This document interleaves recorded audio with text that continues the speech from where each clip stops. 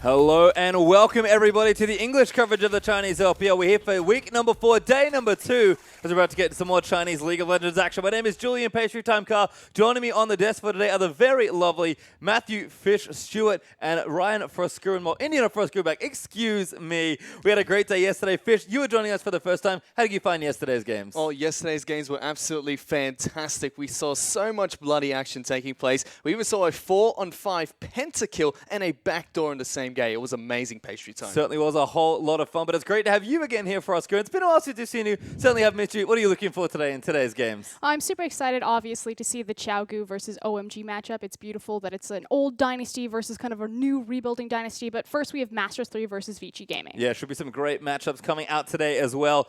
Love the League of Legends that we've been getting recently. It's just been awesome. But we do have some great matchups for today. But I guess before we get into that, let's talk about a few things that have changed up. 6.1, of course, has hit. Don't forget that we're there.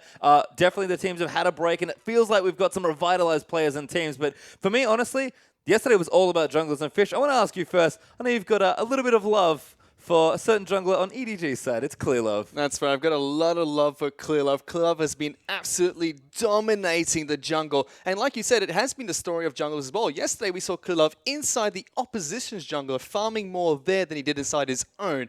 I think we're just going to see that trend repeat for junglers in the games today as well. Well, impressive jungling does not stop, though, that's for sure. Because for us, I know you had eyes on somebody else there as well. It was, of course, Condi versus MLXG, sort of two up-and-coming junglers. Yeah, the beautiful thing about Condi versus MLXG is, like you said, they're the upcoming junglers. MLXG looks a lot like old-school Loveling from OMG, but Condi has really solidified himself as the jungler to kind of watch up and rebuilding himself in the LPL simply because he has the highest kill participation of any jungler last year, and I think he's third highest this time around. Yeah, I mean, it's just been impressive to see how everyone has just stepped up here. Like I said, the Lunar New Year seems to revitalize the players, but let's check in with the standings first. On Group A, Xiaogu with a game to play today. 5-0 so far, still undefeated. RNG actually dropped 2 series recently, so the only undefeated team left is QG. This is the thing about RNG. I actually feel like they're a bit inflated in the standings simply because they had a really easy initial week, you know, dodging the Clearloveless EDG and then going through kind of bottom tier teams before they lost to Invictus Gaming. Yeah, and you can see now in the Group B standings, Edward Gaming 4-1, now at the top of the standings, where I'm sure they'd like to be. Royal dropping a series yesterday makes a lot of sense why, yeah, as I said, they've finally started to drop a few games, and it feels like that group might be shaking up. But for me, honestly, it's about QG. They are going to play today. Can they even drop a game? As you are going to look through the schedule first quickly. Vici versus M3 as well will start things off. Yeah, I'm all about Vici versus Masters 3, and I know everyone always uses this word identity, and people are like, oh no, don't talk about the teams finding their identity. No, but what's really cool about Masters 3 is now you see QG and OMG on their screen, is Masters 3, when they were assembling their team, they effectively took 2 different duos and mashed them together. So you have your bot lane Pentakill and Savaki, and then you have your duo mid and jungle, Raphael and YOLO, and they were both on different teams, but Raphael and YOLO, they have a reputation of playing around the bottom lane, and so the idea with Masters 3 is even though we assemble these 2 units that really don't have any experience working with each other, that the mid and jungle duo will play around the bottom lane and start snowballing from there. Yeah, and I've definitely been impressed with quite a lot of M3's play so far. We'll have to see how they get into their match. So let's take a look through, actually my favorite part of the show. Let's look at some KDAs. V there is in the top 7.2, still sitting pretty. And we see Lupa there, 4.9. He had great matchups yesterday on RNG, but unfortunately, the KDA was not enough for him to pick up the wins. And then we've got Xiong, Kora1, and Flandre picking up the back half. No surprises to see them there. Xiong doesn't have the most games under his belt, so I think his KDA is a bit inflated. Well, Clearlove is not doing as well as he was when he started at 17 at the top of the jungle there, Fish, with Swift just behind at 10. Oh, I'm so happy. Chuan is right behind MLXG and Condi, the 2 other junglers, and like we've been talking about, it is a jungler's patch. We saw them dominate yesterday as well. Are you Clearlove fanboy? Yes, I am Clearlove fanboy number 1 right now. Oh, you're going to have to get in line, but we've got the mid ranking on our screen right now, and it's Doinby up in the top, followed by Xiaohu, as you like to say, Little Tiger. The littlest of tigers. Didn't have quite a roaring game yesterday, unfortunately. He was still in it. Certainly was, but Doinby looking good. Xiaogu, of course, still dominating, but Uzi sitting pretty with 1 game played. That doesn't count. Maybe he'll play another game today and boost the KDA even higher. Pekka, of course, his teammate, really, his other AD carry, still sitting good at 12.3. The numbers for Xiaogu are just ridiculous. I was going to say, it really says something about Xiaogu's performance and the fact that the KDA rankings on the AD carry, they've got 2 of them. Yep. and they have to only play one at once unless they want to get very creative there. You can see Deathwish and Mystic not doing too bad, but we're getting with the supports here more. Actually pretty good again. QG definitely dominating, but I like to see that both Mako and Mata have been creeping it back up. Still looking good, although did fumble a little bit yesterday, I have to say. I mean, the thing about World Elite is that I think that they were a bit underestimated. If you look at their changes that they made in the offseason, they were one of the few teams that pretty much identified and targeted their weaknesses perfectly. You know, changing out the top lane for Aluka, of course, he's still around. Pulling in Zero. Zero is so important right now that he has a good split simply because he can declare Chinese residency for Summer Split, which means you can open up a new slot on the team. So it's incredible what World Elite are doing to build their team for future success. Well, it looks like we are going to get into our first match of the day. Vici Gaming versus M3 will start things off here for today's matches. And again, it's sort of a tale of two teams. Okay, so we're going to talk about identities again. I kind of broke down Masters 3 and how they've got these two puzzle pieces they wanted to fit together, but they're just not quite there in terms of their synergy, and that's why you see them in the standings. On the other side, Vici, we're going to go through their lineup. Their issue is they needed a faker, and they got an Easy Hoon. Well, and that's yeah. no slam against an Easy Hoon. Ooh. It's simply a stylistic issue. They need a hard carry, and unfortunately, it's been Dandy that's been trying to step up, taking things like Graves, like his Rengar, but unfortunately, it's just not consistent enough where they're consistently funneling their gold and supporting a primary shot caller and carry. You see here the lineups coming in for Vici Gaming. He had Lung up in the top lane. He's been playing a lot of tanky champions. Dandy here, he's played quite a bit of Rengar, and he's been assassinating the backlines whenever he can. he's been trying at least, as there is Easy Hoon, no faker, but certainly no Slatch. Has been looking good there in the mid lane, but I do somewhat agree with you. It's just not the same hard carry style. And the thing is Easy Hoon's fine, but they need something in this bot lane. And here's Endless on your screen, and he's a little bit part of the issue. Not that he's having a poor performance, but he's more of a janitorial cleanup style of AD carry. If they had, you know, an Uzi, a Name, someone like that, it'd be fine. Well, you can see Caveman, of course, rounding out the bottom lane. Can agree that it's been a little more utility focused, but certainly seen the top half of the map be very important in this metagame. Solo laners seem to be at a premium. And I feel like maybe Lung is the link they have to look to. Lung could definitely be the link that they'd be looking for Vici Gaming. I wanted to talk a little bit about Caveman as well there. He's been playing a lot of Trundle recently, and this is the 6.1 patch, so Trundle can no longer bite those turrets, making it a little bit ineffective when they go for their 2-1 swaps. And speaking of Long, I definitely do think that he has the carry potential available to him, obviously known for his Hecarim. I think he was one of the better pickups from Unlimited Potential, the other one being Amy going to LGD, and obviously there was a lot of hit or miss movement there. Yeah, it feels like it's been a bit streaky for Long. He's had some good games and some not good games, but he seems to be heading back in the upward direction. As we are going to look at their opponents for today, Master 3, a team that's definitely had some entertaining games. They haven't won too much, but they've really pushed teams to the limit. You can see the lineup there. YOLO now in that top lane for a little while. Scenery, Raphael, PentaQ, and Savokis. We're going to start in the top side here. It is YOLO from jungle to top. Looks like such a strong change. And as much as I want to go down the lineup for Masters 3, really the key two players are going to be your AD carry and your support, PentaQ and Savaki. PentaQ has actually the lowest CS at 10 minutes over any other AD carry, but he has the highest kill participation in First Bloods, and over 50% of Masters 3 First Bloods are happening in that bottom lane, so it's all about that bot lane. It's all about that AD carry. Does that include when he also gets first blooded? No. Okay, good. Just checking. Yeah, I double checked, but that does happen a lot. Raphael there in that mid lane. The other Korean player, of course, with YOLO. It seems like the solo laners have been looking good, but there is PentaQ, the AD carry, and of course Savoki, their support. I like M3. They got a lot of fun stuff going for them. That's a good phrase for it. Fun stuff going for them. The thing about M3 is they have a lot of up-and-coming talent. I think it's not so much a matter of what is the success of Masters 3 going to be, it's what is the success of PentaQ going to be. You know, will we see Savaki move on? Will they go to bigger and greater things? Well, I guess we'll have to find out relatively shortly, as like we saw from yesterday's matchups, plenty of exciting stuff here in the LPL. But M3 versus Vici. Vici started the season off so well, looking like very clean play. Dandy seemed like he was all over the map as per usual, was looking good. As we are going to check through a few more stats here. You see here team kill participation coming in for the LPL aggregate is 67%. Vici Gaming just topping that out quite nicely, but it seems like they've, you know, kind of on par with the aggregate for the LPL in all of their stats. If you're really going to compare stats between these two teams, I'm sure we'll get get it up on our screen, but the dragon timers between these two stats is astronomically different. Vici actually have one of the latest dragons in the LPL. It's around 20 minutes rounding up. And Masters 3 actually have the lowest dragon of any team in the LPL, and it's at 12 minutes. So that's a massive time gap. That's like 6 minutes difference. Yeah, it definitely feels like the game's M3 are winning, looking accelerated. But we talked about Lung before being an important member. A little bit above average here, but not massively. So it feels like he's not standing up maybe as much as he could. He's got the capability. I think it's really just giving him the supportive structure. And he does have 75% kill participation, and that's way higher than most of the top lane averages. So he could potentially help Vici Gaming out in their matchup here against M3 by adding more kill participation in their match. But that's really just been the identity of Long since his career in the LPL. He was known as kind of that tanky, role-playing, teleport flanking top laner. I mean, he fits right in with V. Feels like the Vici special is, you know what, hang out for a bit, farm, get the lanes going, maybe get some macro game happening.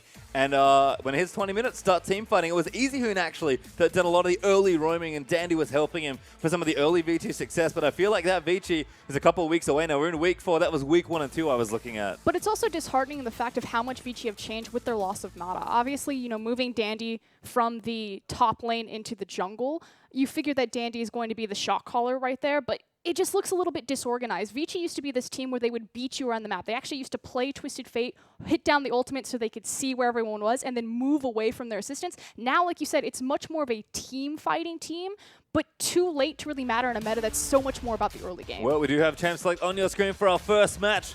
Heard a lot about these two teams. Vici versus M3.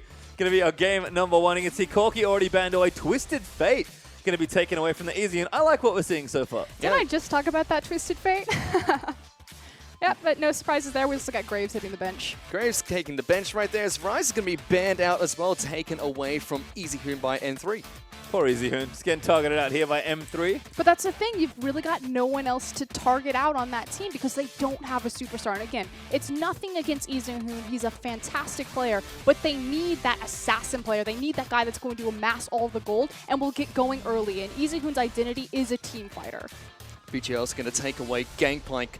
He has been slightly nerfed on 6.1, but is still a devastating top laner. We have been seeing him play in the mid lane after his slight nerfs as well. Poppy is going to be banned out as the final ban for M3. Yeah, seems like Vici just going to consider their first pick here. Might not be too surprising. There we go. Alistar first pick. Welcome back to the LPL.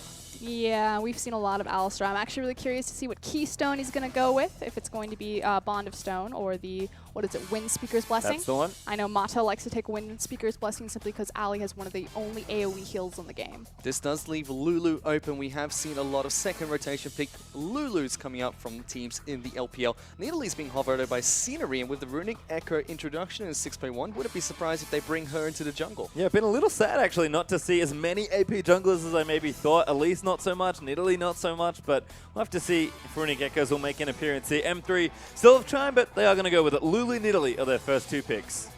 They don't reveal a lot of their hand. Obviously, I assume that Raphael is going to be taking his Lulu into that mid lane. He's the primary Lulu player for that team. Does cancel out a lot of assassins, but Easyhoon really doesn't play him anyway. You can see Vici now considering their next few picks. I was very impressed with that Lissandra from Easyhoon, so he does lock it in. No, this is what this means. Lulu has a great matchup into Azir because she's one of the few champions that can outrange him if she uses her help picks on a minion and then shoots the Glitter Lance from there to outdistance the Sand Soldiers. So by taking the Lulu, I mean, you could take the Azir, which Easyhoon is really well known for, but just take the Lissandra. And they're still going to get Kalista in the bottom lane, so they have that very strong combination of Kalista and Alistar locked down for Vici Gaming, and we can still see the pick coming in for Easyhoon as a flex pick for Vici Gaming that could potentially be going up into the top lane or in the mid lane. Yes, you really give away nothing in the draft. So Vici, solid picks for the first 3, but M3 will have to make a few more choices here. About 20 seconds left. And Raphael's apparently hovering through just about every champion in the game, but we heard about the bottom lane already. I can't imagine they won't just go for something nice and solid. I'm actually really surprised that they're not just going to pick up their support in this rotation and still hold out on their mid lane. They do see what they're facing across from, but there's no reason to show your hand so early. Okay, this makes more sense to have the Tom Kench, so you've got some flex. Pretty interesting. Tom Kench, Tristana, definitely some flexibility. Tom, not seeing nearly as much love, especially in the support role as more of a laner, but you said the word already, flexibility. That's what they're going to have here. But M3 can do just about anything with his final pick, it feels like.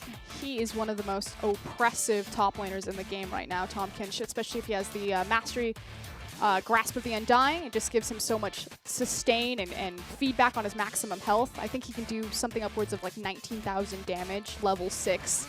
On his base health stat, that's even before Masteries, and just a single mana bar. So he can spam his Q, I think, 9 times. It's ridiculous. Not only that, you have to kill the Tahm Kench about 20 times before he actually dies. So he's absolutely disgusting up in the top lane. And like I said, Grasp of the Undying, a really strong Keystone Mastery. Speaking of Grasp of the Undying, that could potentially be put onto Trundle here, which Vici Gaming are hovering over. I like what's happening here. Vici getting creative potentially with some of these comps. I feel like the teams are not falling behind necessarily on the patch, but we've seen a couple of changes here and there. Obviously trying a little bit of patch lag but in the LPL, but we'll see what the teams and players do want to play. It is Rek'Sai Trundle, the lock-ins they go for, which I believe makes you right, Fish. It is going to be Trundle in towards that top side in a little while. Frankly, the most important champion for Vici Gaming that they picked up is actually the Kalista for Endless. Even though Endless isn't their primary like star player that's going to carry the game, he has shown a proficiency for Kalista, and he can step up into that carry role, or as close as Endless will ever get to it with Kalista. Yep, I like the Rek'Sai pickup for Dandy as well. Make sure he has maximum control around the jungle area, and then he can really put the hurt on scenery. Gonna look to get aggressive. We've started to see a lot of this matchup, it feels like. We talked at length about junglers at the top of the show, and it's just either aggressive junglers or control versus aggressive jungler. And Rek'Sai is really the one true control jungler left. Obviously with that semi-global presence on her neural network, if she has her tunnel set up correctly, and it just works so well with Dandy because of the amount of information you can acquire with Rek'Sai and how she can punish that. We are going to see M3 pick up Quinn as their final pick. And does look like they want to actually put that onto YOLO up in the top lane and run Raphael with Lulu in the mid lane into Easyhoon.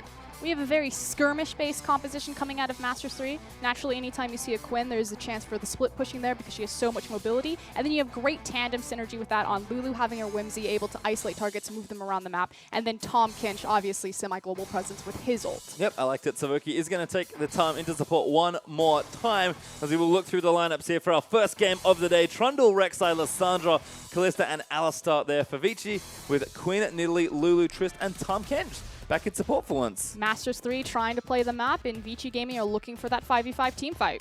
I actually like that they put Tahm Kench as the support champion here, because if you look at the lineup from M3, if they're going to run Tahm Kench up into the top lane, Trundle could easily just use his ultimate onto him and take all the resistances, but now Tahm Kench being the support role won't get all that gold to get all of these resistance-based items to give Lung all that effectiveness from his ultimate. It's also really nice when they pick up Alistar and Trundle in the same thing, because obviously since Last Whisper is not as strong as it once was, that makes Trundle stronger simply because he can strip down those resistances. Well, certainly can. We'll see if we can get it done here. We're about to get ourselves onto the Rift for game number 1.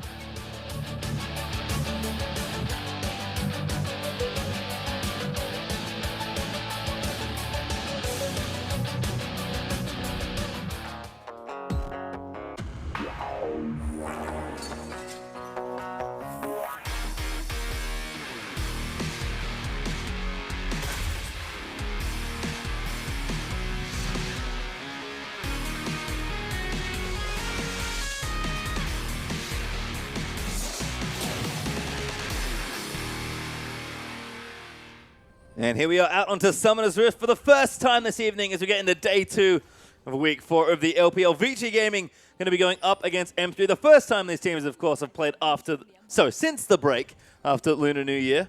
As you can see, Dandy and Scenery having a bit of a stare down through the fog of war. I made it, boys. I swam to Australia, but I made it to my first LPL game, as we've got some action in the top lane. Yolo's going to take on Lung here. You can see the Thunderlord's proc coming out onto the Trundle. Just gets a little bit of ward down. Meanwhile, we're going to see the support battle over this small ward. K-Man's going to slap it once, realize he doesn't have enough attack speed to take it all down. I love how intense you get, Fish. You're like, oh, they're slapping each other. Yeah, Caveman. It's the LPL. They Get just in want to there. fight. That's all they want to do all the time. It's fantastic. Well, I can tell you right now, Caveman does not want to fight that Tahm Kench because Tahm wins quite a lot of fights, especially versus melees. Caveman is going to go back and heal, and that might indicate a lane swap here as well. But the looks of things, we are going to send Ali and Kalista towards top, and YOLO already in towards that top lane. Does mean we have a 2v1 situation. So this is fairly similar to old school Vici, because again, we used to call them the magicians of the LPL. It was kind of like they distract you in one lane and then they take free towers because they don't want to fight you. So they have this identity and this history of being a macro-oriented team or a map movement-oriented team.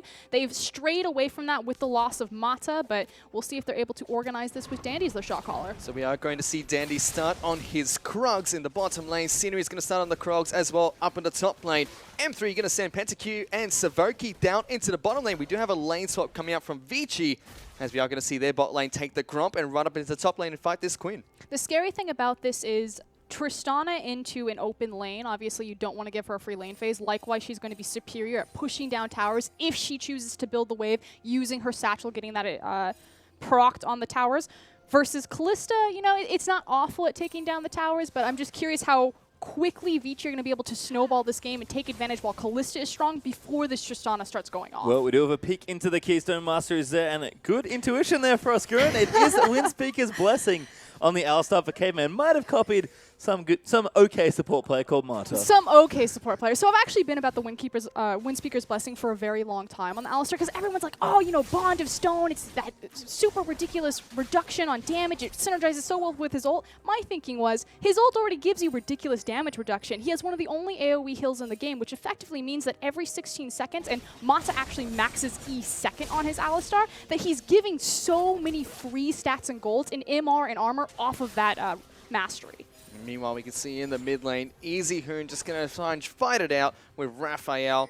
Vici up in the top lane, Endless and Caveman just freezing out as much as they can. Pentakill, unfortunately, on Tristana can't really freeze a lane and will be pushing into the tower first. Not after you've leveled some points, that's for sure. As Scenery is going to take the Scuttle Crab. We had a double jungle situation, of course. YOLO realizing a little late, but just enough in time here as Pentakill and Savoki have made their way down to the bottom side. They are going to start on this tower. YOLO will join them, and by the looks of things, Scenery will as well. These towers are going to drop nice and quickly long, unfortunately. I know you love to talk about it, Fish. You can't nom-nom the tower. He actually just tried to nom-nom the tower. You can't do it anymore, Long. Your teeth will just shatter. Stop. Is that a technical term, nom-nom the tower?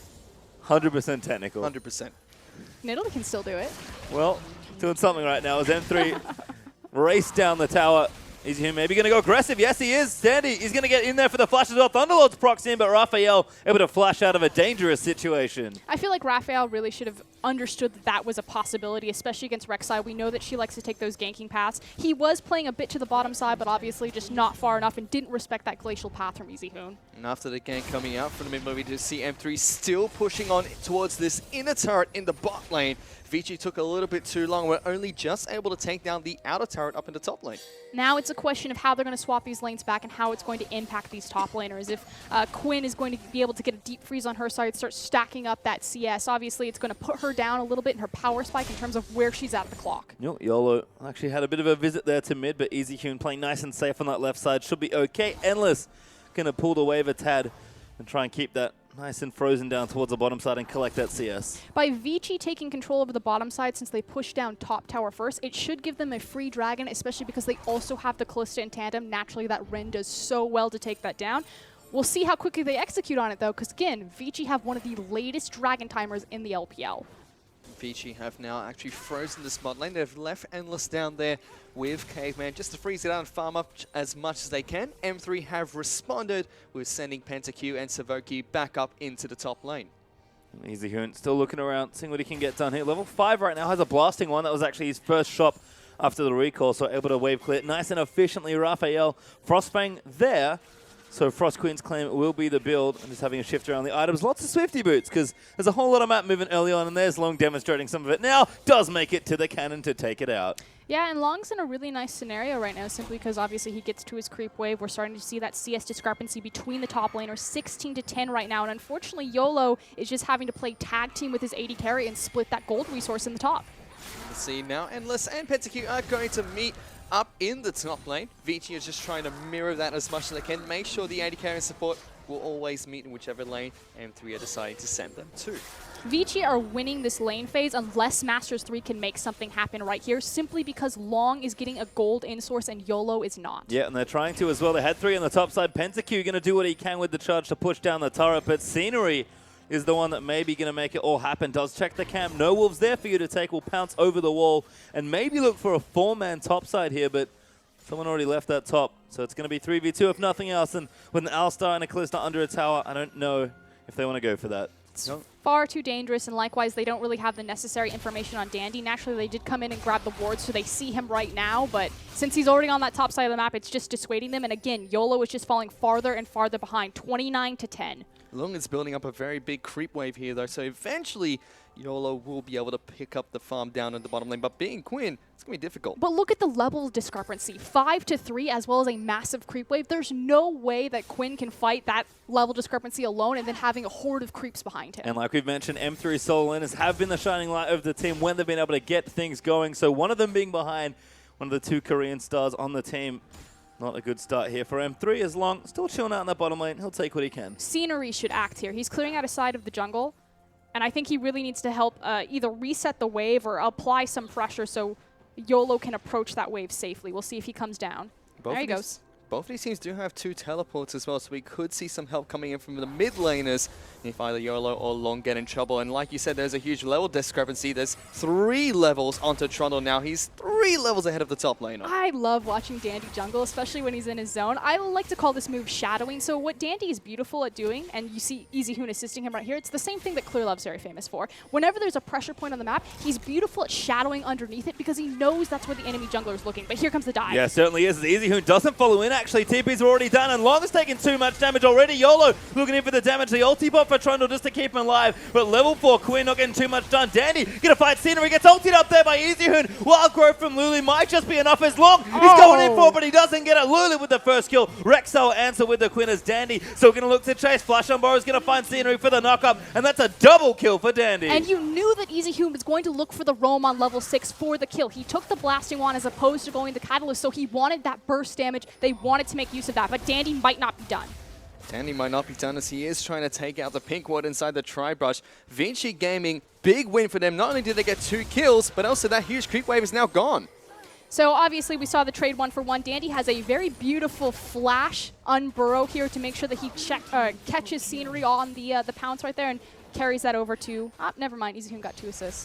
Vinci Gaming are not done yet either. So they're going to take blue buff away from M3's jungle, and Raphael would just walk up helplessly, not able to do it. But that's the thing. It continues to apply pressure on YOLO and on this Quinn. 46 to 13 CS. 13 CS is a kill worth in gold, so this guy is just falling so far behind. But it was just that beautiful decision from Dandy to say, EasyHoon, come here. Here's the pressure point. They're going to have to respond to it. We're going to pick up some kills. Certainly can. You can see with turrets even...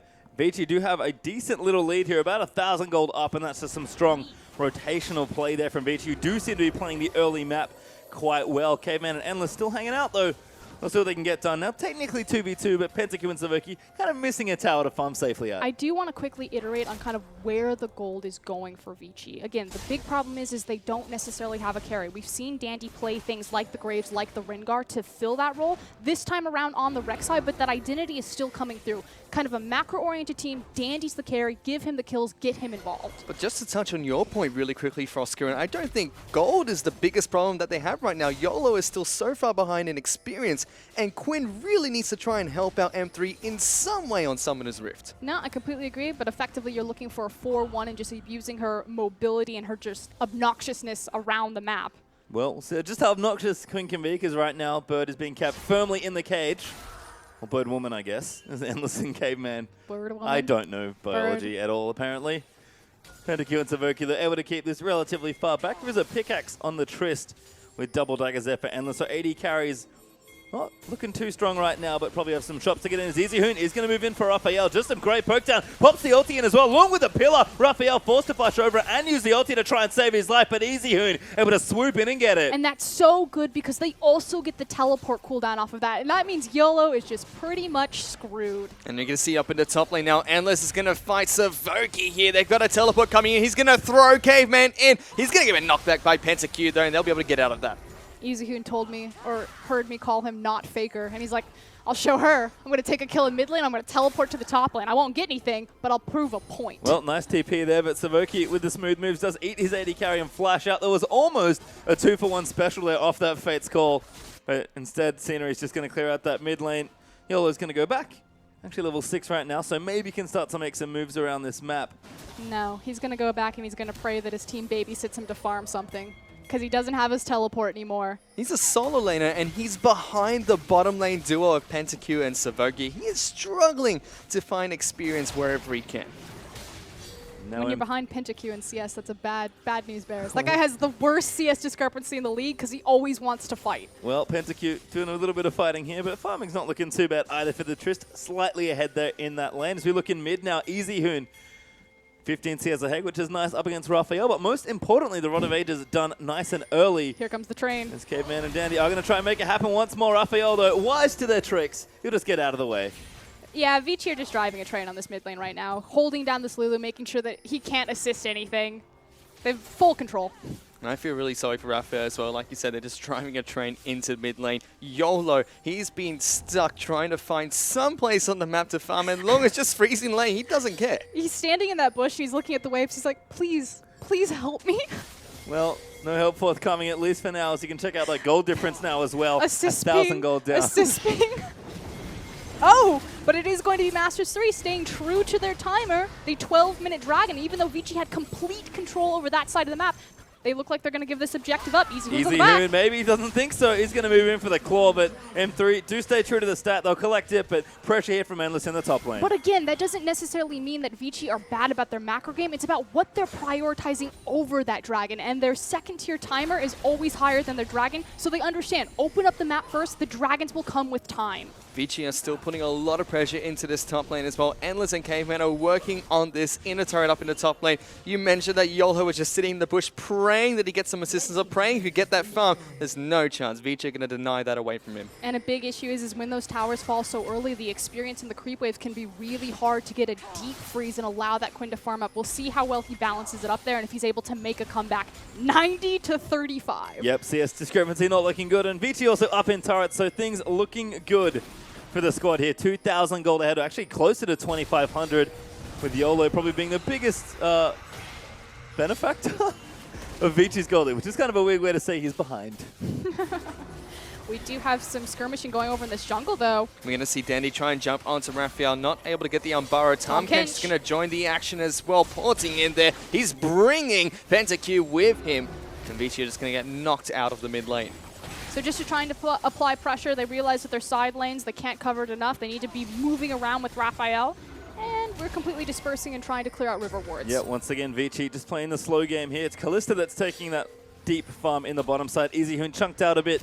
May have to go back home, but teleport almost back off cooldown. As Endless starting to shove that out. Long actually challenging Cena, who was in the jungle being a little bit cheeky, will pounce away to safety, but Long now with the Tiamat finished, with the Titanic Hydra on the way, he's going to kick him out. I mean, they've done a good job. Scenery's been continually pushing forward into Dandy's jungle, laying down those deep wards to keep track of this Rek'Sai. But the issue is they just don't have the resources to commit on any of the information that those wards are giving them. It's pretty much just protection. But the amount of gold that they're putting into that, they really don't have that to spend. So I actually feel it's putting them further behind as opposed to just laying defensive wards along a 5-point. Meanwhile, in the bottom lane, we can see PentaQ is running to lane, picking up some farm for himself. Lung is back up in the top lane, freezing it as hard as he can to make sure that YOLO cannot pick up any of that CS. Thankfully, though, he has caught up slightly in terms of levels. He's now level 8 to level 9. That Trundle has like an 18 creep wave in front of him. He isn't caught anywhere. Well, we'll keep an eye on YOLO as the game continues, but it's been bad news bears for M3 to kick things off. Raphael, though, going to get a bit of good news and pick up the blue buff for himself. Always nice to get. But even Easyhoon looking good on the items. I do like the sheen there from Raphael. I'm going to call that brave. But the Frost Queen's claim has been finished. Abyssal on the way for Easyhoon with the roll already done. Blade of the Ruin King finished for Kalista. We touched on already. The Titanic very close to being finished for Lung as well. I feel like there are two types of Lulu's players. There's Faker and there's everyone else. And Faker, of course, goes for that Lich Bane. Lulu tries to kill you. Nice thing about Lulu is because these games are going so quickly. I mean, Vici has one of the earliest average game times of anyone in the LPL. That Lulu still does damage. But meanwhile, look at this. YOLO and Cena are going to try and take that Lung. Finally, the Quinn might have some impact on this map, but the Troll is desperately trying to run away. Teleport is coming in for Vici Gaming immediately. M3 back off. Big cooldown expended right there for not much gain. Did alleviate pressure on YOLO, so he will now be able to creep in some farm for him. This Quinn is still hurting, though. I like the pings there on the Vici. I think they just pinged the lanes like he's getting CS. We must stop him. Well, they're actually losing a lot of their momentum for the lead that they've built up because they've been unable to identify the correct objective, which is why you see Dandy down here now, because this is the tower they need to push down. Yeah, they really want to break this outer, collect a bit of extra gold for themselves. Dandy, though, getting chased out by the Tom Kench. Easyhoon pushing that wave in, but did take some poke on the way out. He is going to make his way down to bottom. Easyhoon loves to roam on the Lissandra, does delay it for a bit, and actually Vici pull away. And the reason why it's the bottom tower that's so important to them, because obviously pushing into a blue buffed up Lulu is going to be very hard due to her wave clear, but more importantly, you're still juggling the Tahm Kench ultimate and that semi-global presence. You have to treat it almost like a teleport. Gank the teleport so you know exactly what kind of man advantage you're going to have down there versus ganking mid and having Tahm Kench show up. Well, if you're going to consider that a teleport, M3 have 3 of those available right now. Long is the only one on the side of Vici Gaming that has his global teleport available. But the beautiful thing is you notice anytime Vici were pressured forward on that tower, they ping it again. That Easy Hoon gets right up in Raphael's face and is shoving him in. So if Lulu ever tries to respond, it's a very quick frozen 2. We can see Lung actually going to go aggressive onto Scenery. Damage is good here from the top lane. Trundle, Titanic Hydra slapping him down, and Scenery does decent damage, but he's quite squishy at this point. It's just their loss in the top lane is now starting to bleed into the jungle.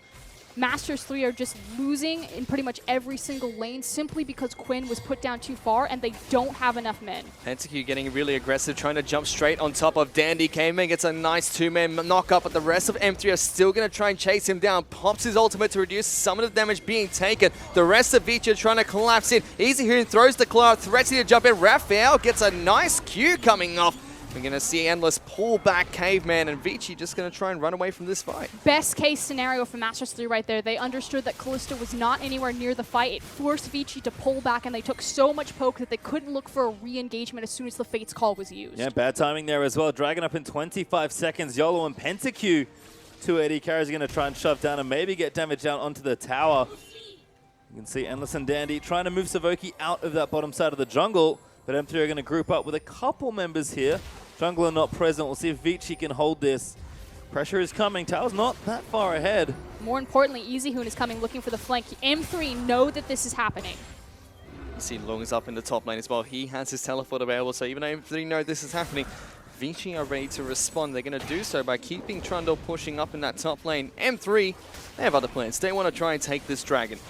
That said, Vici could look to contest this. Although Easy Hoon's not quite in position. No, Dragon does go to M3, but Vici might find an engage here. Teleport is coming around the backside. Lung going to try and cut him off. PentaQ almost gets moved out of the jump. And the rest of the team are going to move in. Flash is blown across the wall. This needs to be a free tower. Yep, exactly. Vici then ping. They already committed too many summoners. You took the teleport right down. You have all of the members. You need to take some sort of objective and trade here. And they're going to send a lot of their members down into the bottom lane. Easy Hoon still has his teleport available. He's going to try and hold this mid lane for as long as he can. Raphael doing a really good job of getting some decent poke damage down onto the Lissandra in the mid lane.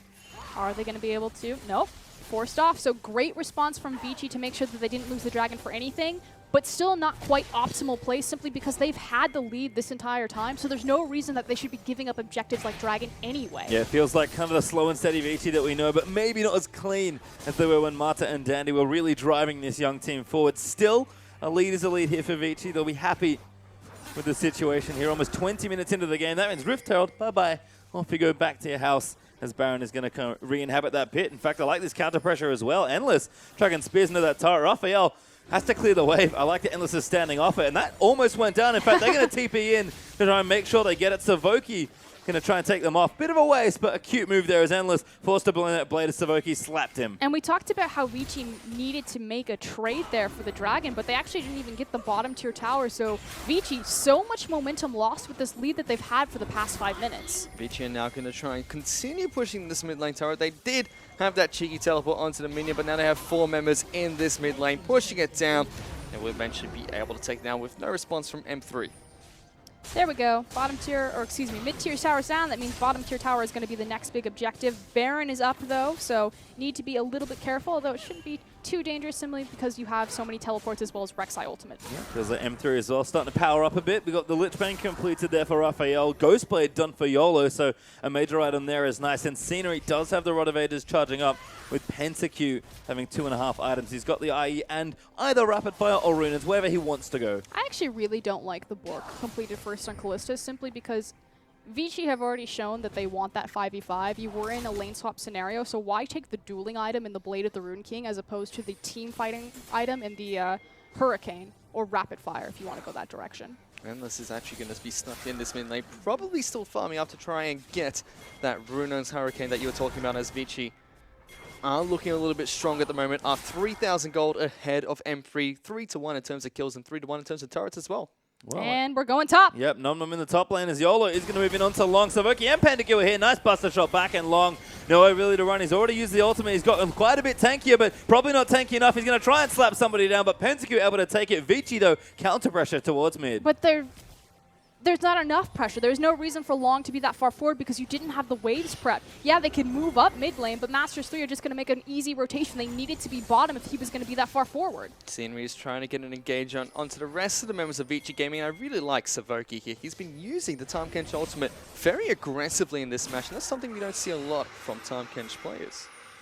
Feel like it's Welcome to the LPL. Yep. Feel like it's kind of a support thing as well. As Vici grouping back up. Dandy uses that ulti to make sure Scenery stays out of his jungle. Contest for the blue buff. I believe Yeah, Nidalee got it. Yep. So mission successful there for Scenery. How frustrating is it knowing that you are ahead in the game and Nidalee gets to take your stuff? With this, Dandy's actually going to try and jump onto Savoki. They're getting the Tahm Kench pretty low, but like we were talking about before, he has so many life bars. And they blew quite a bit to try and take him down there.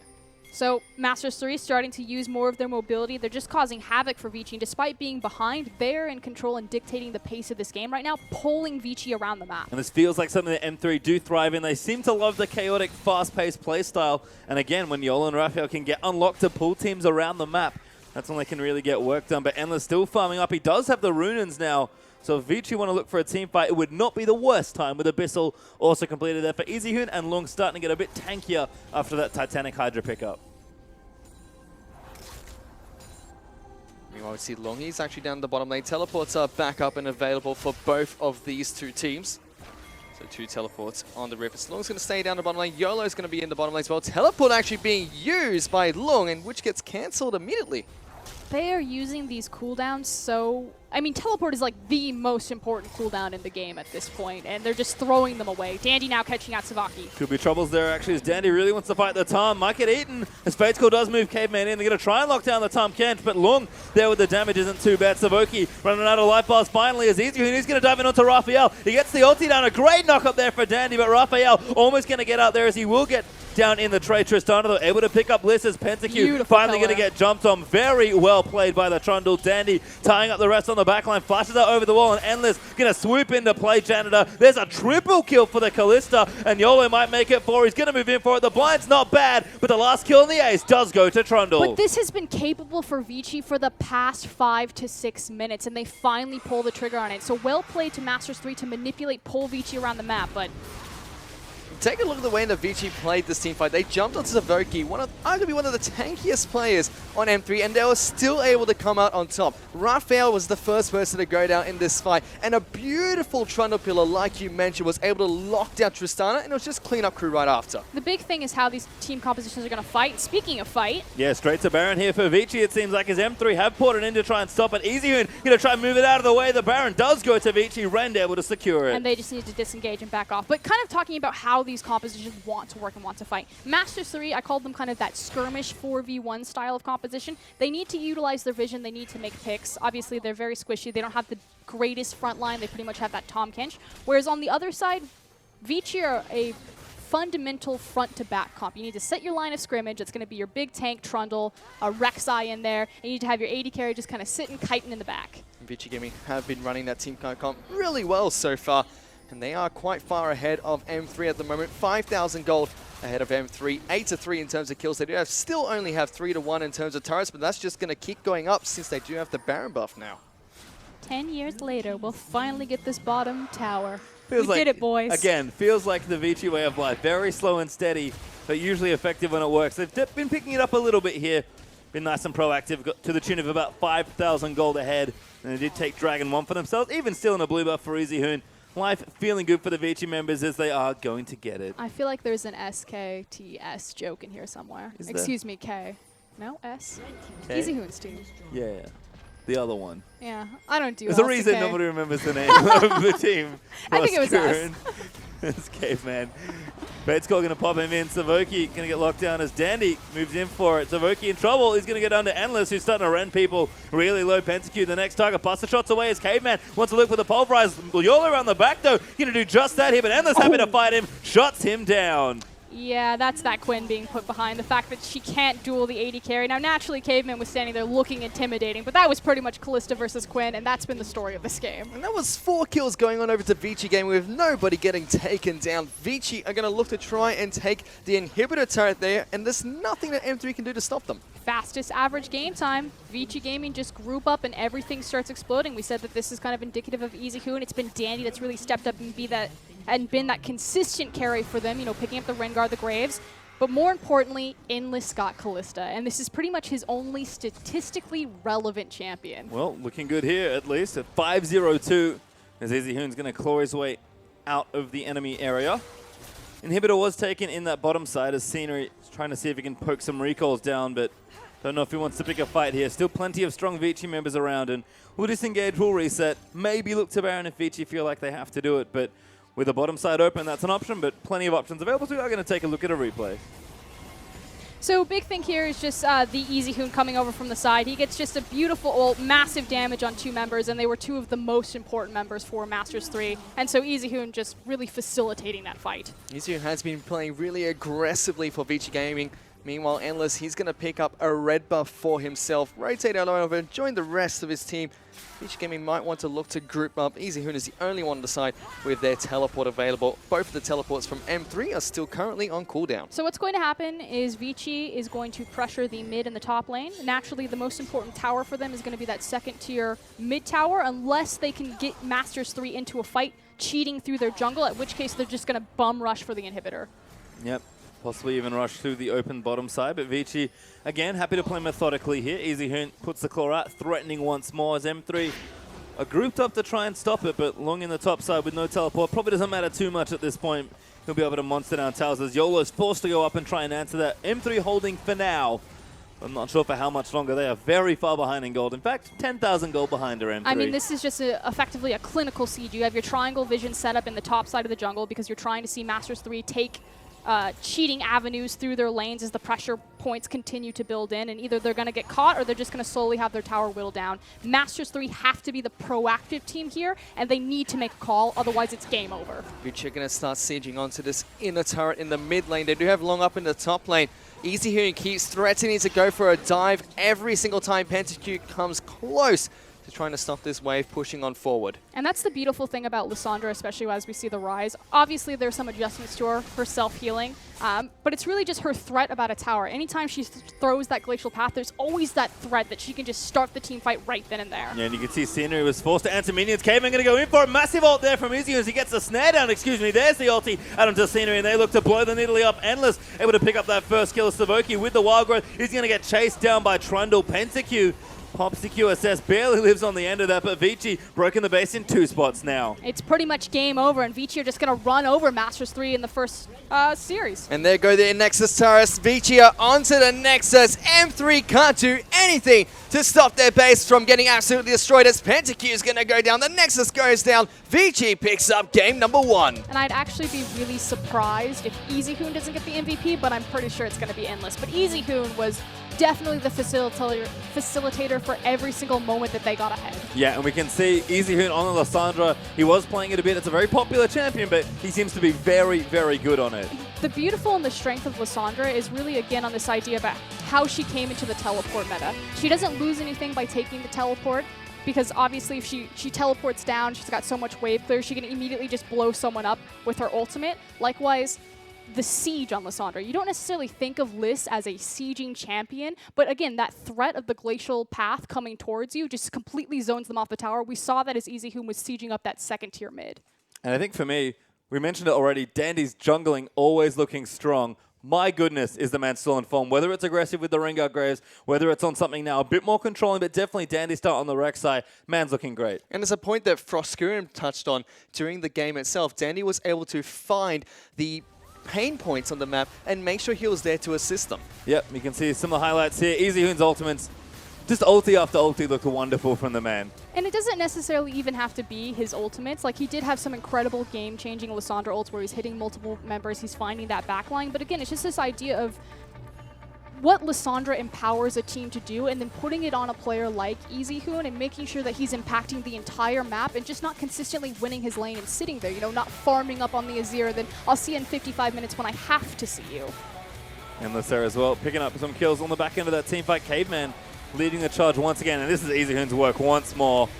Long on the top side, looking good. Once more diving into the back line, making sure he obliterates the key members of the team from scenery, making sure they have no damage coming in from the back line, and just kept Vici so healthy in all their team fights. And it just wasn't enough there from Savoki's Tom Kent. We do see the back end of the final team fight.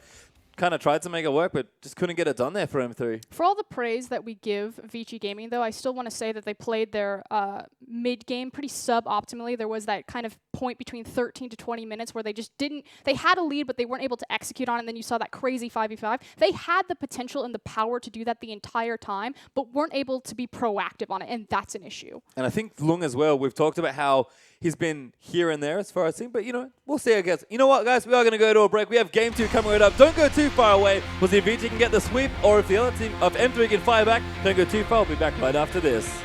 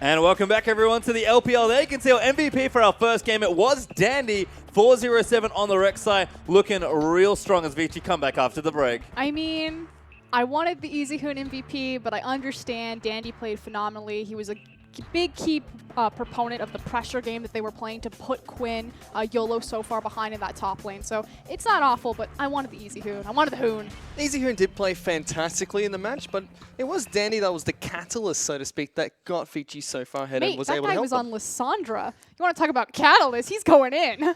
He sure was, and he was going in every single team fight. We saw him just jump into the back lines, but still, Dandy helping the team get to that point, helping facilitate Easy Hoon getting to the point where he can just dive into the back lines and obliterate all those carries. Well, we'll have to see what happens here for M3. You can see them on their screen. We actually are going to make a substitution. YOLO is going to move out, and XY will move his way into the top lane. Interesting stuff, though. I mean, YOLO definitely struggled there in game number 1, but I'm surprised to see XY in. I mean, at this point, I don't necessarily think a lane swap or, excuse me, a player rotation is going to assist them. I mean, obviously, top was a bit of a weak point, but it's more so about how Masters 3 are working together as a team. We saw it for kind of a 5-minute period where it was working beautifully. They were trying to catch up their top laner, pulling Vici around the map, but unfortunately, consistently and cohesively as a team, they don't have enough performing members each time to be more than a bottom threat. Well, we'll have to see, because they will need to change something, most certainly. Vici looking amazing there as far as their play goes. We saw it from Easy Hoon and Dandy. They were really starting it off. I have to agree that Endless maybe didn't get as much work done as he could have there on the Kalista. But I have to say, Long, for me, he's redeemed himself a little bit. Again, he's been a bit up and down. But that Trundle, it kind of only had one job, but Long did do his job very well. He did his job fantastically. He was able to absolutely destroy YOLO in lane, and pretty much they were never able to even meet in lane because Long was always making sure the creep manipulation was done beautifully, and when he joined those team fights, he was able to impact really well with not only his pillars, but also his presence in the fight as well. I mean, it was effectively a team effort to make sure that the creep manipulation was there, but I completely agree that Long was a big part of making sure that he continued to zone off. It's more so Long returning to his identity of using those teleports as a flanking member. Again, we saw consistently that he wasn't shy to pull the trigger, get that teleport on a ward very far behind the enemy team. It didn't always work successfully, but that's pretty much exactly what you could expect from Long, a Hecarim player. Yeah, and again, it was good to see him play the way he, I guess, should play, but it was interesting to see that, to be honest, we talked a lot about junglers and how we should see some work from them. We know Dandy's good. We expect him to do work here. Scenery on the Nidalee. This is the second time we've seen the matchup, Fitch, and I just feel like it's better for the Rek'Sai, because Nidalee's lost twice now. I mean, Nidalee's lost twice now, and there was nothing that Scenery was doing on Nidalee. It is 6.1 here. The Runic Echo has been introduced. AP junglers are meant to be really strong, but Scenery just had no impact on the game at all with his Nidalee and was not able to help M3 at all. I'm with Yamada on this one. I'm not a big fan of the Nidalee. I understand, where she's strong. Obviously, she's going to allow Siege for her composition simply with Primal Surge, applying the attack speed to a lot of AD carries. She's incredibly mobile. She can be incredibly proficient in the early game, really get snowballing, but just comparative to Rek'Sai and the amount of control that she gives someone like Dandy, the ability to farm that information using the Tremor Sense, using the speed around the jungle, not only with her AoE clear, but as well as her tunnel system. I just think it's no contest. But that said, a very big discrepancy between the junglers actually on these champions. Yeah, and Dandy's still continuing to have a strong presence there and looking good. I guess the last thing is talking about the bottom side there. We talked about Endless and Caveman, that he's maybe not looking that good. But I have to say, Kalista there for Endless, facilitative champion. Owlstar, probably one of the best supports. For me, I almost look at the drafting and think, how does one team get both of those champions? I mean, frankly, I didn't totally disagree with Masters 3's draft simply because I think it, again, played to their strong suits, but I do agree that Vici definitely had far more power picks and were more current on kind of the 6.1 meta. Not entirely current on it, but they understood exactly what they wanted to do, what their win conditions were, and they just executed it easier. But, I mean, that's plain and easy to see. They won the game. And just to touch on their drafting really quickly as well, we did see M3 had that flex last pick. They could have picked anyone up. They had Tahm flexing. They had Lulu flexing as well. They went with the Quinn, and it did absolutely nothing for them in that match. Well, we'll see what changes here as M3 are going to swap to the blue side here for game number 2. Vici over on the red here as we get into draft. for our second match here. Twisted Fate once again going to be taken away from EasyHoon. No real surprises there. But I want to quickly touch back onto that Quinn point. I think that was a great call from Vici to initiate the lane swap, knowing that you were against Tristana, so she's probably going to push faster, but knowing that you have the superior wave manipulation and that you're forcing Quinn to fall behind.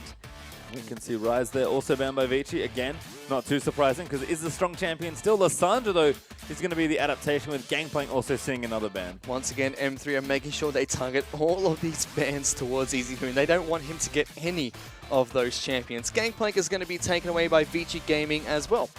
But then are they going to prioritize the Lulu so highly again and try to keep EasyHoon off of that Azir? I mean, it's not going to be a hard counter. It's not going to stop him if that's his option that he goes to. And I still feel like there's no point in throwing bans at EasyHoon because he's going to play whatever he wants and he's going to be great at it anyway. Well, Kalista is the ban. I like this a lot from M3, particularly on the blue side, taking that Kalista away. No, I completely agree with this. We saw them try to counter it with the Tristana pick last time. Now, obviously, how Tristana Kalista counter is going to work is the satchel when you apply it, obviously added range. Kalista, her, what is it, martial poise, doesn't really...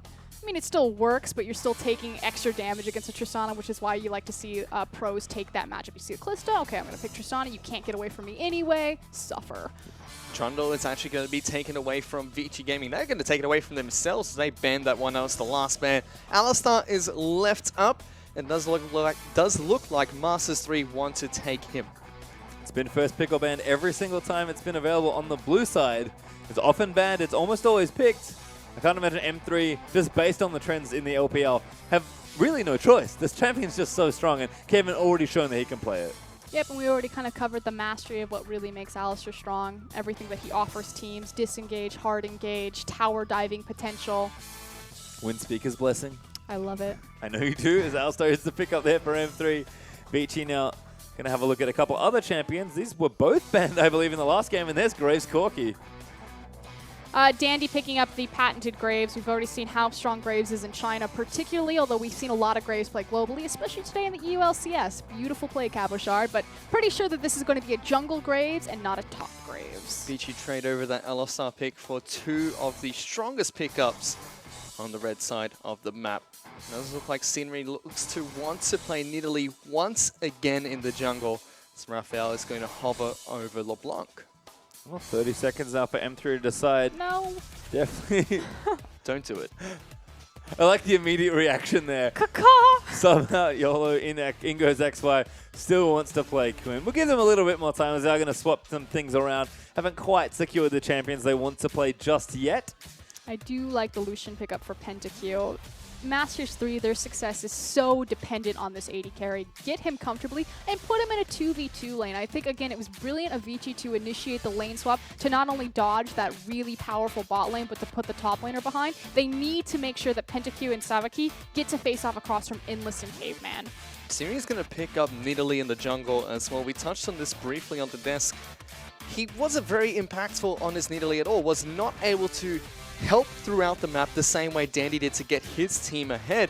Potentially we could see that change this game as EasyHoon is going to lock in Poppy for his team. To be fair, he tried. He was just read like a book by Dandy. I do like the Poppy pickup, although I would prefer it to go in the hands of Caveman, but Caveman, of course, will be getting that Braum, so I can only assume that this is going to long. Yep, looks like top lane Poppy. Support Poppy. It's dropped off a little bit, but definitely the strong champion can go almost wherever she likes. Haven't seen jungle in a while. I just really like her into the Alistar matchup in particular since Trundle isn't available. Obviously, if Alistar goes in, Poppy has a very telegraphed move where she can follow up and both AD carries get pushed out. But guess what? Poppy, 9 times out of 10, is going to do more damage. Yep, certainly is. As Vici actually kind of flexing that bottom lane pretty hard here. Looks like triple AD carries of some kind. Oh, actually, no, they can play a mage in the mid lane. Never mind, at least 2, as something's funny. I'm laughing over here because it's like Raphael's sitting there. He's like, okay, he's got the Azir. I don't want him to play the Azir, but if he does play it, I need the better matchup. I don't want to go Lulu this time. Victor. Yes, because when he puts up the Emperor's Divide, I can dump all my damage on the other side. The wall doesn't really matter to me. But they're like, but he could go Lulu. And now we're going to Quinn. What? Things changing up everywhere. Maokai Quinn are the options for solo lanes. Is that Maokai top, Quinn mid, I have to assume?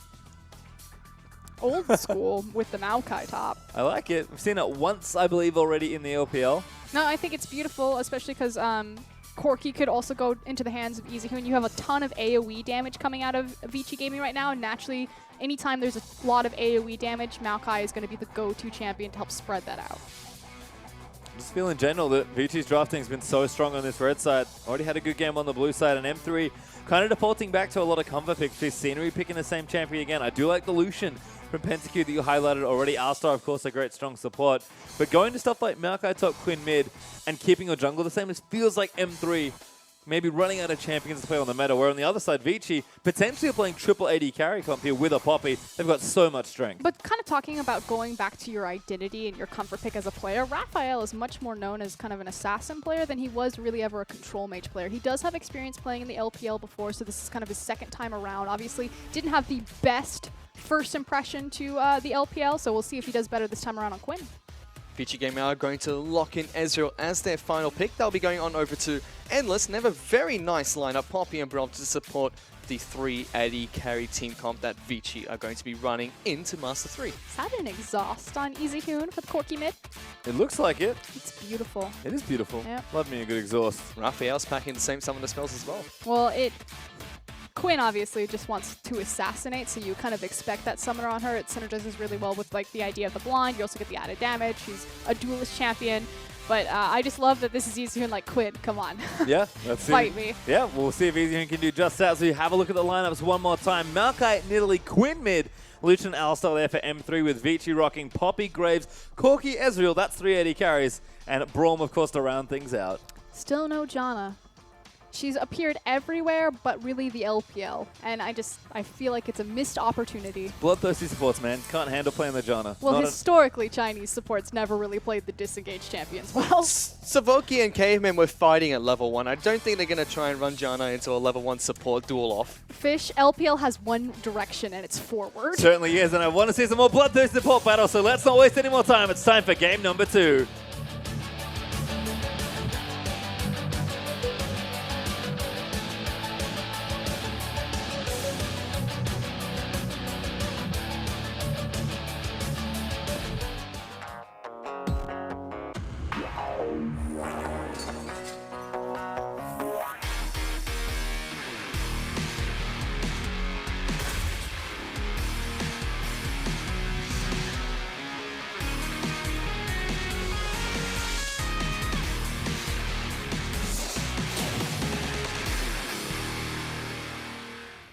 And we are back onto Summoner's Rift. It is M3 going up against Vici. And Vici currently in the lead 1-0 in terms of games.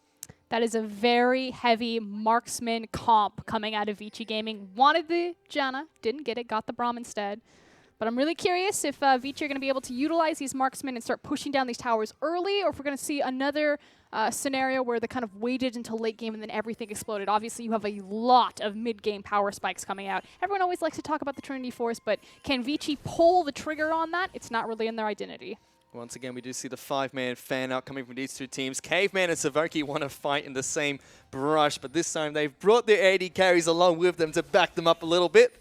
Why would you stand there? Why are you taking free damage? Well, a lot of free damage there, but that's very unfair to bring your AD carry to the support off there. Yep. But to be fair, Braum's going to just slap you with the Q and there's nothing you can do about it but just take it to the face. He's an Alistar. He just pounds the ground. They fly into the air. That's all you need to do. I feel like He's got to walk toss there him. first. And I don't know if you know this, but Braum, when he hits you, he slows you. Still very dishonorable to bring Ezreal and poke out all that free damage. But support battle looks like it's worn off. Everyone's gone back to heal. Maybe they've said sorry there in all chat. And we are going to return to standard lanes actually in this time. We'll see if Vici can get the same success going in that early macro game once again. Very good that Masters 3 got the 2v2. We talked about this. Vici didn't pull the trigger on the lane swap. We want PentaQ and Savoki to have the 2v2 lane to get ahead naturally. They are by far the stronger 2v2 here, although Endless actually plays Ezreal very curiously. And Fish, you actually like to point this out, how far back he plays in the lane or how he keeps it pushed forward. Yeah, Endless always likes to stay as far back as he can in the lane and just push it forward as much as possible. And make sure that it's underneath the turret as soon as it possibly can so he avoids any of these trades. And yeah, exactly. That's the big thing. It's avoiding the trades because obviously through the animation of auto-attacking a creep, although Hold on. Oh, Raphael probably wishes he has Ignite now, because that was going to be a kill, I think, if he did. EasyHoon eating the Quinn early damage there. It wasn't level 2, I don't think. Now finally hits it, but going to have to chug that Corrupting Potion down. He took a lot of damage there. Take Azir now. No, and kind of going back to the bot lane, when you're in the auto attack animation, it kind of acts as a CC, because obviously if you're clicking a creep, you can't follow up and trade with an AD carry that is wanting to hit you. So it's just beautiful that Endless constantly will play forward, but just always at the maximum range of his Q. Keep it pushed forward so PentaQ is using his abilities on these creeps and not on the Ezreal. Meanwhile, we can see Dandy, he's going to pick up his blue buff here. Both the junglers working on, oh no, actually not really working on. Dandy's already picked up his scenery, has now picked up his own red buff, and they're both from the bottom side of the jungle. Once again, Endless sticking to his style and making sure that bot lane is always pushed out and always underneath. Oh him. my god. Danny, goodness. how did you let that happen? Was it worth it? Not at all. He didn't want to take this. Apparently didn't want to tank the spear damage, and it cost him the Scuttercraft. EasyHoon, though, in trouble once again. Gets tagged, has to Valkyrie out of the way. Nice pressure there from the Nidalee. Yeah, making sure that they're locking down this EasyHoon. The tides have turned in this mid lane. They do not want him to get going, and Scenery will actually have control of both Scuttlecrabs. Windspeaker's Blessing once again being picked up by the Alistar. So Savoki must have been listening to your thoughts again, Fosco. I'm telling you, that's the way to play it. I don't want to hear this Bonds of Stone anymore on Alistar. I get it. The resistance is stacked, but he's already tanky.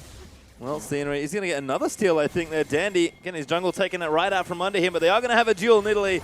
I know you're a good duelist, but Grave, just a touch better there is EasyHoon getting aggressed on once more. There are so many pings out onto that left side of the mid, because Scenery has to get out of there. That was actually really poorly communicated from Raphael and Scenery. The fact that Raphael had lost control of the wave, you see how EasyHoon is pushed forward, so as the rotation would come from the mid laners, EasyHoon was going to get there first. So definitely a scary situation for Nidalee there. Seems like EasyHoon's been having a little bit of trouble in this mid lane. We have Caveman running up to assist him as he tries to push underneath the tower. The big thing about Corki is his power spike at level 4, because he's going to get the 2 points in the Q, and you're going to do massive amounts of damage with that Phosphorus Bomb. Obviously, levels 1 and 2 against a Quinn are going to be absolutely terrifying, but we're slowly going to start to see this lane shift more towards EasyHoon, especially as he gets level 6 and more tools to keep that wave forward. Yeah, the Hoon does go back, get himself the Phage component, so going to be a little bit safer and happier here in the early landing stages. Raphael still farming things out, but the CS pretty even between the two, so nothing much there. Tier already picked up for Endless, went back relatively early to pick it up,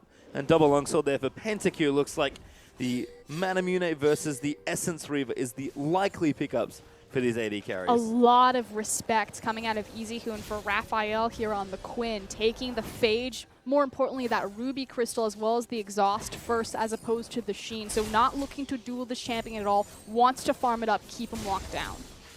One of the lanes we haven't touched on very much is the top lane here. We can already see Maokai actually started with the Doran's Ring going up into the top lane. Long's still trying to push that one back out and go for his recall so he can pick up his first few items, but it's just been very quiet between these two top lane superstars. You're my favorite. You're like, man, let's talk about the Maokai lane. Yeah, He's let's got talk the about Doran's him. He's the tree. Ring. He's got a Doran's Ring. The one true ring. I don't even remember if that's standard anymore, because it's been such a long time since we've seen Maokai, but I think old school was the double Dorans, and then you gave him a blue buff, and it was just like, this is fun. I'm going to give XY points for creativity, if nothing else. Does have the bomb. His Cinder looks like Long has gone back and got his own Cinder there as well. So going to be lots of farming, sort of what we expect there on the top side is hello, Savoki. Caveman. Going to hit him with the Winter's Bite there and send just a bit of a message, but Pink Ward cleared up. PentaQ looking to threaten, but Endless once again making sure he plays back and never wants to eat the Lucian passive. And unfortunately, they really have to give up that pink ward simply because they saw where Scenery was due to that red ward up in the, I'm going to call it the banana brush, despite the fact that it's been, you know, trimmed a bit. Scenery, meanwhile, is going to take another Rift Scuttle for himself. This time doesn't have to steal it away from Danny. Going to take it up fair and square, and Endless sticking to his guns, once again just shoving the wave underneath M3's tower. It's been a much better start for Scenery, I have to say, as aggression once more is going to come in onto EasyHoon. Raphael getting frisky. Only non-Magic Mantle actually. Looks like Hex Drinker will be the first pickup there. And Scenery is really kind of picking up the same thing that he did last game, which is to get in Dandy's jungle and deep ward him with some triangle vision, figure out where this Graves is, and we already saw him try to contest over the race. Curious if he's going to continue to look for duels there. Obviously, it's a little bit tricky unless he lands a pretty good spear and follows that up with the burst damage, but he has made his intention clear. Dandy, I see you, best jungler in the world, and I challenge you. Speaking of the junglers, Dandy was actually looking to try and go for an invade and try and take some of the camps away from Scenery himself. just going to settle for that Rift Scuttler towards Harold's side of the map. Scenery will get spotted out by the vision created by that Rift Scuttler as well. Literally not being too sneaky so far on this Summoner's Rift. It's actually really important that Dandy decided to grab the top Scuttler, although we do see a little bit of a skirmish here for Scenery versus Dandy on red buff, simply because Maokai offers a free spear for Nidalee, so the kill pressure for Masters 3 in that top lane is actually very high. Well, Scenery might try this one again. Dandy actually takes his red and gets that very smooth quick draw out into the Krug pit as we pop back in the mid lane. Raphael starting to keep Corki a little far back. Easyhoon once again paying that respect here to the aggressive Quinn. But again, just the brilliance of Dandy, understanding exactly where the pressure point is for Masters 3 on the map and making sure that he has some sort of defensive plan in action, like taking that Scuttle Crab. For once down in this bottom lane, M3 have been able to push back and keep Endless underneath his turret now. Savoki and PentaQ not having any of that, making sure Endless can't control the way he wants to. They don't have any jungle support. Now as Dandy moves up on that side, we'll see Endless probably shove back out or possibly draw them in if they want to look for a kill, but it's really on Caveman there. Looks like blue buff donation going to happen here as well. Raphael able to pick that up. Although Easyhoon's going to move over and do the exact same thing. Dandy will give him a bit of a hand there, and Easyhoon's going to collect that one nice and easy. Just checking in the rest of the lanes here. Raphael actually is going for a bit of an adventure. Does have the ultimate available, of course. As ulti does come out, Raphael's going to eat it, and that's going to cancel bird form. That's rude. Sad rude. bird. Well, thankfully can bird right back up if needed. As you can see, the bottom lane still pushing up here for M3. PentaQ able to get a little bit more combat effectiveness with his double long swords, and about 10 CS ahead, although a big wave coming in here, and they should be able to catch up as long as he hits these all out from under tower. I thought this is the LPL. Why is nobody fighting right now? These two teams just have a truce agreement going on at the moment. Well, Masters 3 should be fighting right now, and you can see that Scenery really wants to fight. Vici, on the other hand, are actually controlling the pace of the game, and that's majorly in part for Dandy, again, kind of shattering around Scenery, kind of disrupting him at every turn. But they're waiting, again, on their power specs. They're waiting for their core itemization to come in, and then everything will start exploding. But Masters 3 are failing here because they want to fight. Yeah, it felt like Scenery did have an edge, but hasn't quite pressed it yet. He has the Runic Echoes enchantment already done. He definitely has the CS edge. That's 52 to 36. Yeah, looking good there is Dandy on the power farm in Graves. Hasn't been able to quite keep up with all the stealing that Scenery has been doing of his jungle. Raphael eating massive poke there from Easyhoon. Missile just flying straight into her face. And despite this very peaceful start between the two teams, M3 are about 1,000 gold ahead of Vici. Just from the laning phase alone, and once again, Endless with the BM. I'd be mad. I'd actually rage quit there. Alt F4. Just Well, Raphael does stay in the game, but Easyhoon getting additional lane pressure there is looking nice for himself. Forces Scenery to come respond to the mid lane. Yep, and I mean, Scenery will be happy for a bit of extra farm, I suppose, but we'll have to see what else he can get done here as Easyhoon just going to keep moving on, farming nice and aggressively forward as best he can. So much anticipation. There we go. As we can see, XY back in the top lane now. Following up nicely, actually has a big bank of gold to go and spend. Scenery going to jump his way back in though. Maybe he can get some pressure topside, but right now it's just been a farm fest. XY a little bit ahead there and far, but not by too much. Wait, this is Fish's favorite lane. Yes, this is my favorite lane. Come on, I want to see the tree smash somebody right now. He's going up against this Poppy. Nearly's up in the top He's side. got the kill pressure. They're looking for the dive. And if they are. Dandy doesn't respond. They're looking for it. The tree is ready to go underneath this turret. Easyhoon's actually coming back up as well. Dandy is rotating up into the top side too. It looks like both these two teams might meet in the top side of the jungle. So I say that, they're all just going to run away and go back to their peaceful ways. You wanted blood, Fish. You almost got it. Almost got it. Not yet. The Scenery instead takes the Scuttle Crab. Oh, wait. Here comes Corki. His favorite prey, Easyhoon. I don't think he has the package just yet. No, but he's Oh, definitely there he does. He tricked me. positioning to the bottom side of the map, obviously posturing, knowing that that was a definite possibility. Yeah, there's his package. About to run out though. It's so awkward to say. Especially now that you've brought it up. Easyhoon. Buff will drop though. No special deliveries today. At least not for now. As Dandy and Savoki will have a bit of a meeting there in the river. PentaQ going to try and keep this out as best he can. But Endless staying nice far back. Cold's looking pretty good between the two as well. Yeah, he's lost all control of this lane as soon as his support leaves him, because naturally that Lucian, if he chooses to fight, will definitely put him in the trash can. The biggest discrepancy in this match so far is between the junglers here. 70 CS going on over to Scenery, 47 onto Dandy. Unlike the first game, Scenery is having a huge impact when the standard lanes have been created. So Flash has been boned by Easyhoon. Well, the big difference is also how the mid lanes have been manipulated. The fact that Raphael has had a lot more presence in this mid lane. You can see that reflected in the CS. He's much closer to Easyhoon than he was last game, and it's just opening up these opportunities for Scenery to contest things like this. Well, Dandy, I think got that wrapped us, so looking okay there. As Pentacute chasing them people out. Raphael down here though. Caveman's going to burn the ulti. That's going to hit Savoki, but Caveman forced to flash out. Quinn looking for prey. No first blood just yet.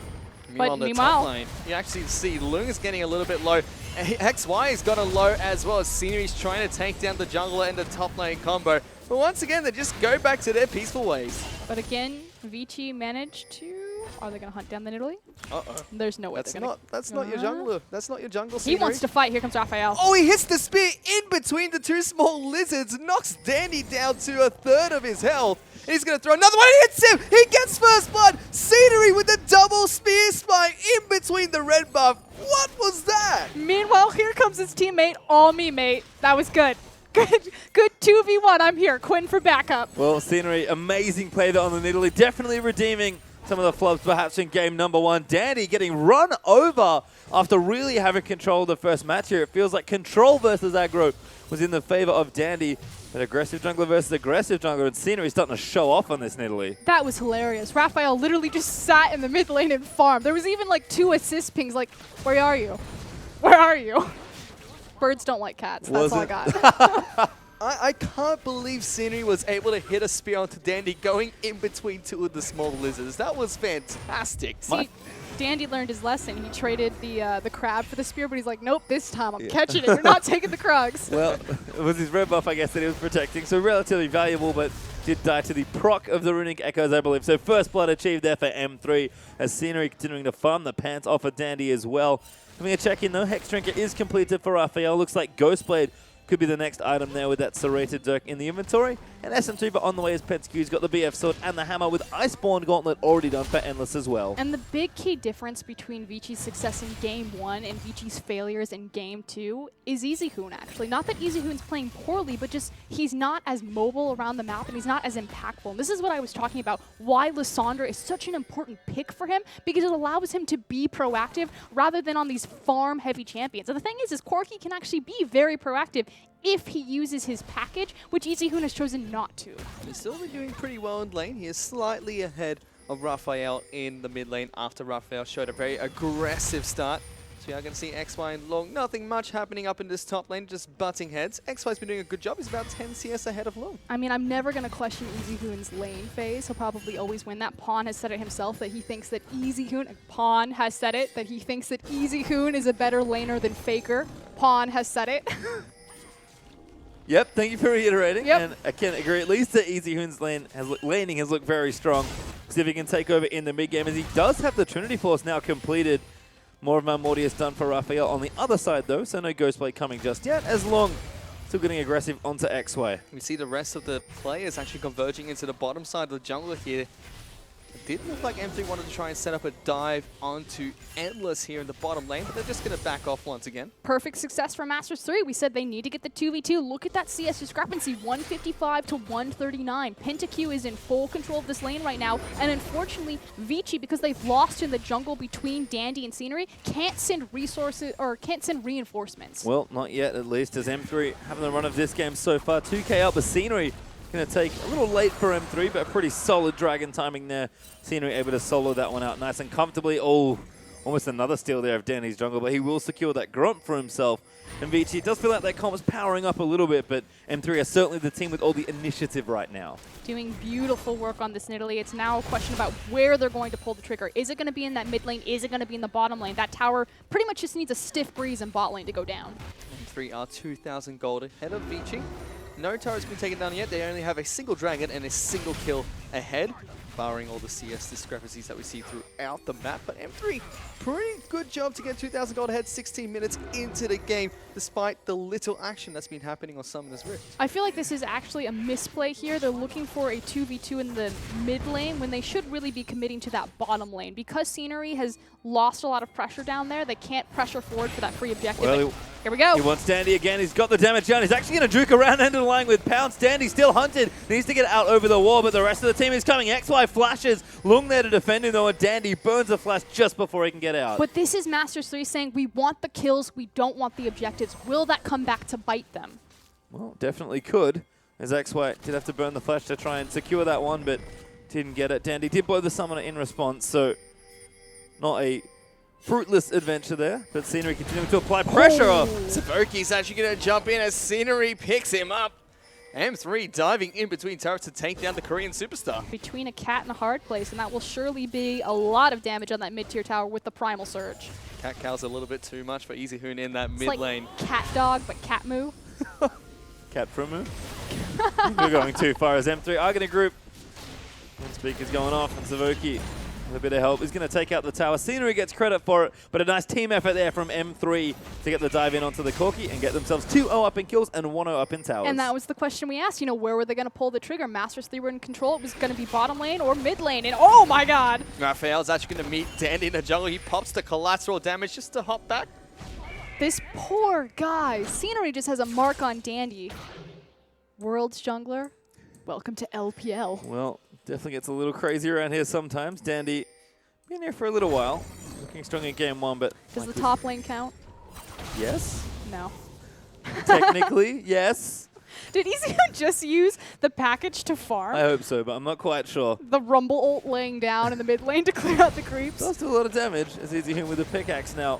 Probably moving in towards Infinity Edge as that second item. So a very expensive build, but very effective. He's going to do a mass amount of damage in the mid to late game, but it's going to take a while to get there, and that's sort of Vichi's comp to me this game. Just kind of slow burning. And this is the thing, like that, where are we going? Using that Valkyrie on the mid lane as opposed to impacting a side lane. Not saying that Easy Hoon had a window of opportunity to do it there, but that's pretty much been the MO of Vici and why they've been slow burning this game, is Easy Hoon is not being proactive, and because of that, Dandy is suffering. And M3 will also be able to take their second turret of the game down in the bottom lane. That will go over to Pentakill as XY and Lorna going to butt heads in the top lane once again. We actually have a lot of Vici Gaming members moving up into the top lane. Dandy's going to run into his arch nemesis, the Pink Ward, though, first. Now Dandy's going to get caught out by Raphael. Pops the end of the line backwards as XY's going to get caught in the turret. The tree cannot be saved here. He's going to try and jump onto the long, but that's too much damage from Vici Gaming. I don't think he actually procced the back half of his ultimate right there. I don't think it would have traded 1-for-1 anyway, but it was a good attempt. But meanwhile, on the bottom side, Masters 3 are actually going to get the advantageous trade here by taking second tier bottom tower. Yeah, absolutely worth it there for M3. They will lose the tree. They'll lose their top outer as well, I assume, as it seems like Endless is going to work on the rest of it. But 3-0 currently up in turrets, probably 3-1 relatively soon as Raphael in the bird form. Looking for something else here on the map. I was going to say, there's no way that Vici can respond right here just because they have so much mobility and they've got their back timers. Masters 3 are able to hit this. But the big thing about that second tier bot tower going down for Vici is that Baron has just spawned, which means that Masters 3 have so much control over this pit if they play the bottom pressure point correctly. Another big thing for Masters 3 as well is that they have 4,000 gold ahead of Vici right now. That's a massive gold lead 20 minutes into the game. And it's pretty much entirely in the hands of Scenery, this guy on your screen right now. He has had a phenomenal game on Nidalee, just really taking it to Dandy, one of the most respected junglers in the world. And again, the lane swap for Vici kind of caught Scenery and YOLO there in the top lane. Quinn, as XY subbed in for this game, really off guard and put them behind quite early. When Scenery's unlocked in the standard lanes with the aggressive Nidalee, he'll take the different matchup and he'll make it work nicely for himself as M3 definitely shot ahead here in gold. Dragon number 2 will be up for them if they want it in a minute's time. And M3 just going to have to let Vici try and farm it out. There's got options as Vici do get their farm up, but it could take a while. Masters 3 are in the driver's seat. We've said it repeatedly, but at this point, they need to pull the trigger. We want Vici to fight us because they can't. Pentakill might be caught. No, he's good. Flashes away. They pull the trigger on mid lane. They need to start taking these objectives. Challenge the dragon. Challenge the mid lane. If Vici fight you, kill them, take Baron. M3 just going to try and look to group up a little bit. We have Savoki running into the middle lane.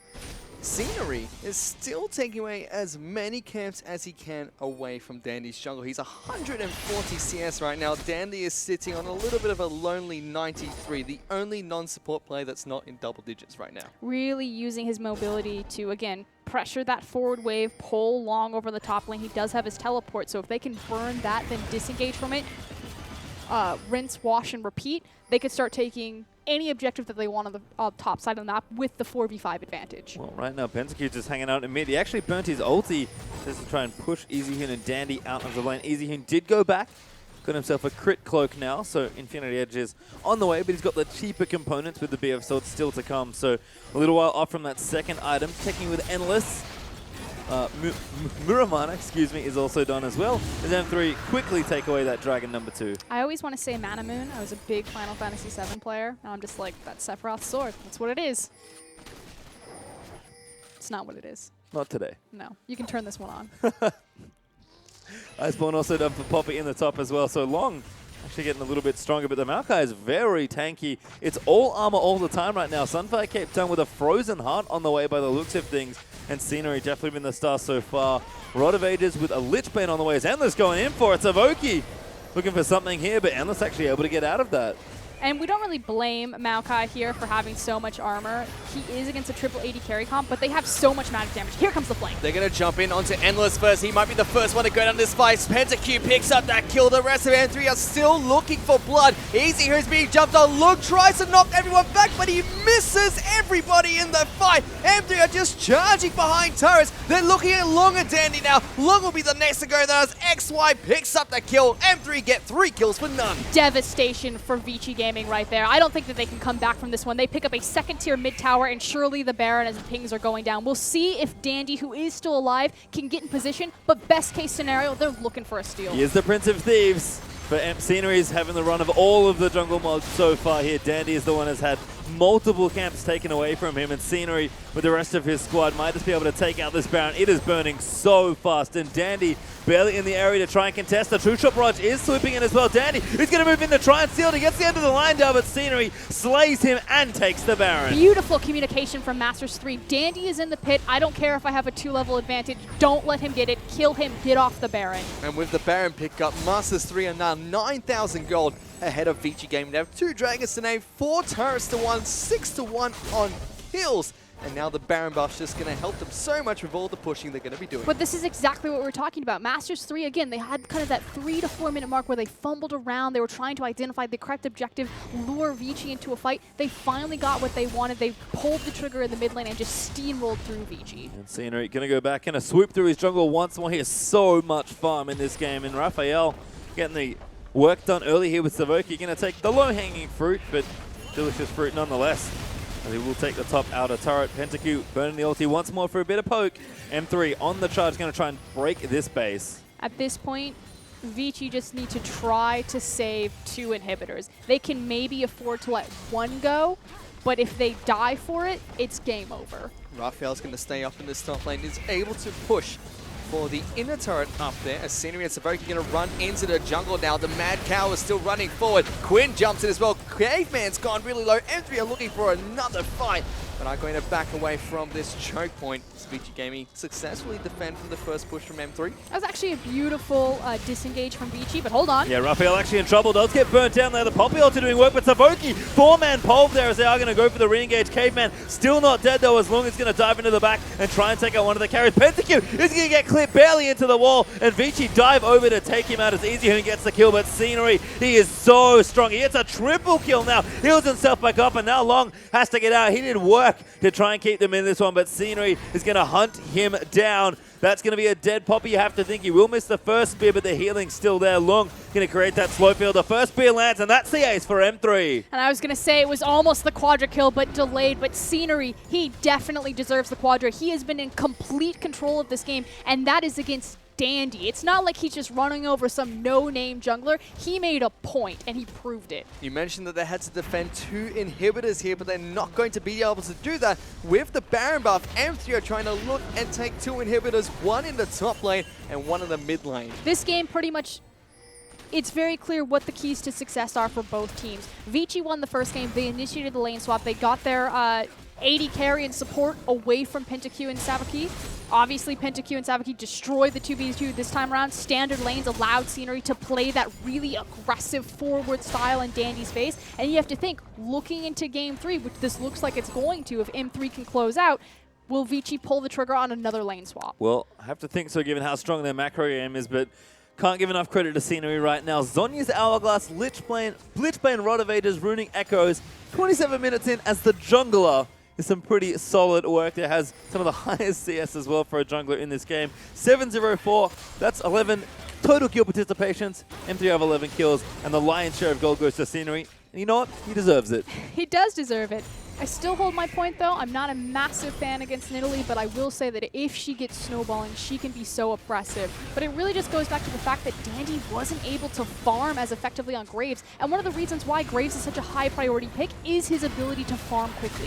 Now we're going to see M3 try and fight on both the top and mid lane. Dandy's trying to run away from Raphael and Scenery. The spear will not connect, but Quinn will be enough to take him down. The rest of Vici are trying to run away from the remaining members of M3, but M3 are all up inside of this base. They want to try and close out the game. They're going to look for it here. Nexus turret number 1 is going to fall. It's only Dandy dead, but M3 too far ahead with too much damage. They'll melt the next turret. Caveman and the rest of the team are going to be trapped in that fountain. The Nexus will fall, and M3 are going to force a game number 3. Night and day difference between these two teams right now.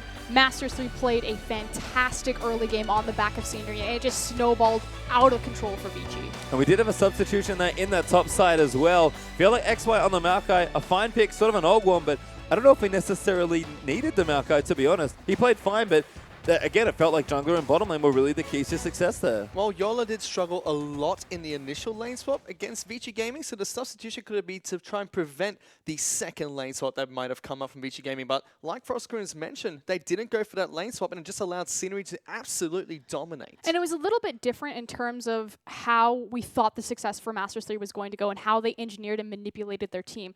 Again, the jungle and duo of Masters 3 had a reputation before joining the team that they played against the bottom lane, and obviously PentaQ likes to play forward, but it wasn't so much Scenery ganking for the bottom lane. It was, again, PentaQ creating a pressure point, constantly pushing forward and creating these openings for Scenery to sneak into Dandy's jungle without his laners able to respond in time. Yeah, and I think, again, we'll have to give credit to PentaQ and Savoki, looking really strong stuff there in general. I just love the way they played. We talked about them standard lanes being a strong setup for them. And for me, Endless has always looked strong on Kalista, but Ezreal was definitely lacking. Ezreal right now in AD carry doesn't even feel that strong, and Endless just couldn't get it done there. I can't say this enough. Endless's only statistically relevant champion is that Kalista pickup. That's why it's so important that it came through as a ban from the blue side. Obviously, they won't get that same luxury from red side, but I actually think it's worth it against Vici. And I do like it when Endless does get Ezreal as well. I mentioned before how he liked to play very aggressively and very forward on his AD carries and push out the lane to make sure it's shoved into the opposition's turret. And he tried to do that for a majority of the second game. He tried to push it in underneath the turret of M3, but he just was not able to create anything from it. Well, the big thing again is because Scenery had taken full control of the lane at that point, or excuse me, of the jungle at that point, and it just allowed him to go crazy. It allowed his AD carry to push up freely, knowing that Dandy wasn't going to be there for a response. Yeah, and on the Vici side, I think we talk about this a lot, but the fact they didn't have a way to be proactive with any of their members. We saw Easy Hunes or Slander. We've seen like the Azir, which is a bit more farm heavy, but even stuff like the Lulu or the Ryze when he does get it, which is very rarely.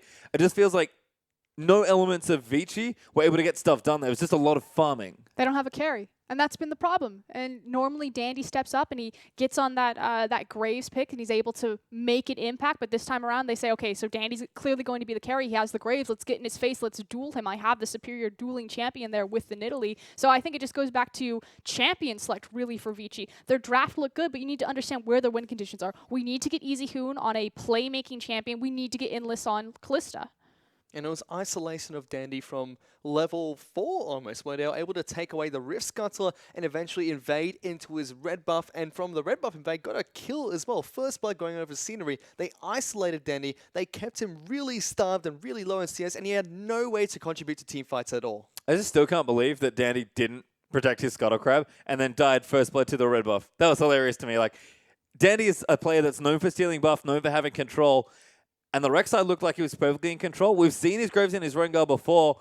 I don't know what champion Dandy needs, but I think it almost is a mindset thing. Dandy, he's a better player than this, and he just got schooled by Scenery, to be honest. No, I completely agree. But again, I just go back to the fact that I think even though Scenery's laners didn't get involved, again, Raphael just kind of sitting in that mid lane while Scenery was invading on Dandy 2v1. But the fact that Dandy knew that his laners weren't coming to assist him. What do we think about the Quinn pick, actually? Because that was maybe the other thing that was a bit different. We saw it in the last game, but in top lane, it was mid lane this time around. I kind of liked it from Raphael. He's definitely a player that can be a bit more aggressive. We thought maybe he would go back to the Victor that he's also known for, but I think giving him an aggressive champion kind of helped there. I think it was particularly against EasyHoon. I mean, Raphael played it well, and he does have this reputation that he can play those assassins, and, you know, he likes to make an impact on the map, but more so lock down EasyHoon, make sure that EasyHoon doesn't go anywhere and can't impact the map. Because it was night and day difference. EasyHoon on Lysandra, he's able to get with Dandy. They're able to be proactive everywhere around the map. EasyHoon's locked down in his lane. Nothing is happening for Vici. What about lane swaps then? Because that's maybe the other thing we can look at. We noted how strong Vici's macro game is. Do you think they have to lane swap the next game, or maybe just be a little bit cleaner with their early play? It's interesting because lane swaps traditionally will isolate the mid lane. If you think about kind of that 4VO meta, the 4VO meta in terms of them going up into the tower, pushing that down, which means that the mid laner doesn't have to be conscious of a jungler ganking them. Obviously, you have to be aware of if everyone comes down from the top side and it's suddenly 4 people in your lane, which is why you see them play to the opposite side. But I actually think that would be really good for them because it would allow EasyHoon to just do whatever he wants without a 2v2 scenario. Well, we're all square here. We'll have to see if they are going to change things up. It is one apiece. Don't go too far away, though. But to have the deciding match of our first best of 3 will be in Game 3 soon for M3 versus Vici.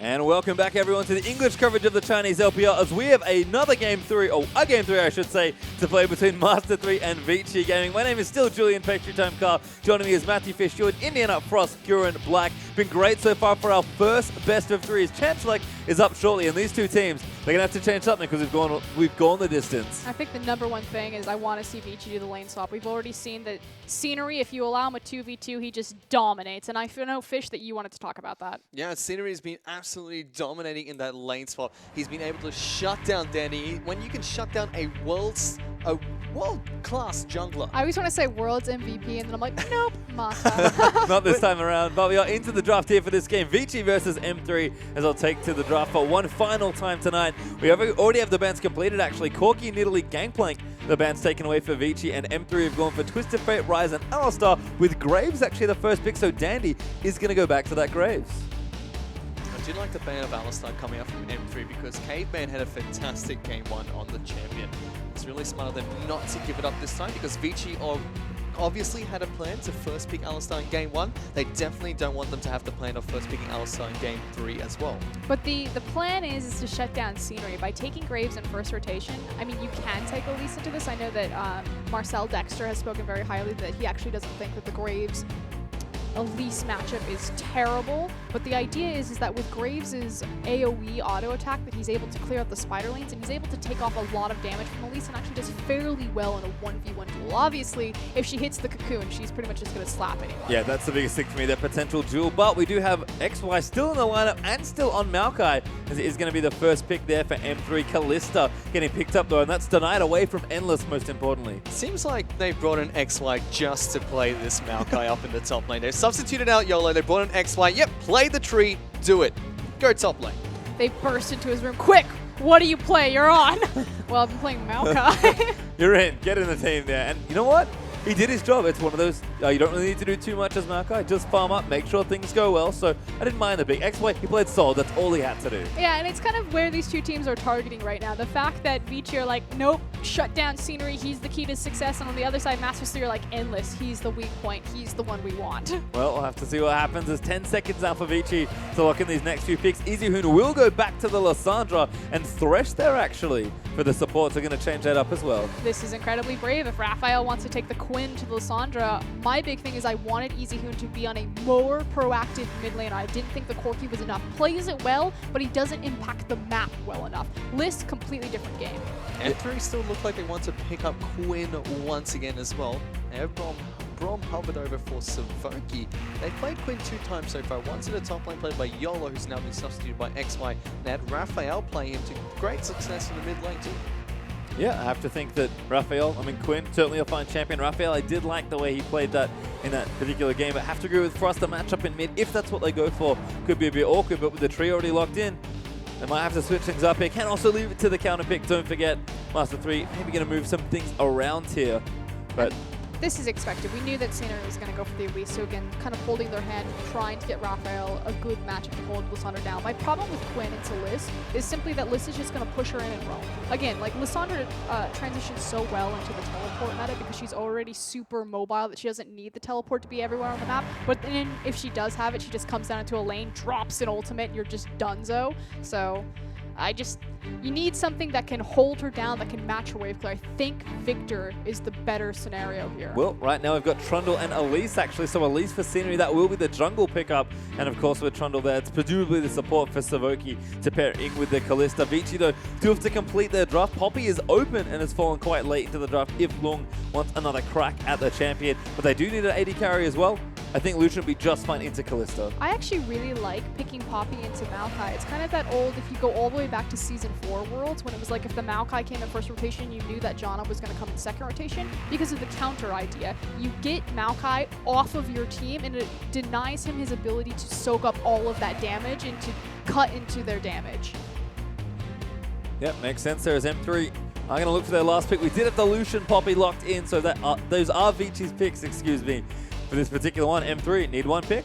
And it looks like it is going to be a mid laner of some kind. Definitely has to be the mid laner here because they already have Maokai up in the top lane and they've already shown their jungler being Elise. Trundle should definitely be going into the support position for Savoki in the bottom lane. They are hovering over Lux. She's made a small resurgence back into competitive play. This could be played by Raphael. Again, it's the idea that they need wave clear on this Lissandra. They need to be able to lock her down. I still like the Victor, but Lux is going to fill a lot of those same check marks. You're not going to have quite as much as an AoE or a CC presence, but obviously your pick potential increases exponentially. Well, not the Quinn that we may have seen earlier, so I do like the shift up here from Raphael. I like the cleanse that he's currently got as well to try and get out of the Lissandra ulti.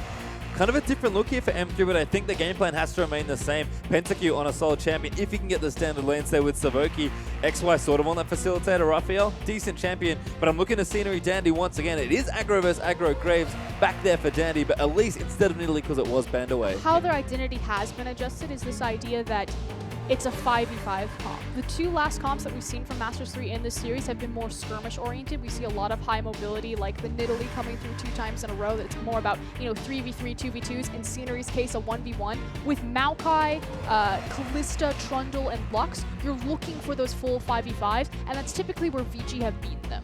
And something that this Nidalee ban from Vici helps them out with so much as well is that now they're not forced to lane swap as well. Scenery doesn't have this dominating champion that absolutely dominates Dandy in the jungle now, and because of that, Vici have the option not to lane swap if they choose to. And a different matchup here as well for Dandy is going to maybe make the difference. We've heard about the differences between the Graves versus Elise. From when I've seen the Elise being played, it feels like Graves, every time he walks into Elise, just causes all these problems. But there's definitely some different opinions. I'm curious to see how both of them play it. Scenery had the run of game 1. Dandy has shown he can play Graves in the past, so this jungle matchup's definitely the highlight for me. And there's definitely been different opinions, that's for sure, but we've seen the Chinese players in particular mostly go to Graves over the Elise and really high prioritize him again. And it's just that idea that he's going to clear the jungle faster than Elise. Elise does it exponentially fast, but Graves is just that good. Yeah, and we can see the pressure there as well. Definitely some differences in jungle pressure as well. We could have Elise look for the ganks. Graves just likes to farm, but can apply counter gank pressure. Again, I'm looking at these junglers. We need to get the game started early. Vici sort of need to mix things up. But we're going to see if they can get it done relatively soon. As we are into Summoner's Rift for a final game between these two teams. Vici, 1 game, M3, 1 game. So the final game here is Vici back on blue side. We'll see what they can get done. And once again, we're going to see the 5-man fan up. But the most important question to me is, are Savoki and Caveman going to fight over that bush once again? Because that's been the highlight of this match for me. He's like, man, I really just want to look at the Maokai top lane. I want to see them fight level 1 over the bush. Where's my blood? Where's the action? Who are you? Oh, they are fighting. Look, the Trundle and Thresh are fighting over the bush. And Long's fighting XY. There we go. Thank you, Frostgird. Where did you come from? The queen of the LPL talks, and the players respond in kind as XY is actually going to have to back his way off there. Savoki and Caveman were having, I think, a bit of a scuffle, but Pentakill got that leash nice and tight around the Trundle as they are bonded between Kalista.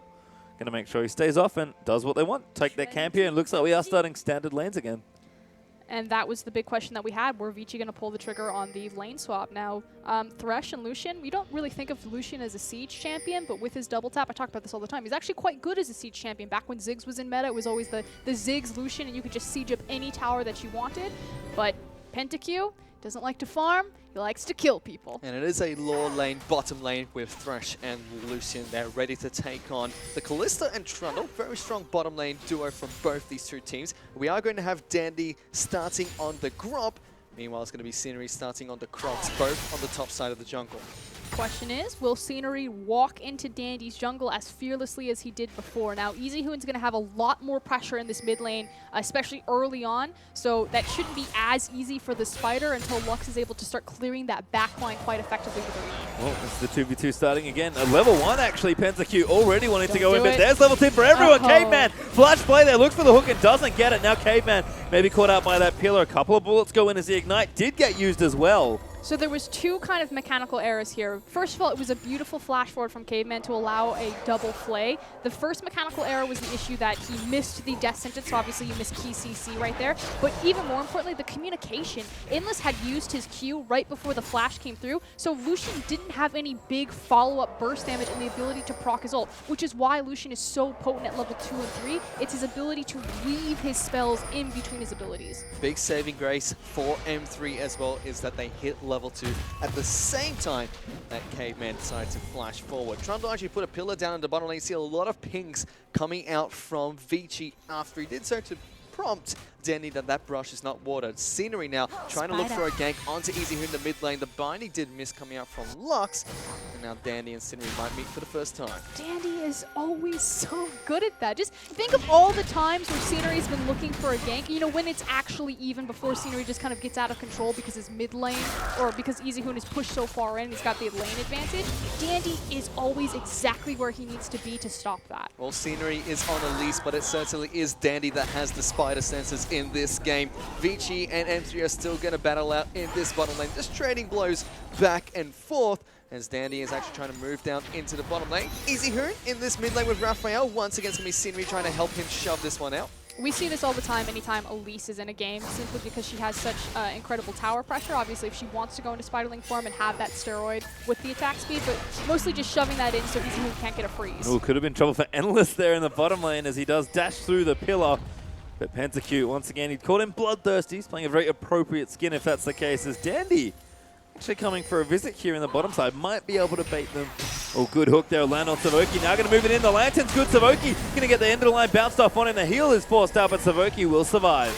Beautiful play from Caveman right there to hit some nice mechanics. Had the lantern available, but meanwhile in the top lane, They're just going to butt heads up in this top lane. This is my favorite lane here. The two people just slapping one another, making sure the grassland dying gets propped here and there. We might see a visit from Scenery up into this top lane. He's waiting very patiently in the river to see if Long tries to overcommit to some damage up in that top lane. there was a danger ping from blue side, so Long actually does know that Scenery's here, despite the fact that he's not currently standing on any vision. Now there is a ward and try. Here comes Spider. They're going to jump onto Lung up in the top lane. XY has already moved forward. We'll get the slowdown. Scenery is going to try and creep forward. He's trying to dodge the cocoon. He will have to force the flash coming in, but a teleport's going to come into the top lane. Dandy trying to move in and escape it down as the telly does get cancelled. Dandy can't quite make it happen. Could have been a man advantage, but Long does survive. That was so cool how Scenery used his W as kind of a faking animation, because you saw Elise go to make the animation for the cocoon.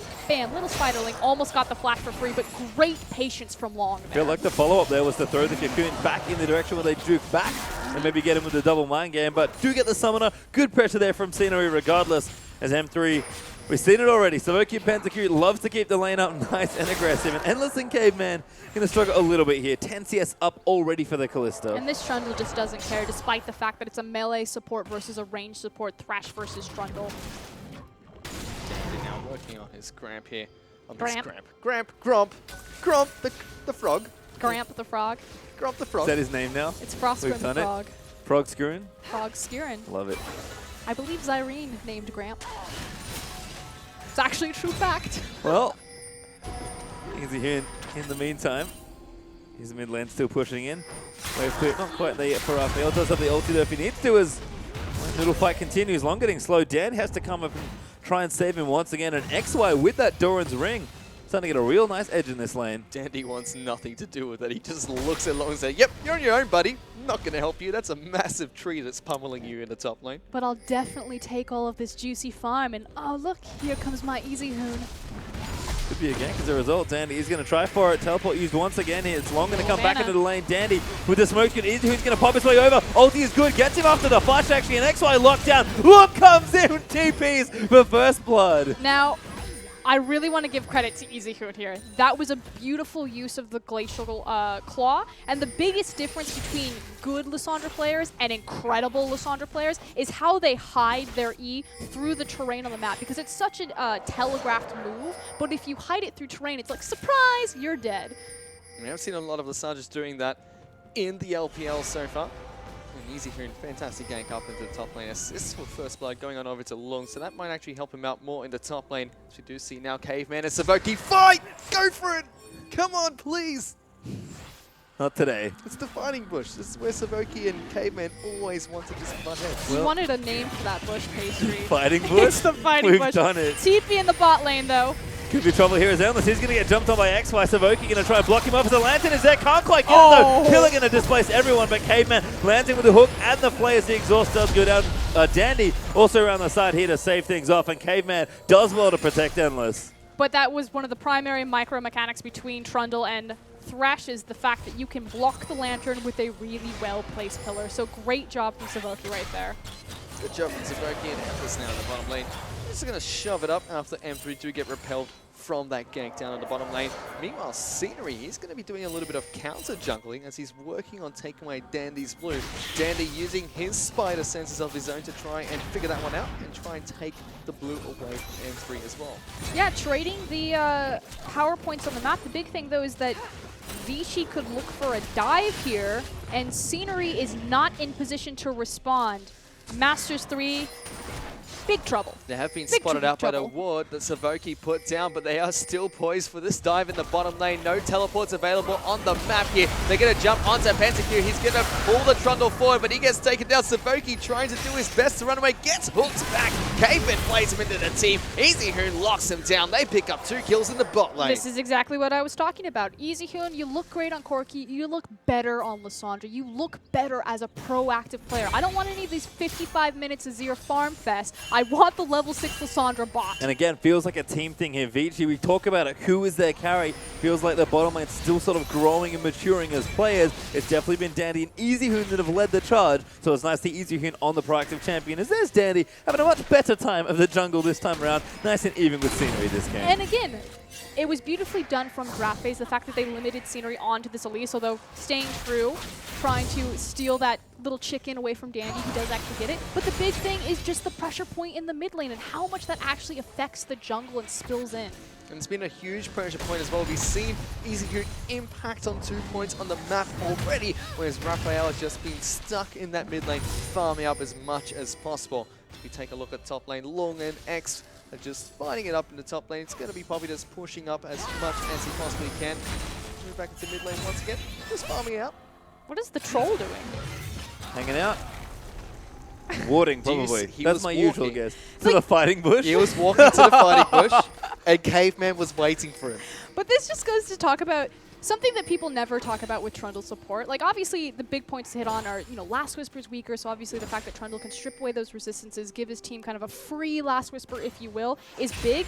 But just how safe he is when warding. The fact that he drops a pillar in a bush, he can check for vision, he speeds himself up. He just walked in there without his jungle support, without his AD carry, didn't have control of the lanes. He's like, it's cool, man, I got this. Fighting bush, it's mine. King of the hill. King of the bush. King of the bush, Savoki. Well, see if the bush gets any more action as Endless engagement. I'm going to keep farming up. You two are absolutely awful. I don't know. Savoki might be king of the bush, but there is no hide on bush You in are this mid lane. It is definitely easy king of the bush, pastry. EasyHoon with blue buff though. They just take away from Raphael. Able to keep clearing this up as Dandy, the nemesis of Graves. As always, the pink wards will clear it out though. Everything will be A-OK. This is why I don't play Graves, just because of the pink wards. I'm not dealing with that. Reload to take out vision. I'm done. I'm just waiting for a team to like have all pink wards ready, see a Graves and just dump all 5 in front of him as like a challenge.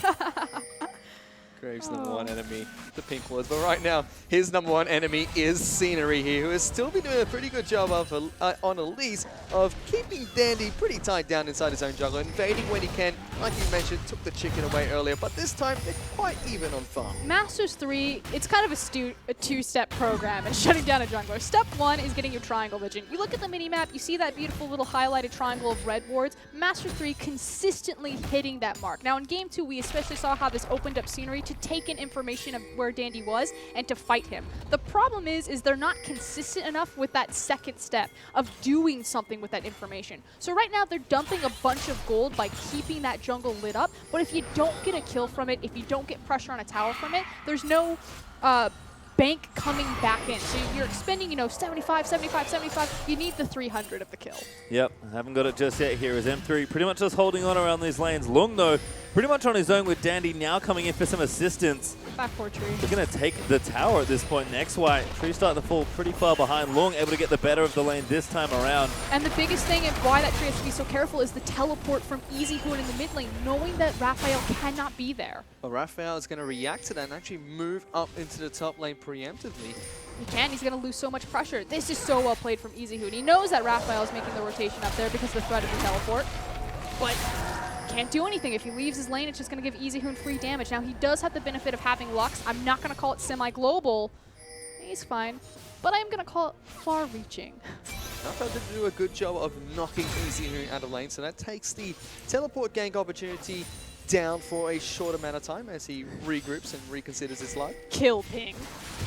Yeah. Saw it right on Lux's face. Yeah. Easyhoon's like, I'm going to hide around this corner. I'm going to Glacial E in. Graves is going to do the burst damage. She's going to pop. Well, we'll see if the combo works, and Easyhoon's going to move in for it. There, right, it's going to frustrate him. On top of it, Raphael already used the cleanse. The ulti's up, though. Danny's there with the ultimate, and it works just like that. Scenery, though, looking to enter in onto Easyhoon. He's getting quite low. The Spiderlings are able to chase him down as he will go down. Now, Lung going to chase back in, and a great double knockup could actually secure this one. Nice repel from Scenery. Looking to chase in onto Dandy. Damage not quite there, though. Scenery needs one more hit, but Lung is going to move forward. He flashes on top of Scenery to try and take him up. But here comes Endless now with the culling minion wave, though. Going to deny that plan. XY going to get knocked around. He's caught completely in the middle of the lane. And Vici, with everyone in the mid lane, come out ahead in that trade. And they're also going to take the tower on top of it. That was exactly what we said. It was a good rotation from Scenery. And this is the problem with ganking the mid lane when you have the double teleport like that. The fact that Lux doesn't have TP, that's why they want to gank the top lane, because they know they have the numbers advantage. They did get punished for that a little bit, but the fact that Endless made a beautiful rotation means that they come out on top. Vici are able to take that mid lane turret down there. Now 1-0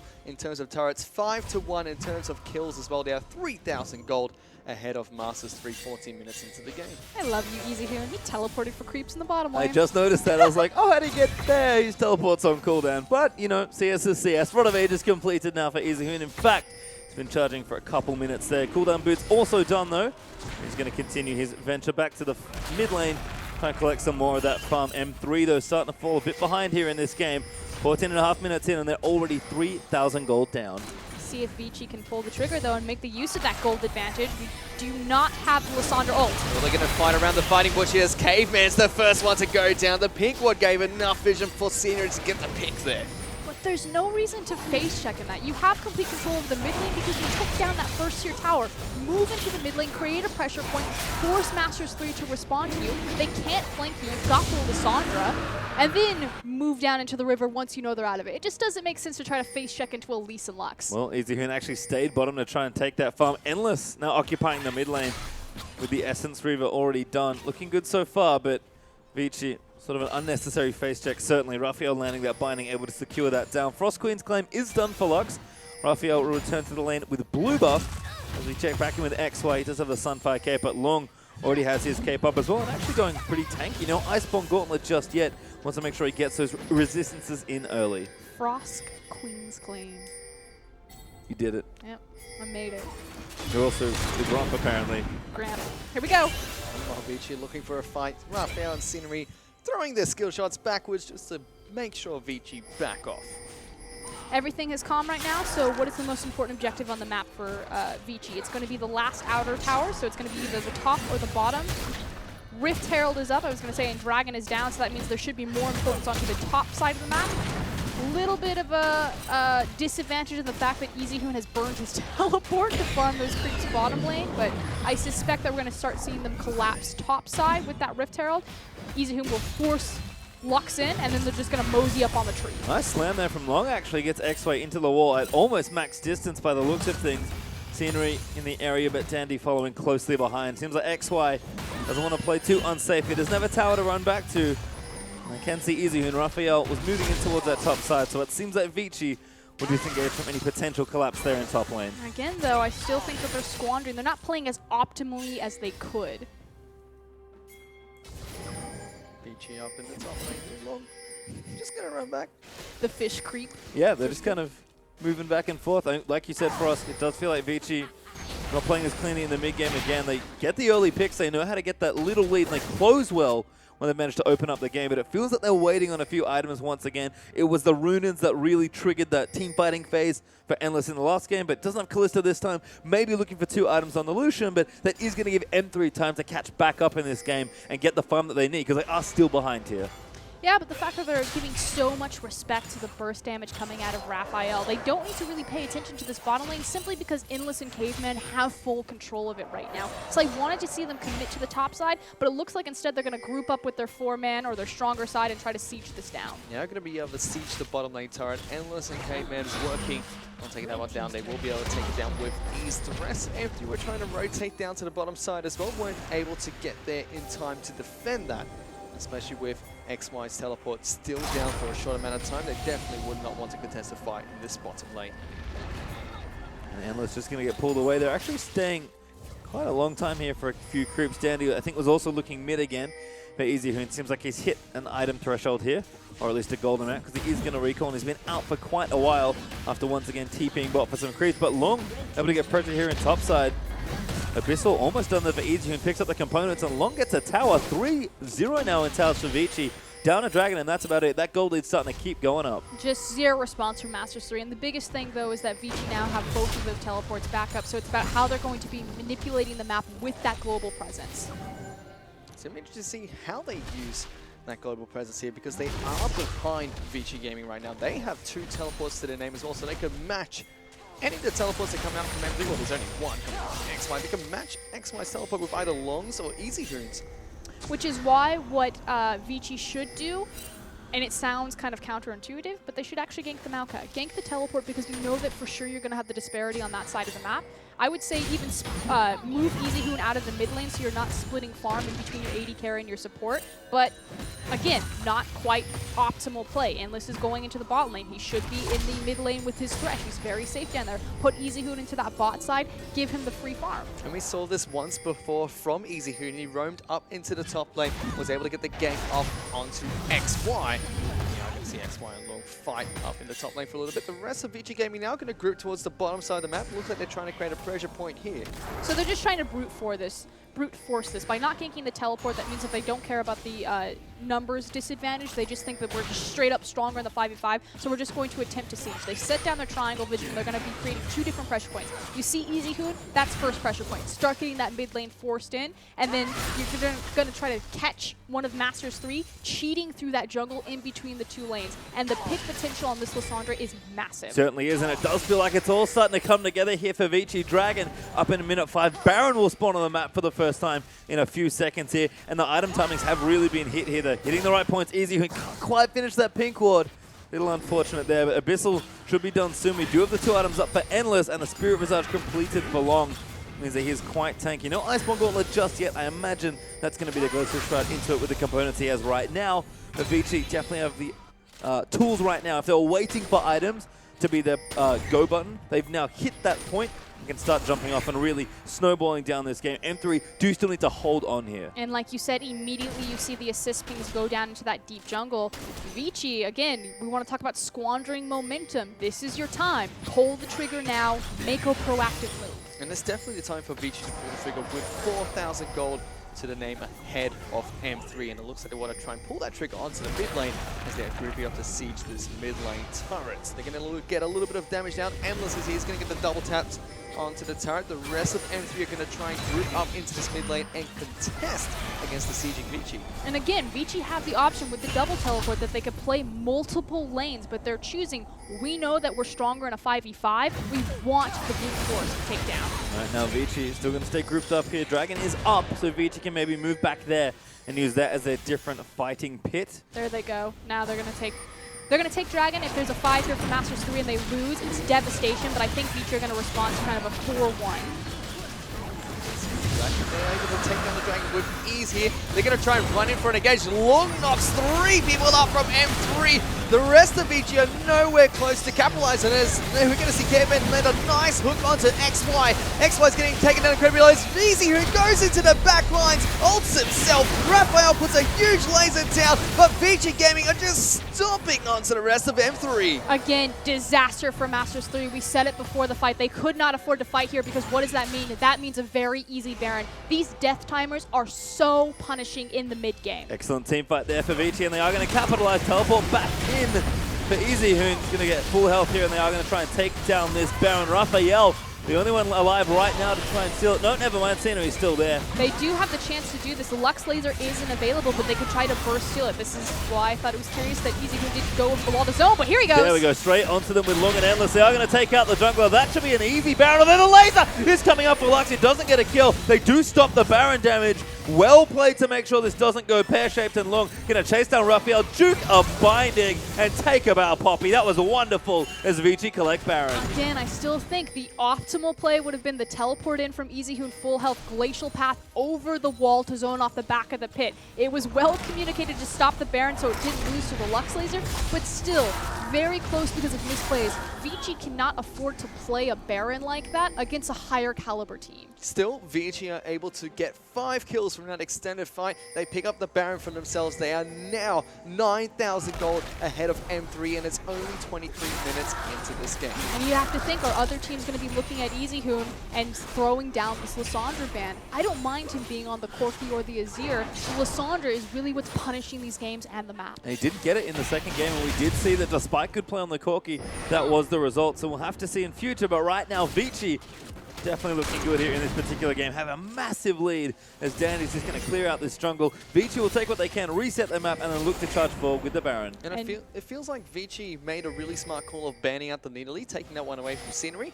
It just feels like M3 should have done the same thing to Easy Hoon's champions too. But it was also the advantage because they had first pick from blue side. You have to think, if Masters 3 had gotten 2 blue side games, would this be the same scenario? Vici are in a very interesting spot in their group, simply because they have to come 4th best to a very surprising Invictus Gaming that no one thought would kind of climb the rankings. And I always thought, maybe if they were in the other group, would they have fared better? But kind of their faults in Game 2, I'm not quite so sure on, are Vici a mid-tier team or are they just barely underneath the elite? Well, at least in this game, they're looking good so far. Going to try and take this one out and take the series from M3. A team fight might be brewing here in the top lane. Vici are looking for a siege. They're calling over the side. Is a great bit of poke. Very creative there from Endless, and Vici going to break tower number 5. And again, unfortunately for Masters 3, they need to get a beautiful pick and immediately delete someone. If they go into a full 5v5 and lose, it's game over. But that's exactly what Vici are trying to look for as they siege this mid lane inhibitor turret. They're looking for that huge 5v5. M3 are able to successfully defend their inhibitors, but now they're still 9,000 gold behind Vici Gaming, and it just looks like it's their map right now. Just no room as well to move around. No turrets for M3 is rough at this stage in the game, as Endless going to move down to bottom side, apply the Baron buff to all those minions and get the push going. And this is exactly where disaster struck for Masters 3 in Game 1. It was Easy Hoon coming over the side. Not in this fight. They're going to try and look for a fight here. Endless gets taken down incredibly low, but the rest of Here comes Vici are Easy trying Hoon. to jump onto Raphael. Easy Hoon, like you mentioned, is in the back lines here. He jumps on the Scenery. Dandy knocks Raphael out of Summoner's Rift. They pick up 2 kills. And the big thing is they lost their primary wave clear on Raphael's Lux right there. There's no way that they can hold this tower. Vici are going to choke them out. Easy going in, he puts the ulti down into XY, and Pentacu's the one in trouble in the backline. He'll pop the Fate's Call. Endless stayed around, and he almost goes down as a result, but Savoki will be the next target here as they try and chase him out. Pentacu does get out safely, but they're going to break the base here. Bottom inhibitor will die. In that entire fight, Endless was on a sliver of health. He got chunked out by Raphael, barely able to stay alive, yet still Vici looked dominating in the team fight against M3, diving past the first inner turret, diving past the inhibitor turret as well. They absolutely obliterated their backline. So much respect being given to Raphael and Scenery right now. Savoki's trying to stall long enough for his carries to catch up, but I think Vici are going to successfully disengage. They do not end the game there. Again, so much respect to this Elise and Lux. A lot of pressure though on the bottom side. The best one to break, even though they do have the Baron now. Dragon up in a minute 10 as well. So plenty of power here for Vici. This was the position they were in just before they won the first game. As long, we'll take the Lantern out to safety. Fighting Bush still being contested over late into the game. Good to see M3 have their eyes on the priority. And unfortunately, that was best case scenario for Masters 3. They had to fight right there simply because Vici have just acquired so much global gold. The one team fight, the multiple towers, and now they've all just spent that gold. For that 30-second chase, Vici were weaker because they hadn't leveled up their items yet, and Masters 3 had. Now, they won't be able to chase that precedent ever again. And level up their items they have. They are 14,000 gold ahead of M3. Just looking at the mid lane alone, Easyhoon has his Zhonya's. Rod of Ages has been stacking up for ages here. And you're going to have the Abyssal Scepter as well as the updated boots coming in for Easyhoon. That's a lot of damage being packed into this mid laner. See, he's going to need that teleport, of course. Almost level 16 as well, so rank 3 ulti could be on the way. Now on the top lane, going to get the push started. Baron has one off here for Vici, so push will not be as straightforward as it once was before, but Dragon up, if they feel like they need to take it, and they are going to take it, just because why not? Yeah, that's pretty much all this objective is at the point. It's like, hey, Masters 3, come over here, good. Probably not. Take it for free, but now it's got to break that mid inhib, got to break that top inhib. Will they play the split push pressure game, or are they going to just brute force it again?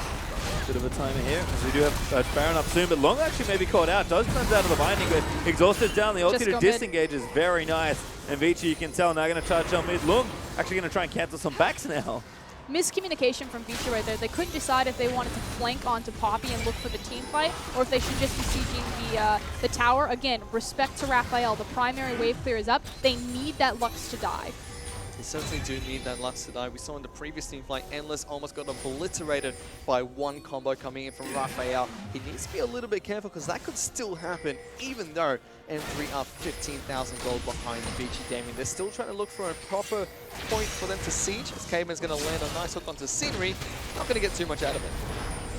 The pressure continues here for Vici. Going to look to knock this down. He's going to get his look. Hit a huge tip here around to a minion. Raphael gets blown up. Primary wave cleared down as Vici going to dive in through the backline. Pentakue. He's going to throw the face call out as Endless is a bit out of position. XY going to try and get himself back on there, but the damage is just too much. M3 don't have enough to try and win this fight. That's 3 dead already as Savoki falls. My goodness, that was a huge teleport coming out from Long. Teleported to the creeps that were hitting the Nexus turrets there. And Scenery, he's not even going to get away from this. Long is going to chase him down while the rest of his team tries to finish the game. But with a definite boom and led by Easyhoon on Lissandra, Vici will take this series over Masters 3 and are showing a much more impressive track record if they can get Easyhoon to be their faker. And just like that, Vici are able to pick up the series 2-1 against M3 here. And what a fantastic finish from Long, teleporting to the minions. Get into the backlines and eliminate Raphael. That's exactly what we talked about. What is Long known for? Creative teleport plays, good pressure with more split push style champions. He doesn't seem to like the pure carries, but he does seem to like more of his fighters, the Trundle, the Poppy. Those are the things they're looking for. And that's what he did. That teleport at the end sort of solidifies how he likes to play the game to me. Yep, the meta is definitely favoring Long right now, but wow. I love Easyhoon's Lissandra. I just want more of it. I hope that he doesn't go back to the Azir. And I thought that was a definite mistake coming in from M3 as well. They did not ban out the Lissandra from Easyhoon. And Vici did a good job of banning out the Lily from Scenery as well. I felt that M3 should have done that. Well, the teams will shake hands here, as you can see. Vici happy to take their series 2-1. Maybe not as clean as they would have liked, but they'll take to the stage and take it out. Frost Green gave him the compliment already. Easyhoon, take a deep bow for that Lissandra play, most certainly. But again, that's the question. Where do Vici actually settle on the scoreboard right now? Is it just an overperforming Invictus Gaming, which is why they have to be kind of fourth in that group? And in Group A, would they be able to do more? And after that series, I'm not quite sure. Masters 3 is a bottom-tier team, and Vici did struggle in very key scenarios, especially in their decision-making. I think we just saw two very different games from both of the teams here. We saw that M3 were looking really good in the games where they won, where they're able to play aggressively with their jungler, and the Vici games they win were proactive Easyhoon making early game plays, fumble in the mid game, and then close out late like they're always known for. So that is definitely a worry for me if Vici have this patch in the mid game where even against M3, they still look a little shaky despite the lead they have. No, I completely agree.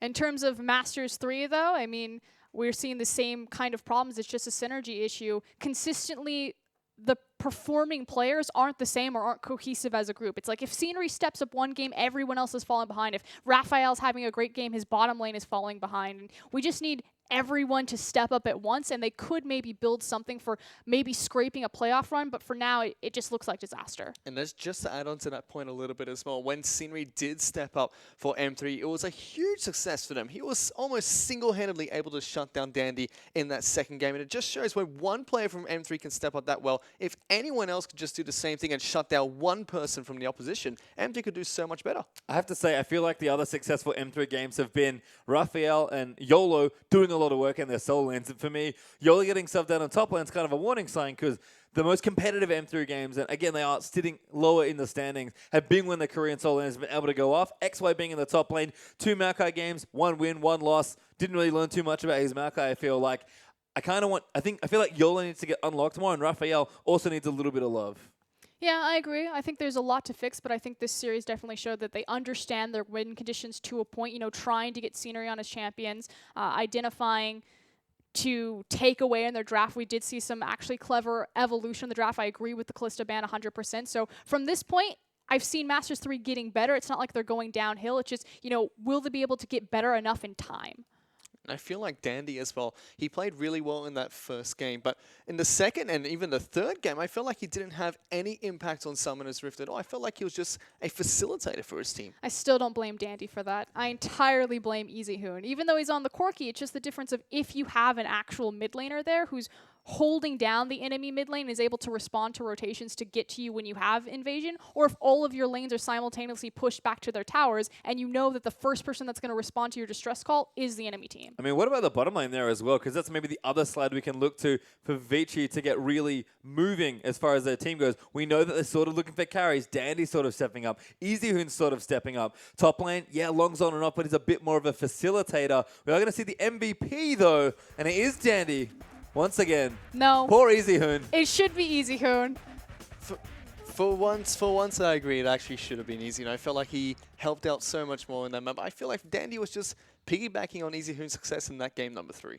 And I think that's kind of been the MO of Vici Gaming in general. It's just this idea that Dandy is leading, but EasyHoon is finishing.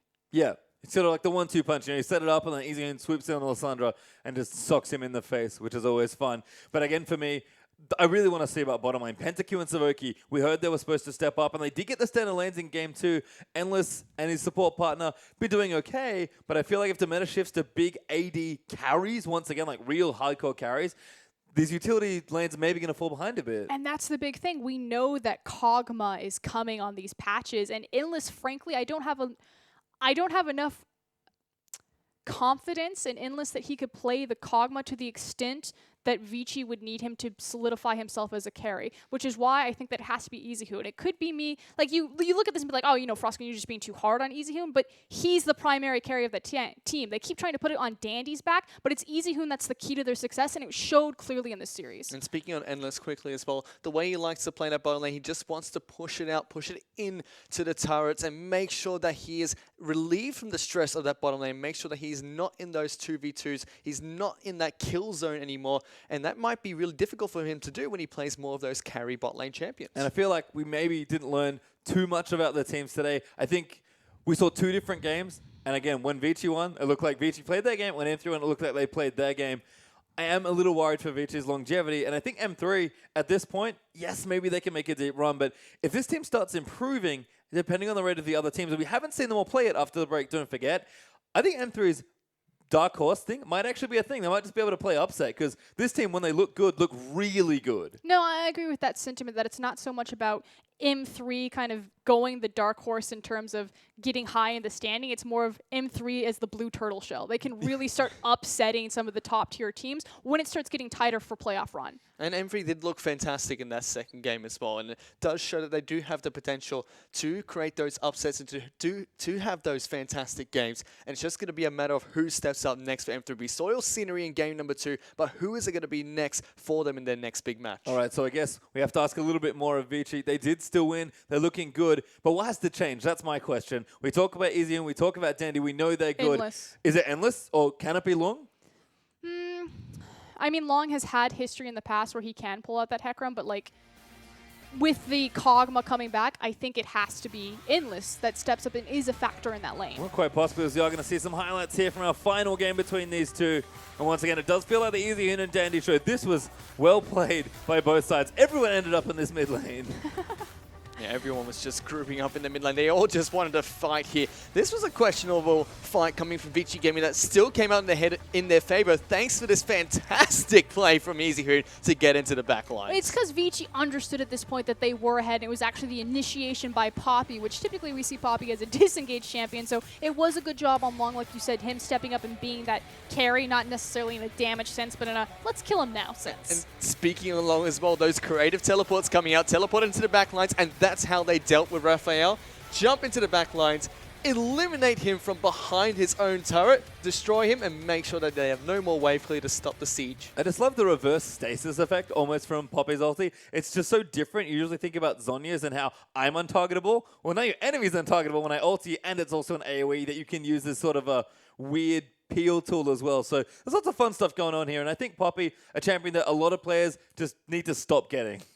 And that's kind of the big thing as we come to the rise of Kog'Maw, is just this idea that there's so many more disengaged champions that are available that weren't available when Kog'Maw was strong in the past. It used to be this point where as long as Zed was in the game, Kog'Maw could not, simply because he would just be Assassin. But at that point, there wasn't, this massive Poppy disengage. Alistar was still a big pick, but he's now, worth priority picking almost every single game. Jonas certainly has a place back into the game since we're running so many triple AD carry comps. It's just this very unique shift in the game that I think really buffs up Kog'Maw, not just his base stats. Well, we've seen a little bit of play yesterday. It was looking good, but we are going to go to a break. Don't forget too far. It's going to be a great next one coming up. OMG, we're going to be taking on the undefeated QG just after this.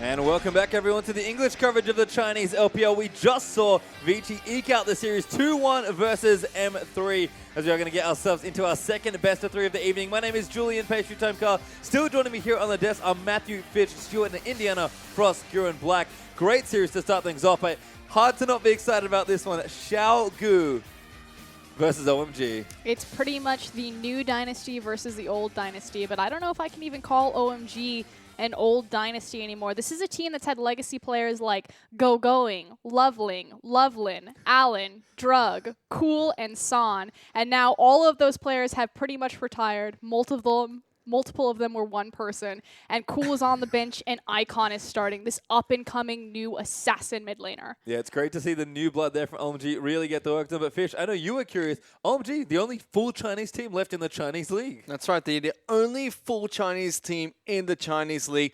And I really want to see how their communication and the coordination between their players are going to impact this game. And this is the thing. Kind of short term, this has certainly hurt OMG because they're not importing that same type of all-star caliber talent that we've seen kind of in the rest of the LPL.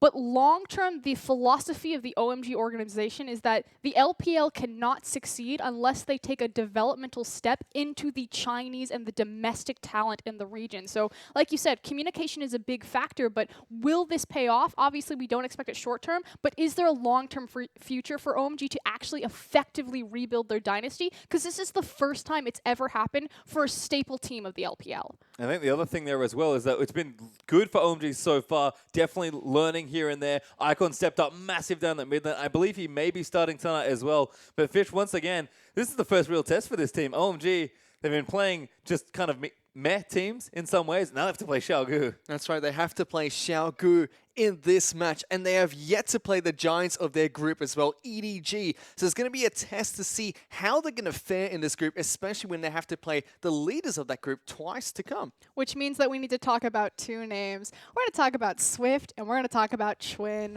Obviously, Chwin, formerly of LGD, is now the starting jungler for OMG. They had Fishball for a little bit. I miss you, Fishball. Chwin is very funny. Okay, so the stats between Swift and Chwin are awesome. Swift obviously has the highest gold intake, highest kill participation of any jungler in the LPL right now. No-brainer. Xiaogu are just storming through this region.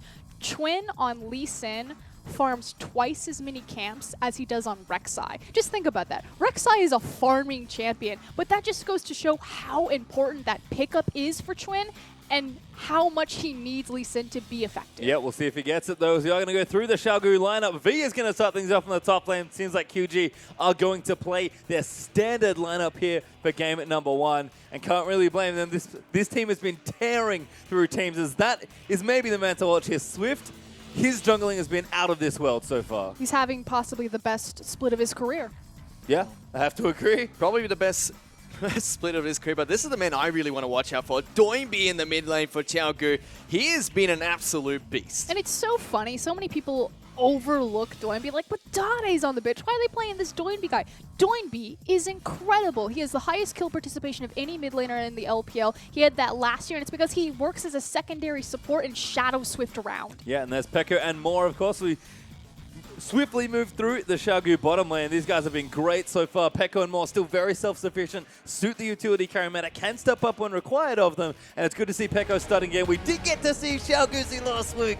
See if he plays in game 2. So no Uzi coming in for game 1 for Xiaogu here, but Pekka still, he is second on the rankings for Xiaogu, only losing to Uzi himself, who has only played 1 game. He's been a fantastic, safe AD carry. It's such a funny history between Uzi and Pekka. If you guys don't know this, Starhorn Royal Club, after Tabe retired, Uzi moved into the mid lane because he refused to play with any other support than Tabe. And guess who the AD carry was that took over for Uzi? Fish. It was Fish. It was TNT, or now known as Pekko. It's consistently, historically, and this isn't the first time that this has happened, Pekko has to play second fiddle to Uzi. Well, a different lineup there. Actually, we're going to go through the OMG lineup as we swap sides. Dark will actually be starting in the top lane today. So Xiang absent, at least for the first game. I don't mind Dark. Obviously, I think that Xiang has more synergy in terms of the team, but when you completely gut your team and rebuild it, it makes sense to go with the talent. Well, Xuan there as well, arguably the veteran on the lineup at this point, has been jungling very well on his select champions, like you mentioned. We call it a statistically relevant champion. Well, looking good there on the Lee Sin as Icon, been statistically relevant on lots of different champions, to be honest.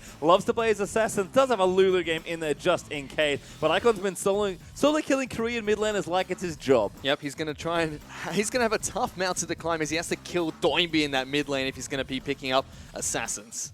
And again, that's not Smiles, that is SMLZ. He's the AD carry there. And the big thing about SMLZ is he was actually considered the Wei Zhao protege if you go all the way back to his career. And unfortunately, SMLZ partnered with Lu down there, never made it connect. He never kind of ascended to his throne. What's interesting is statistically, he has the highest gold share of any AD carry in the league. This is a league with Uzi and Pekko rampaging through the LPL, and it's SMLZ. He also has the highest gold discrepancy, CS discrepancy at 10 minutes, and it simply just goes to reinforce this narrative that SMLZ doesn't fight, all he does is farm. It's going to have to show, in the game though, it's going to have to show us if he can take that gold discrepancy and that massive amount of gold that his team gives him to use in the game to help his team out. The answer is no, but yes, we want it. Going to be a challenge here. So you're going to get into the draft for game number 1. Xiaogu over on the left. OMG going to be on the right here for our first one. Lulu, Alistar banned away. Victor and Gangplank actually banned by OMG. That's what I'm talking about. Victor was supposed to be the surprise one, not the Gangplank. The Doinby respect. Yep. Like, Swift is a god, but people are overlooking Doinby. And this guy, like, if Swift is having possibly the best split of his career, obviously he has a much longer standing career than Doinby, formerly of CJ Entis. But Doinby is definitely making his mark on the LPL. And I love the Lee Sin ban here coming out from Xiaogu. They don't want Tran to get his hands on that champion that, like you said, he's been farming so much more on Lee Sin than he has on Rek'Sai. I just don't even understand how that's possible. It's like he forgets how to jungle if he's not on Lee Sin. But what's funny about Chuen is his second most played champion or not most played champion, but just role in solo queue is Graves. You have to remember, his best friend is PYL, the support of LGD. And so when they duo queue, he'll often play AD carry. So it's beneficial for Chuen to have all these Graves coming into the jungle. Well, see, Corki actually banned away, so Graves could be a thing, but that's an insta-lock of the rise from Xiaogu. And fun fact, this is not that scary in Doinby Sound. Oh, I'm sure he's very good at it. This is V's champion. Yes, it is. This is the 6.1 patch as well, so Ryze has yet to be touched with those heavy nerf bats. He still has that massive spell rotation. When his passive is up and available, we're going to have to see how he can use this up in the top lane. I expect we'll also see Doinby look towards that Lulu, especially if Icon wants to be so bold and take the Zed in second rotation. That would be a no-brainer. Take the Lulu, you counter the Zed, but more importantly, you give Ryze that intro into a team fight by allowing him to have the whimsy movement speed. Well, we'll see what OMG do want to take away here. I do agree it would be a little bold to take Zed this early, but Kalista seems fine. And with Lee Sin ban, it could be a jungler here for Xuan as well. He's going to be Kalista locked in. Will they take the Graves to pair with it? Will be a pretty strong start to the draft. If so, it looks like they are going to take it. Again, the fact... Oh! They tricked me. It is Thresh, actually. They are actually going to pick up the Thresh and Kalista bottom lane. Alistar was banned out by Xiaogu. So they are still going to go with a very strong bottom lane pickup of Thresh and Kalista. This leaves their options available for the top jungle and mid in the next 2 rotations. I say at this point you pick up Trundle. We already know that Moore is a playmaker. He can pick up the Annie, but Trundle just fits so much better into this meta. Again, allowing that armor penetration, especially if they're going to take a flex pick in Ezreal, so they could potentially have double AD carry. But more importantly, that mechanic of the pillar on the Thresh Lantern. Yep, have to see if they do want to play that there for more. This looks like Swift might be securing his champion. Has the option of Nidalee, it was hovered by Xuan, so we maybe thought about taking it away. Graves open as well, don't forget. And Xiaogu may just lock this down. Lulu was banned, did forget that one earlier, so can't be as good of a pairing as it would be, can't be selected here. But Ezreal, Rek'Sai are the picks. These are great for Xiaogu. Swift's most played champion is Rek'Sai. It was the same thing for him last split. And again, when you think of Swift, you think of a super aggressive jungler, but Rek'Sai just opens up so many creative ganking paths for Swift to really get his team snowballed and rolling. And you have to understand, nothing happens without this man. If Swift decides to kind of turn more cacao style and do that power farming early game, then nothing Xiaogu they sit and wait. But as soon as he gets involved, everything explodes. OMG are going to lock in Elise and Poppy as their next 2 picks in the rotation. So they're not going to be going with that Graves jungle, and they're going to leave their last pick to counter whatever Xiaogu throw at them in the mid lane. Chwin has never been a great Elise player. We'll see if he's fixed that up over the Lunar New Year, especially facing across from Swift. Well, let's see if he can actually use that Elise to farm a little bit more than his Rek'Sai does, because his Elise Sin stats, like you've been telling us, have been a little bit crazy. I don't really mind the farming, to be honest. I just want to see him get aggressive. That's when Chwin has really looked great in the games that he's been playing. He's been able to really lock people down. But QG do need to finish their draft. OMG with a counter pick. Looks like it's going to be mid lane, just based on the picks so far. And we'll see if Doinby's just going to go back to the old faithful. You know it's going to be Zed Doinby. He wants the assassin. We're going to have an assassin versus assassin matchup. Well, Braum picked in there as well. So Xiaogu, pretty solid team. I love Pekko's Ezreal. That was the last AD carry that both the Xiaogu AD carries played when they had their last 2-0 just before the break. And it's already being hovered. Lua's like, Icon, I'm pretty sure I'm giving you this. You want this, right? And I'm pretty sure Icon's like, let's go. Oh. Okay, so here's the thing that's very unique about the QG Reapers is how their game speeds up and changes when Doinby does get his hands on LeBlanc. So they've actually adjusted to the new meta because obviously Xiaogu had this issue where they wouldn't play until late. They would constantly lose the early game. And that's still somewhat indicative in their averages. They actually, at 15 minutes, they stay relatively close to their enemy teams in gold. But the disparity at gold at 20 minutes is just massive. So there is a point when Xiaogu decide to just turn it on. When Doinby plays LeBlanc, though, the games go much quicker. He really stands up and he takes over Swift's job as being that enabler for the team. Well, we have to see if Doinby can still do that and make the games faster for Xiaogu here, as he's going to be running into Zed in the mid lane, who is going to be the final pick for OMG, and they'll be given to Icon in the mid lane. So like you mentioned, Pastry, we're going to have both the assassins in the mid lane trying to out-assassinate one another. I love it from Icon. He's got so many notches in that blade now that he's starting to strike away. He has slain so many top-tier mid laners since coming into the LPL, but we'll see what he can do here versus Doinby, a top opponent indeed. You see the lineups there quickly on your screen. Ryze, Rek'Sai, LeBlanc, Ezreal, Braum, and Poppy, Elise, Zed, Kalista, and Thresh. Strong stuff on both sides, but V's Ryze also has to be respected. Again, these 2v2s, not in the bot lane, but in the mid jungle are going to be the featured matchups for this. Icon is an up-and-coming star. Like you said, he's been taking down mid laners. Doinby is just next on the list. But can he do it with Chwin versus Swift? Well, we're going to have to find out. So we're going to get into our next best of 3. It's time for Game 1.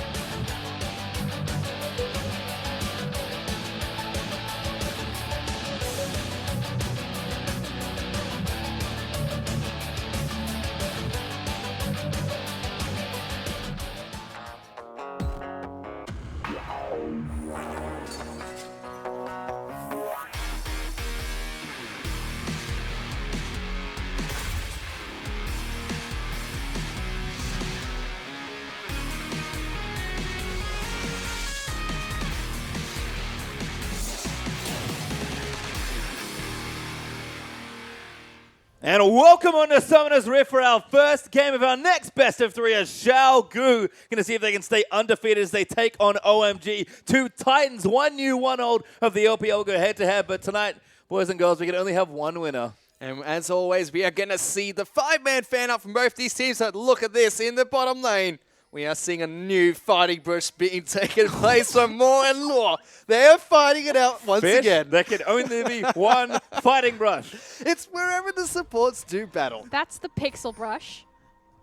Just so we're clear, fighting brush gets to be refuse. the one on the back of the red buff. It's wherever the supports do battle because they just want to kill each other. You have to think about how boring it is to just sit there and Why do take you care of your AD choose all carry. the boring lanes? You're like, top lane Maokai, that's my favorite. Supports, bring it on. Well, Meanwhile, we have Zed LeBlanc in the game. I was going to say, I'm going to be watching this lane because Icon has been doing so much work on these assassins versus, in particular, Korean mid laners, it seems like, got a number of solo kills to his name already in OMG. They've been on the rise. We'll see how much work they can get done here. Xiaogu are fearsome oppositions, the only undefeated team left in the league.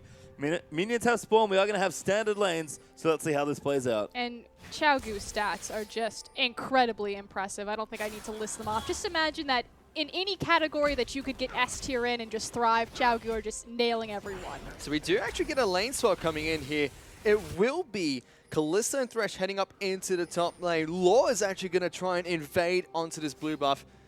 Actually whacks that camp, trying to pull it backwards. There was actually a very interesting article that was released recently on the different metas that is evolving between Group A and Group B. OMG are the primary drivers for lane swaps in their group, whereas Xiaogu have actually lane swapped 9 out of their 11 games. So they actually are a very high lane swapping team. We don't get to see it this time around, but we'll see how they kind of react to OMG. So I was fairly certain that we were going to see some sort of lane swap, and how QG do this is actually very unique. And I do like the isolation of the mid lane, but we'll see how, as a team, Xiaogu are able to pull this off this time around.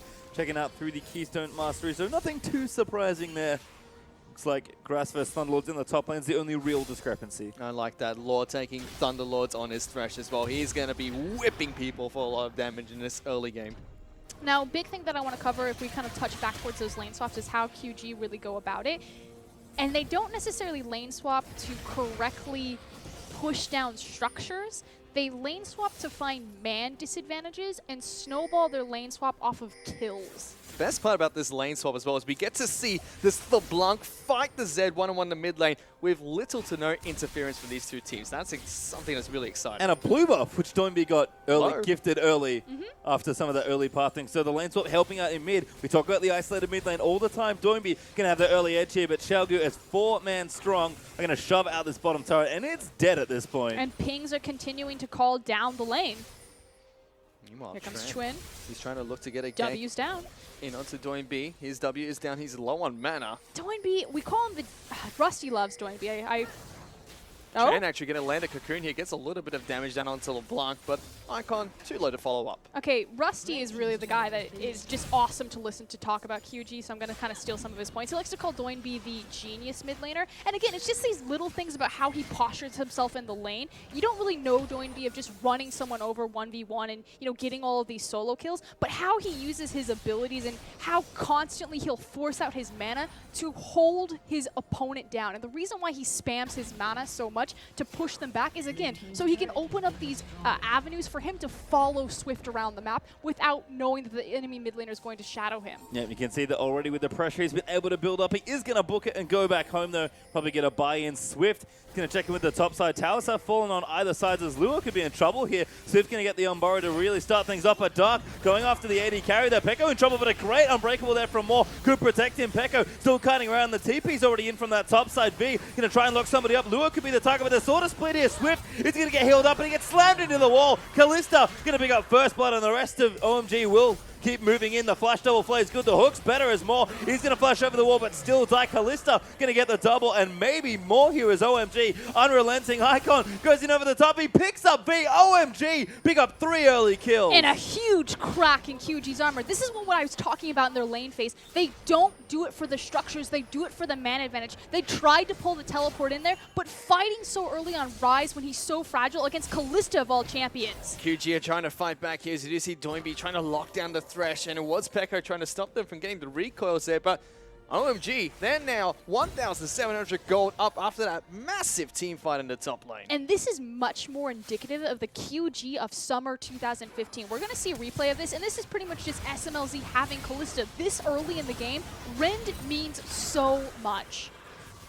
You see the rest of this team fight takes place. You're just able to get this nice flash play here. Locks Pekko and more down, forcing the flashes. And look at Icon. Icon just goes so aggressive. Flashes over the wall, uses his shadow to get past and picks up another kill. Well, I'm just so proud that SMLZ picked up 2 kills. well, looking good so far. We'll see what he can do with them. Rico both Swifties in his inventory after that early gift of gold. But bottom outer down for OMG. Top outer down for QG. As Pekko and Moore will stay in this top side. Dark actually teleported up there, so we'll opt into the 1v2 for now, but good tower pressure already for Xiaogu. Going to try and retrieve some of the losses they just suffered in that team fight. And that's really massive for Kalista, especially because it is a Swifties meta, but more so the upgraded tier boots really help out on her passive, the Martial Poise. It allows her more distance and to get her auto attack off faster so she can hop around quicker. Meanwhile, as you take a look at the mid lane here, Doinby going toe-to-toe with Icon. Icon does have a kill to his name, but they are still relatively even in farm. But Doinby still coming out of top on these trades. Swift is trying to try and get a gank in the mid lane. Every time you look at Doinby, he'll always be low on mana. He's going to constantly skirmish and give Swift these opportunities, and that's why he does it. Well, Dornby can't capitalize on that one as Swift makes his way in.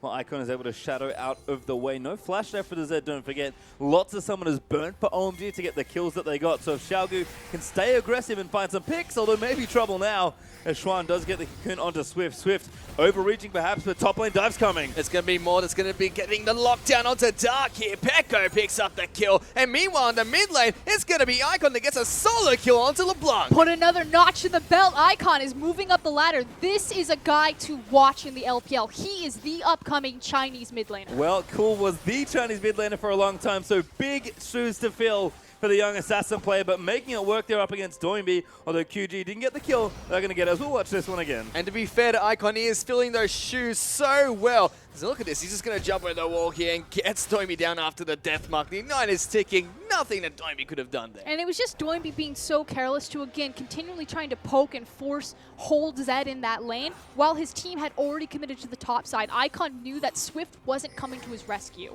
No, certainly not that time.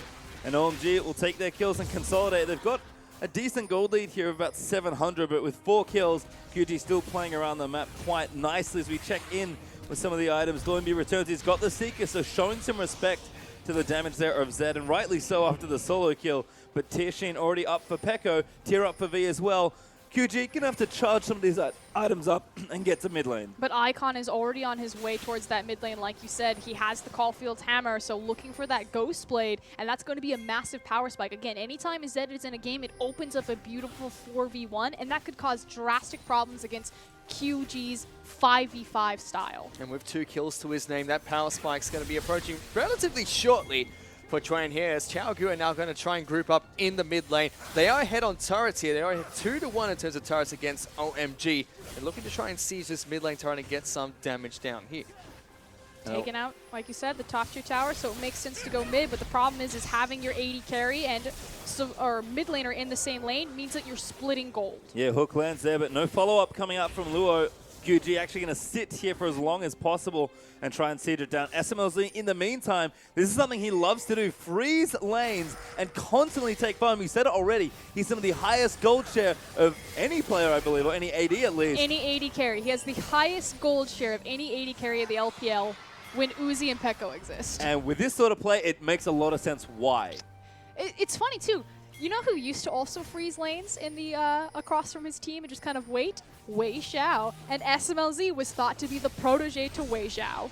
On the mid lane, does look like we have a little bit of an ARAM going on here, as Dornby is going to get hooked after using his W. Death must be popped up to LeBlanc. Pekko's already trying to kite backwards, and now they're going to try and turn this one around. Dark is in here as well. Swift getting a lot of damage down onto these OMG members, but look at this. Icon's going back in, gets a kill, tries to get the kill onto Swift. Nice flash cocoon coming on. Pekko's going to go down as SMLZ joins the fight late. This is disaster. The fact that SMLZ is picking up free experience and free farm and then gets to join that fight on the back half and pick up a kill, incredible. Icon is going off.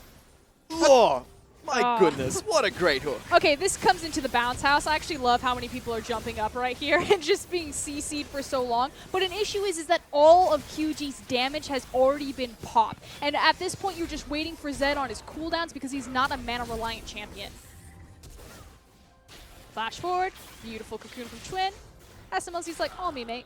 Yeah, slight miscommunication there because everyone else turned away as soon as Xuan flash cocooned him, but does nail the skill shot, secure OMG more kills, and this is something we've started seeing. You mentioned, Frost, that this is a new OMG, a very old organization, but completely new roster. No legacy players on this lineup anymore, and honestly, very young players across the board.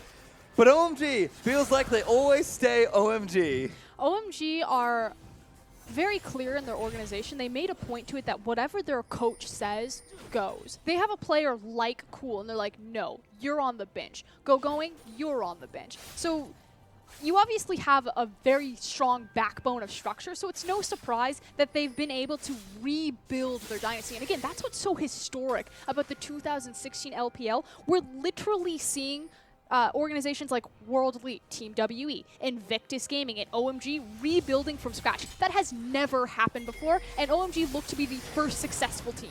And on the bottom lane here, Swift's actually going to get jumped on by Icon. He's popped the death mark onto this Rex side. He's getting taken down incredibly low. He's going to go back to a shadow as Tran. He's trying to pick up the last bit of damage to the Swift. He's been exhausted though. Takes the lantern, trying to get out there, but here comes Doinby. He picks up 1 kill. SMLZ is going to throw Law into V here, who is supercharged, but OMG's health bars are diminishing as it's only the AD carry that is desperately trying to run away. Swift is a god. There's no, that was a highlight reel and a half. That guy played that so well. The beautiful unburrow as the animation of the Q was coming down to displace. Oh my, Swift's a god. And we talk about Xiaogu's team fighting a lot and how in games where they're behind, and they got real behind last year in some of those games, they're able to take it out. Team play there from Xiaogu really shone. That was incredible. And look at this. With just one team fight, Xiaogu have equalized the goal lead, despite the fact that OMG have been dominating this entire map up until that point. And again, it's very indicative of QG to fall behind in the early game. They've been better about it in 2016, but 2015 was pretty much a story of winning team fights with 10k gold deficits, so they know how to come back from this. At this point, OMG need to look at their resources. Icon, 3, 1, and 2, has the completed Ghost Blade, so he has so much kill pressure right now. Start up the 4v1. Rise is still weak. There's no one who can match him. Start picking up these free towers and start to even this out. Does feel like we have a bit of a timer on this game as QG equalize the goal with a brilliant team fight, take a dragon for themselves, and now the towers are all square as well, so the game starting to get back towards even, but QG do need some charge up time here. Swift though going to get hooked out. Schwan going to move in with the Cocoon, but not enough to take down that Cinder Hulk side. Cinder Hulk Rek'Sai. I love you, Swift. So good. Bringing it back. Yep. Swift does like... Swift is like the hipster of the jungle. He always does what everyone else isn't doing at the time, I feel like. It's just, he always does exactly what his team needs, and I think that's why QG are so successful, is Doinby and Swift will change their roles in a certain sense to fill whatever QG need, and they just have such a great supportive cast behind them in a low econ AD carry like Pekko, formerly TNT, like V in the top lane.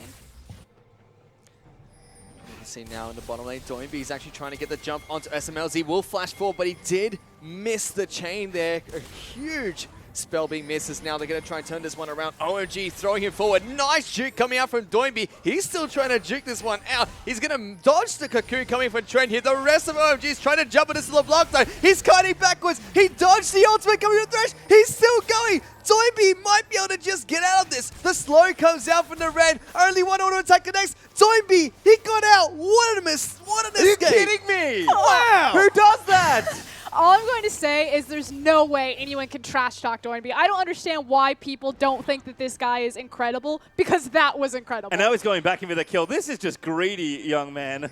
But he's going to go for it. No, he doesn't want to go for it. He realizes now that he may have made a mistake.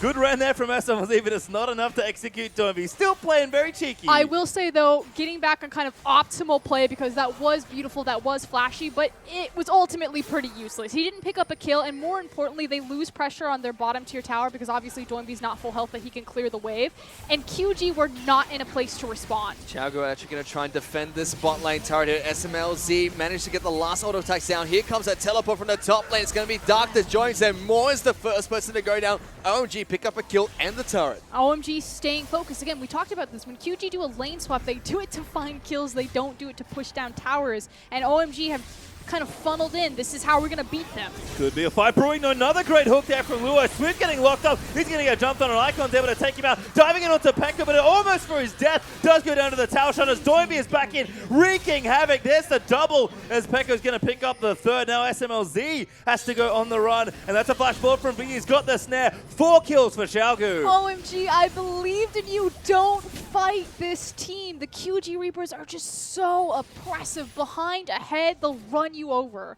And now it's 9-9 in terms of kills as well. Dead even once again. Xiaogu just one team fight, pulling it back. And let's take a look at this fight. I mean, this pretty much all started because Chwin got forward and tried to initiate the fight. Icon takes way too many tower hits going deep on the death mark. And from here, Doinby's like, what up? You didn't kill me with the Callista. I'm back, ready for more. It is clean up at this point. Love the flash here from V, just to secure everything towards the end.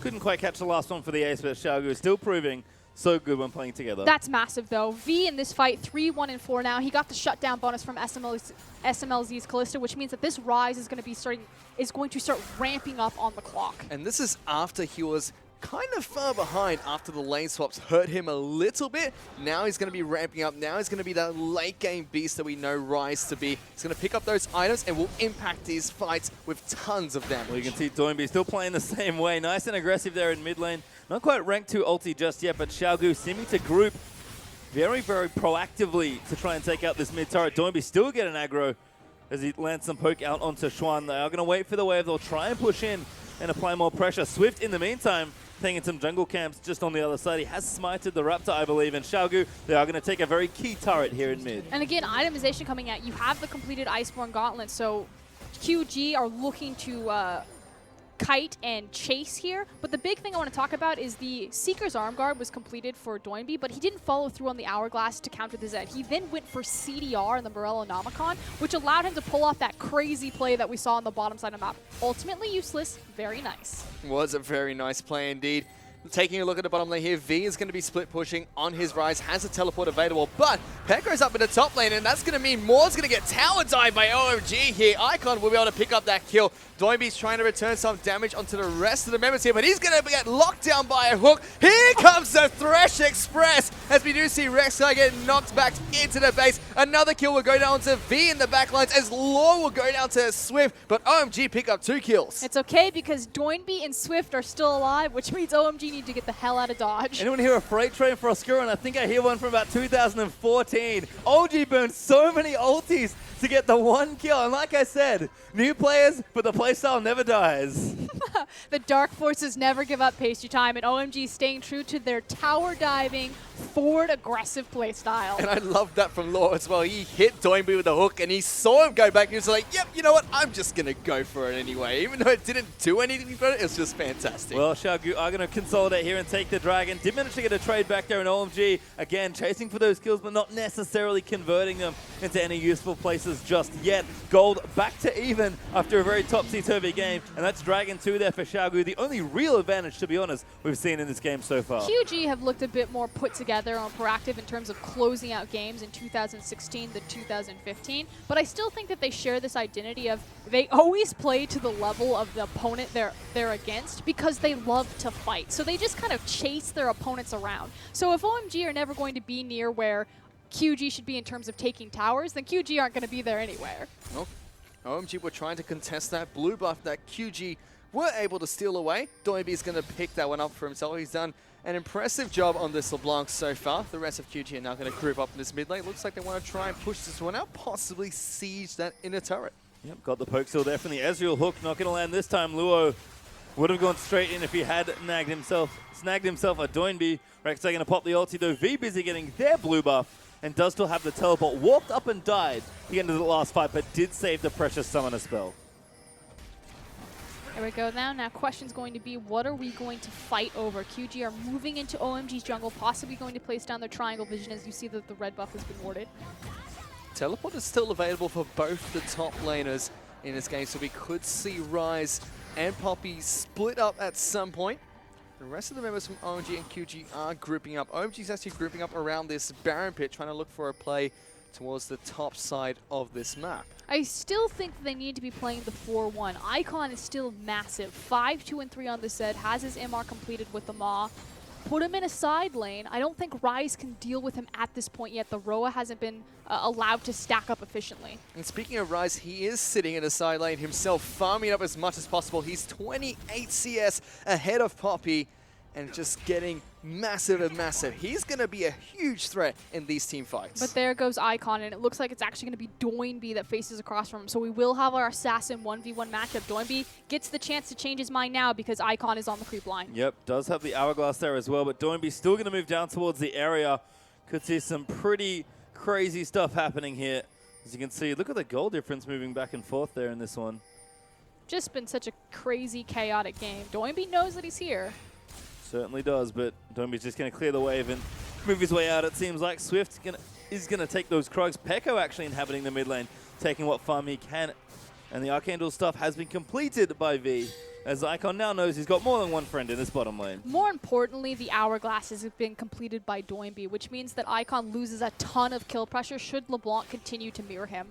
Taking a look at the items really quickly, Thresh has picked up the Aegis of the Legion really quickly here. He does not want Doinby to be dealing massive damage to a team, and at the same time, V can contribute to all that magic damage that QG can dish out. Could be a catch. No, not quite. Good cocoon there from Chuan. Takes the Lantern out to safety to make sure everything's going to be A-OK. But QG still in the offensive. Poppy, he's able to rejoin with that TP. Duck maybe going to look for a flank play here. But Icon off to the side has to be very careful until he enters this mid lane. If they just continue to siege and poke forward, Dark, is he going to teleport? He's waiting inside the base. It is past 20 minutes, so he does have It's the a home guard really passive. deep ward. Here he He comes. is teleporting. Here comes Dark. Poppy's going to be coming in from the backlines here. Icon's moving forward. Lord's only going to get the hook onto more here. Doinby's been knocked into a wall. Has to pop the Zhonya's hourglass. Icon's been locked down. The assassin has been taken down, and only the support has gone down with him. It's going to be Pekka that does get locked down here. He's able to shift out. Double kill going on over to the LeBlanc. SMLZ's in a little bit of trouble here. Rise is going to flash forward. OMG are going to lose this T-fight. Only Trans left alive, and the Ezreal will be able to hunt him down. I still think that was best case scenario for OMG because so much went wrong in terms of target priority there. Pekka will try to chase down the spider, see if he gets him or if he's able to execute. Almost got the ulti actually. No, not quite. Needs a little bit more than that. Very cheeky that. Schwanz still hiding. I think he caught him. Did see him now, but that's a very fast release. And I think Pekka does the right thing and gives up. Ezreal does have his ultimate available. He could go for a cheeky snipe. He knows the repel was just used. Here it goes. Snipe him. Yes, he gets it. Pekka with the true shot barrage. Touchdown. I'm actually really surprised that we don't get a replay. Oh, well. I'm going to break this down anyway. There was a beautiful Zhonya's hourglass from Doinby, and the biggest issue was the target priority from Icon. The fact that the Deathmark went on the target that you knew had the Zhonya's hourglass, and then he immediately W's out because obviously he's waiting for his cooldown while in stasis. It's okay, Observer. I'll forgive you. Okay, here we go. Doinby's locked up. Here comes Icon with the Deathmark, and he's going to go straight into the Zhonya's hourglass. He then backs up. He's got no health, but he waits for this perfect moment where members of OMG group up, and he's going to smack them right there with a double W and takes down another person. Flash forward there as well, just a bit of cleanup here, and then Chuan goes on a wild ride down the bottom lane before finally getting picked off. A huge member of that team fight for me was V there. He was able to lock down Icon and also dealt massive amounts of damage to the rest of the OMG lineup. He was left untouched throughout most of that fight. It's just how beautifully QG fight around the terrain and the vision. Well, they're going to go for it again. Doinby gets slammed into the wall one more time. He's going to get played well invisible in passive, and Poppy going to get the kill. Everyone else going to get moved out there as Pekko's now isolated, but he takes out at least QSS is off the death mark. Pekko, are you joking? Beautiful play from Dark right there. That was gorgeous by Pekko. Completely agree. But to scatter the team like that and to give OMG a skirmish allowed them to take that team fight. And it's the second time that Dark has been able to isolate Doinby against a wall. The first time wasn't enough to take him down as the Deathmark was not enough from Icon to kill him. But this time, enough to just shut down that key assassin from Xiaogu. And you can see it on Doinby's face. He knows. He's laughing. He's smiling. He's shaking his head. Don't worry, guys. It won't happen again. Although, when you're on comms with them and Swift goes in and dies, all he says is, my bad, my bad, my bad. Well, Dragon is going to go to OMG, so they will actually stop some of that snowball around that particular objective. I'm not sure I believe Doinby that he's not going to do it again, though. I think he will. We'll have to see as V still farming up a storm. He's got a QSS now as well. A little bit inefficient, given that he can't really do much else with it, but does need to shake off that death mark. And the threats are mounting here for Xiaogu. Oh, that's rude. Icon's recall going to get cancelled. But that's so important because Icon is very low health, and QG with that are going to start the Baron. Now, Dark knows that it's happening, and Twin is behind the pit. Dark is going to jump into the pit here. Doinby once again gets slammed into the wall, but it might not be enough. Baron's at 2,000 health. Pekka's going to try and take down Tron. Tron has gone down. SMLZ trying his best. Rek'Sai will pick up the Dragon. The Callisto's inside the pit, dealing massive amounts of damage to the rest of Xiaogu. SMLZ is able to carry that team fight, and Echo's the only member left alive. Does he get it? Lord gets it after being thrown off, but Pekko QSS's it off. How are you alive? How did that happen? One Baron's alive. SML didn't follow through. He could still get out of this or try to 2v1. Well, he's going to go in for a Dark. Actually, he outplays the dash there with the Arcane Shift, and he's going to keep going. The minions do way too much damage. He Pekka gets with it. a double. What a god! This is why they have Uzi on the bench. That was an incredible play, using the arcane shift to dodge the Poppy W. I thought he died. I honestly thought he died already. Oh my god. Oh my goodness. I want to see how he picks up this double kill though, because minions. It's the this. creeps. They're in a massive wave of baroned up creeps. Look at how much damage Thresh is taking from the giant cannon creep. He splits the Mystic Shot and the auto attack beautifully. Knows he can take them both on at the same time. What a huge play from Pekko. Oh my god. And every time OMG do something really good and get a good fight, Xiaogu do something miraculous and keep themselves in the game and the objectives nice and even. The best way to talk about the QG Reapers is every single person on this team is a playmaker. You Yes. look across the LPL, they have so many star-studded rosters. You got people like EDG with Pawn and Deft, you have LGD, and the biggest name on this roster is Swift. Swift is going in. Swift is actually going to go in and take down Twan here. The Elise is no match for the Void Puppy, so to speak. But no one knows who Doinby is. No one's heard of Pekko. And yet they continue to pull out these massive plays, even more from LMQ. Yep, and more from LMQ. Looking good here on this team. As Xiaogu, 5-man strong, going to see if they can power down a turret or two. Pekko kept his team a Baron buff, I which got is you actually more. quite nice. Respect. And this tier 2 should fall. It's going to go down, but how much more can Xiaogu get out of this? They're going to look to try and siege up and break the mid. Continue to poke away again. Not many people think of LeBlanc as a good sieging champion, but the poke available with the W is pretty potent. Xiaogu actually going to try and siege up this inhibitor turret as well. Baron's still up. Lord's going to flash forward. Only connects the hook onto Swift. That's not the target you want to be jumping in on, especially since he has been able to complete his Sind Hulk. But I love the confidence on low there. Like this is a completely revitalized OMG. They really struggled for a long time, but it seems like replacing Cool, getting Icon, picking up the veteran Twin have completely turned this team around. They're giving QG a run for their money. Well, they are sticking to what they're known for as well, just going forward and never looking back. Lord, they're just flashing on to a Baron up creep wave, trying to get a hook onto a key target. And this is one team fight away from OMG turning it around. The V is going to start something here, massively running through with the home guards. They have to run out of the way, apparently. Swift, I don't know what you tried to start there. V actually TP'd in, but I think it's maybe to save his buddy. Mistakes were made. Certainly were. Might not be done yet, though. Swift is going to look for the re-engage, and I'm not sure what happened there. Look at that brave little dance-warming or breakdancing trimmer. Toynbee is going to get locked up by the hook coming in from Law, but it's not going to be enough as Trent now, he's getting dived on by the rest of the members of QG. They're going to knock Rise back into the jungle. SMLZ picks up the first kill onto Brob as Toynbee is desperately trying to get into the backlines and assassinate one of the members from OMG. Law gets a nice hook in onto Swift, but here comes the tower dive round number 2 as V is supercharged, slinging spells at OMG and takes down 2 people. Doivy's mechanics right there to go forward with the W, throw the chain, proc back so chain's at maximum range, and then hit the Zhonya's Hourglass, flashes out of the way of the ZQ was brilliant. It was. The poke damage from Ezreal and LeBlanc is winning them this game. And then V swoops in for janitor duty with a big old mop and takes out 2 there for OMG. Xiaogu continuing to snowball this game, but the gold lead actually relatively similar, about 4K up for QG right now. 5-3 in turrets, certainly a big deal, so plenty of room to maneuver around the map. But Dragon will be back in a minute's time. Baron should be in a few minutes here as well. And OMG, you look down the inventories, coffer's quite stacked. Certainly not out of this. One key fight could change it all. And frankly, OMG have to be looking at SMLZ.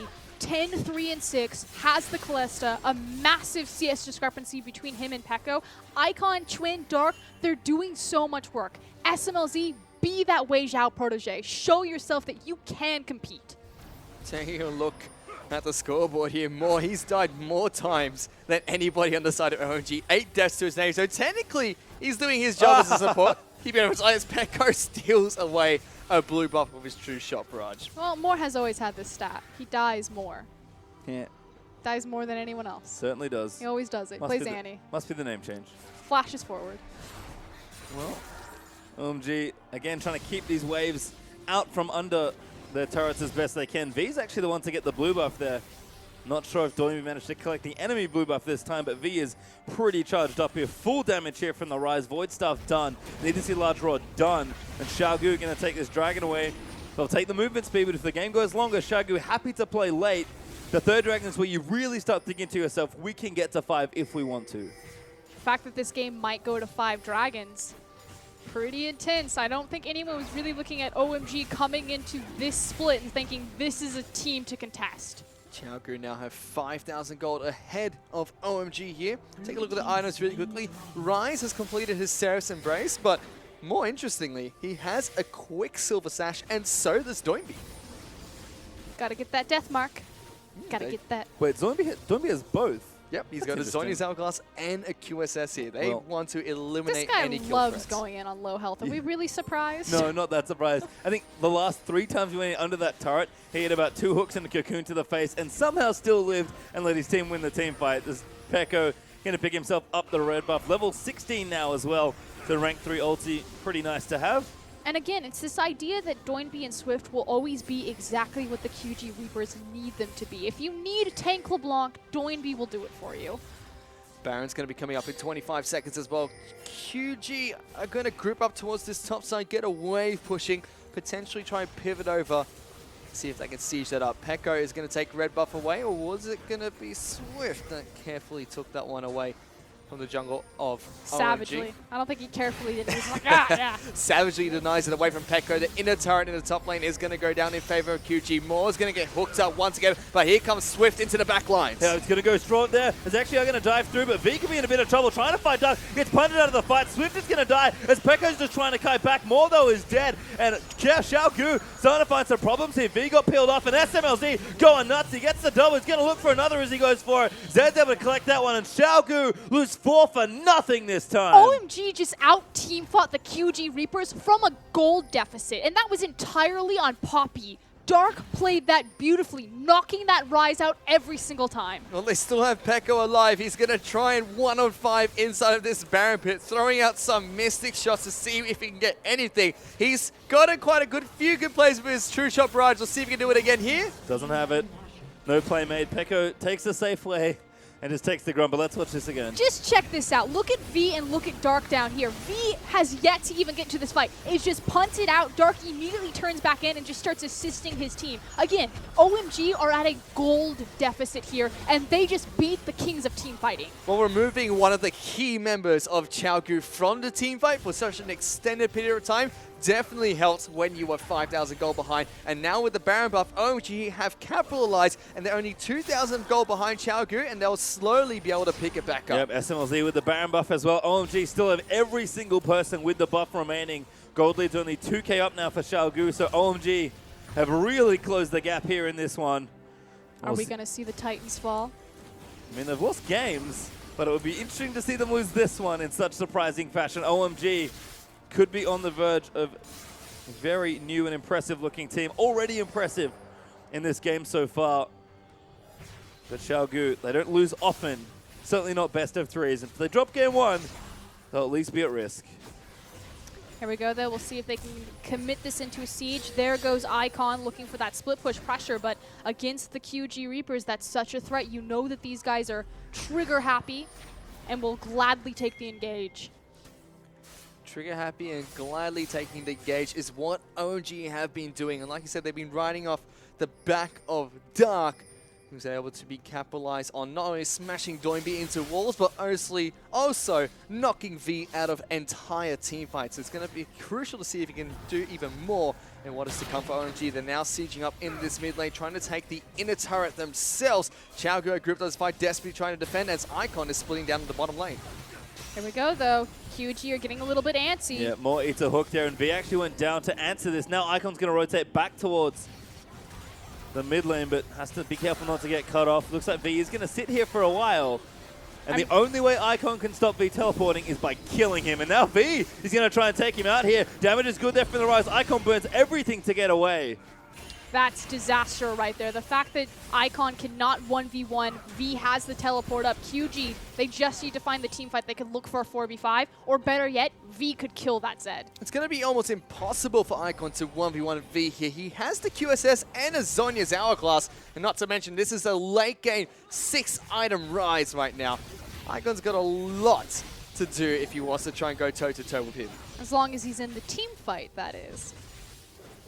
That's as long as he didn't team fight. Dark's been doing a good job of, like we've been mentioning, eliminating Doinby and V, the two magic damage dealers from these team fights entirely. Well, I feel like this is, I mean, you couldn't script a better game in terms of the narrative of this. The fact that this is going to come down to a single team fight between OMG and the QG Reapers, an organization that built their name on their ability to fight correctly and dive towers, versus the new blood up-and-coming kings of team fighting. well, right now it seems like V is going to try and hunt Icon. Split push advantage is in the hands of QG for now because their split pusher gets to have a teleport, and they've got Rek'Sai as well for additional global presence. Icon is going to slink his way back into the shadows and Dragon up in 40 seconds. Remember, Xiaogu can threaten with a fourth Dragon very easily if they're able to take the next one. And again, it's because as long as V is in those team fights, like we said, it's a late game rise. Dark has to be so on point. Likewise, if QG start to move into the Dragon area, clear out this vision, and try to play the pick game, they have a ton of potential to do that.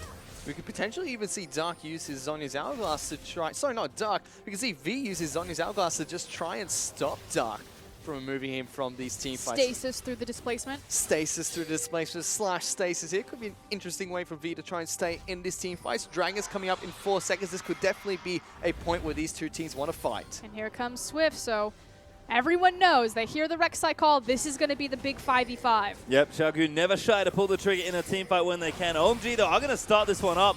Start to get Kallista's spears into it. Pekko is late, though. That's misplayed from TNT. Yeah, and that could be a problem here. Pekko still moving out. Dark's actually going to run down for now, but the Dragon is going to go over to OMG. Swift going to eat a hook to the face, and Lua's going to fly straight in. True Shot Barrage is there, but Swift is already quite low. The Deathmark is going to get used on him, but the Exhaust is down as Dark in the backline trying to wreak havoc. Doinby dives into the front line once again to try and do something. The Mimic will die, and Xiaogu already losing. Pekko has to kill us that off, but Schwein is going to die. Icon going to go down as V starts to explode. SMLZ does get a kill onto the Braum, but V's doing way too much damage. SMLZ might actually be able to move this out. He's 3v1 right now. They will take him out. That's an ace for Xiaogu. And that looked like disaster initially for QG. The fact that Swift was forced out of the fight so early. The fact that Icon is forced to Deathmark, the only member practically on the team that doesn't have a QSS or a Zhonya's Hourglass. Pekko is playing these team fights phenomenally. V is doing most of the hard work, standing on that front line, setting the line of scrimmage, but Pekko is dancing beautifully around this. And with these Death Titans, Xiaogu could potentially take the game here. We have Swift rejoining them in the mid lane. They've taken down the inhibitor. They're working on the Nexus turrets, and with that one and final team fight, Xiaogu have been able to pick up game 1 against OMG. The QG Reapers go back to 2015 form. They win it late game in a 5v5. Yeah, one fight to rule them all. A Xiaogu classic, but OMG put up a very impressive fight there in game number 1. You can see heads hung a little low right now, but they should be impressed with how they played with such a young roster in particular. I'm impressed with how they played. That was incredible from OMG. We haven't seen that level of talent from them in, I mean, it's been probably close to a year. Yep, I think so as well, but Xiaogu still staying very, very strong in their particular games. Again, I believe they've lost at least one game, but we're going to take a couple of replays. This game was filled with highlights. I mean, it was effectively highlight reel for Doinby and Swift for the longest time, but this first initial fight, OMG collapsed so beautifully. The fact that SMLZ left farm to join a fight, I'm so proud. I promised myself I wouldn't cry. Well, you can see the solo kill as well. Icon did get his signature at this point. Another solo kill onto a Korean mid laner in the LPL. And Lua's hooks were phenomenal this game as well. Lua's hooks were fantastic. He caught out Doinby so many times whenever he used his distortion. He was able to hook him not only in the spot that he reached, but also if he were to mimic backwards. Great plays from him. I love Icon in this fight, though. The flash forward from Chwin immediately turns around. SMLZ is like, it's okay, guys. I'm here, bro. Yep, managed to get in for the last hit. As even more action coming out. You can see Icon able to chase down Swift, but Swift played this so well with the tunnel, very cheekily in the mid lane. Oh, and that beautiful displacement into the exhaust. Just excellent stuff there from Xiaogu, and a great way for them to end the game, but I have to say, it almost felt like it was a little too hard for Xiaogu, and you mentioned this, Frost, they like to sort of move down to the other team's level. I feel like they just made that game harder than it needed to be for themselves. Yeah, and I agree, and it's kind of indicative of QG's style and It's hard to explain. They follow their opponent because they love to 5v5. That's always going to be the core identity for the QG Reapers. So if they're playing a really macro-oriented team or a team that's very good about map movements, QG will suddenly look so much better in their macro play because the enemy team will be in the right place and suddenly QG will be there too. But they're not there for the structures, they're there for the blood. And on top of that, because these two teams wanted a 5-on-5 so much, we got to see Dark come out massive in all of those team fights. They were able to lock down Doinby on LeBlanc. They were able to knock him to the wall so many times. And they also able to knock V out of team fights multiple times. Dark was a huge factor in those team fights between OMG and QG. Yeah, have to really look at the strength of Poppy there and the strong draft from both the sides. I honestly thought that V was going to run over that game on Rise, and he did do the heavy lifting towards the end of it. It is one of the nice things that Xiaogu can play with carries in every role, like Frostgoon already mentioned, but V's Rise wasn't the super scary Rise we maybe have seen before. And I'm glad that you're alluding to the fact that Pekko was a primary carry and really the bridge for the QG Reapers to close that game out. You think about all the team fights that they lost, the fact that OMG were able to beat QG from gold deficits in 5v5, but it was just Pekko pulling off these incredible miracle plays that allowed them to stall out long enough to come back in that last 5v5. That's right. He got a nice 2-on-1 outplay up in the top lane as well. In that final team fight when Trent flashed forward to get the cocoon onto him, he was able to QSS that off, shift backwards, and immediately the team fight changed for QG. Pekko was a major factor in all the fights for Xiaogu. And I know we're not there just yet, but I kind of want to see what happens when with the AD carry role, because we've seen Ezreal from Pekko, and it's looked really good. And we've seen it from Uzi, and it's also looked really, really good. So I'm kind of keen what's happening, but we're going to have to wait for that next chapter. We are going to go to a quick break. Will Xiaoguzi make a return in Game 2, or QG going to stick it and try and take the sweep? Whatever happens, it's going to be an awesome second game. Don't go too far as OMG take on Xiaogu in Game 2 just after this.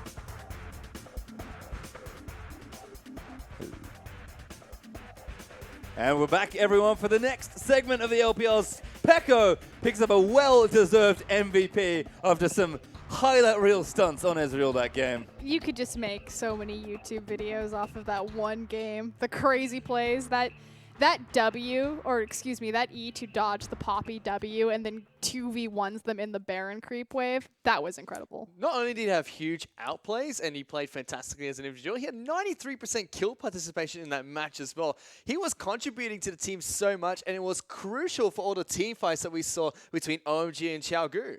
And that's just sort of Peko's thing. He's that low econ carry that always does a whole bunch of work, and he just always finds a way to be relevant. It feels like Peko, who always played well, is just stepping up and carrying even harder when required, and it did feel like it was his job that game to carry super hard.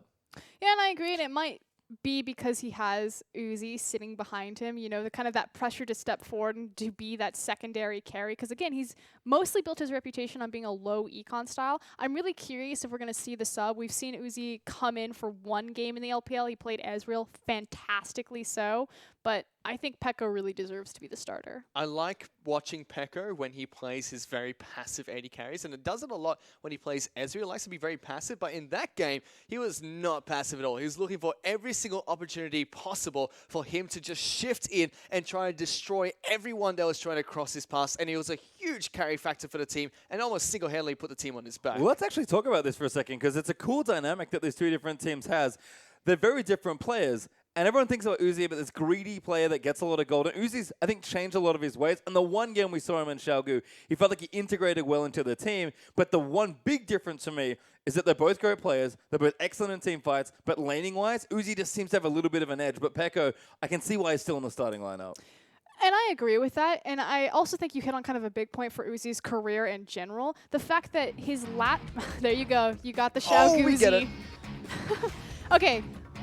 Uzi didn't get to attend Worlds last year, but he probably had the best year of his career. And you could think, oh, that's odd. He didn't, you know, make it to the World Championship again. But it's just how he evolved as a player. He learned how to play dynamically with his team. He learned how to play the Sivir to be that more supportive role, as opposed to being that greedy, give me all of your resources, I'll put you on my back and I'll carry.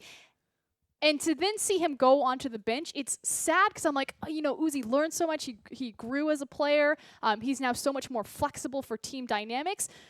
But again, I love Peko. I want him on the team. It's hard. Oh, sorry. And that's what I was going to touch on as well. I mean, it's sad to see Uzi on the bench, but it's Peko that's playing. We saw how big he was in that previous game, but I know you're really happy, Pastry Time. We're going to get Xiaogu right now. It's going to be Uzi playing AD carry, and I know you're excited. Everybody loves Xiaogu, especially me. So let's get into game number 2. OMG will swap over to the blue side. Xiaogu hanging out over on the red. Victor, Kalista, Corki, the 3 bans. OMG have taken out 2. QG just taking out that Corki for now.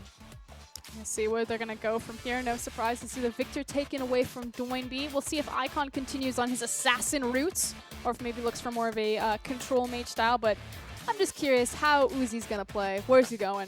I really want to see that assassin against assassin mid lane again. Icon came out on top the first time. Wasn't it enough to pick his team up the victory? And eventually we saw both the top laner and mid laner building to try and counter this Icon assassin with the QSS and the Zhonyas. Yeah, Icon looking awesome there in that game, but we'll see what happens with the champions this time, as we do have a Lulu, banned out by Xiaogu. They're taking that very strong champion away. OMG, though, still having a couple seconds left. That's Ryze going to get banned away, so OMG going to respect the pick this time around onto V. But what is the priority pick going to be from this blue side? We've seen a lot of priority picks into the Alistar, but I don't necessarily think that feeding your support the strongest pick on OMG is the best case scenario. Perhaps not. Here is QG. 10 seconds left for their final ban. Ryze going to be banned out here, which is huge for me. That shows so much respect to V. And we talked a lot about Peko and the impact him and Doinby had in that previous game, but V was a huge factor to those team fights. He was able to distribute so much damage and dealt enough damage that Peko was able to get great cleanups and allowed Doinby to get good cleanups in team fights too. And Gangplank going to be the final ban there for QG. What about Poppy? Don't do it. Alistar, it's everyone's favorite first pick on blue side for us, Gurren. It's a great pick. I understand, but I just think that Poppy was so instrumental for them. Obviously, it was a pickup in response to that Ryze and how well it worked in disengaging him from the team fights. Graves would be interesting for Twin. Yeah, we'll have to see. Lee OMG. Sin is available. That's true, actually. Their bandit in game number 1 does have the option of picking it here. Would be a little weird to see Graves over Lee Sin with the option open, though. And this is a point that you talk to me a lot about, Frost, how Graves is not usually picked on the blue side. He's picked up a lot more on the red side here. It'd be interesting if Dark does actually lock that one in for his team. Yeah, it's funny. I take stats in the LPL and I can determine where champions are picked up in the draft. And Graves is often picked up on a kind of second rotation for red side. And there's actually a big difference in how junglers are playing Graves from blue side into red side. And a lot of it has to do with how they're ganking either level 2 or level 3. On blue side, typically you see Graves turn into a power farmer, and it's just your pathing is different. Yep, well, Graves is picked up there for OMG on that blue side, so we'll see if Xuan can get tricky there with the champion and try and get aggressive. Well, hopefully, since he's been picked up on blue side, he's meant to be that power farmer. He can get more farm than he does on his Lee Sin, but he could still be Dark, bringing him up into the top lane. Alistar and Poppy are being hovered over by Xiaogu here. Alistar is still 100% picked and banned in this league. Wouldn't be surprised if he's picked up here. Maybe. We're going to see a Kog'Maw. We may just. There's Poppy and Alistar, picked up there for QG, so plenty of protection and such a strong red side rotation for Xiaogu. And this is, you hit the nail on the head. It's the disengage. Again, when Kog'Maw was previously kind of in the meta and he just couldn't really be there sustainably due to so many assassins, there wasn't the disengage options like there are now in the game. The changes to Poppy in particular. Yeah, well, there's Lucian Bard picked up there for OMG. I like this a lot. Luo, big playmaker, had great hooks there on the Thresh in the first game. Bard, even trickier of a kick, can make even more big moments. How are you so good at this? It's almost like I used to draft for teams. Well, Uzi's still flicking around a few champions, but I like that he at least gave Froskurin the credit and straight up flicked that Kog'Maw. He's like, no, be wrong. Well, find out, I guess. Lulu Band, of course, that's the popular pairing with the Kog'Maw, but isn't an option here. See what Xiaogu want to do. 25 seconds left to make a couple picks here. The Tristana is certainly a staple of Uzi, obviously really well known for like the Vasily rocket jumping forward and trying to get those resets, but he settles on the Ezreal and he's looking to upstage Pekko. I'm going to be interested to see if Swift is going to pick up Nidalee here, because they got a very fighting team comp set up here with Poppy, Alistar, and Ezreal being picked up here. I don't feel like Nidalee would fit in, although she is a very strong pick in the jungle, and we did see early in the first matchup how strong she can be, but they are going to lock it in. It's about creating different bridge points for the QG Reapers right now. You have Ezreal, who's going to be a big mid-game power spike champion. Everyone knows that. Poppy can take over in a late game in terms of getting super tanky and being really effective with her displacement. Nidalee is all about that early game. So you're creating these appropriate levels of power spikes for them to control the game at all points. And we talked about Swift being a versatile player. Yes, on Rek'Sai, he plays a little less aggressive, although when he wants to, he can certainly punish.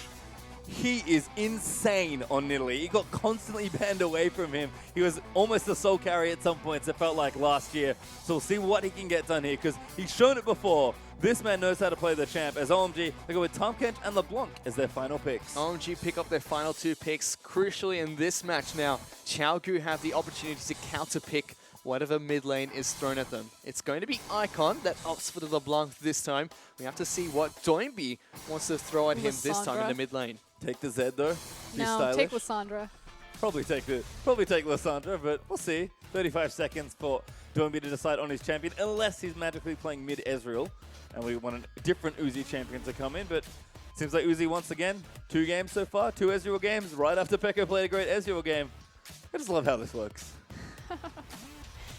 Anything you can do, I can do better.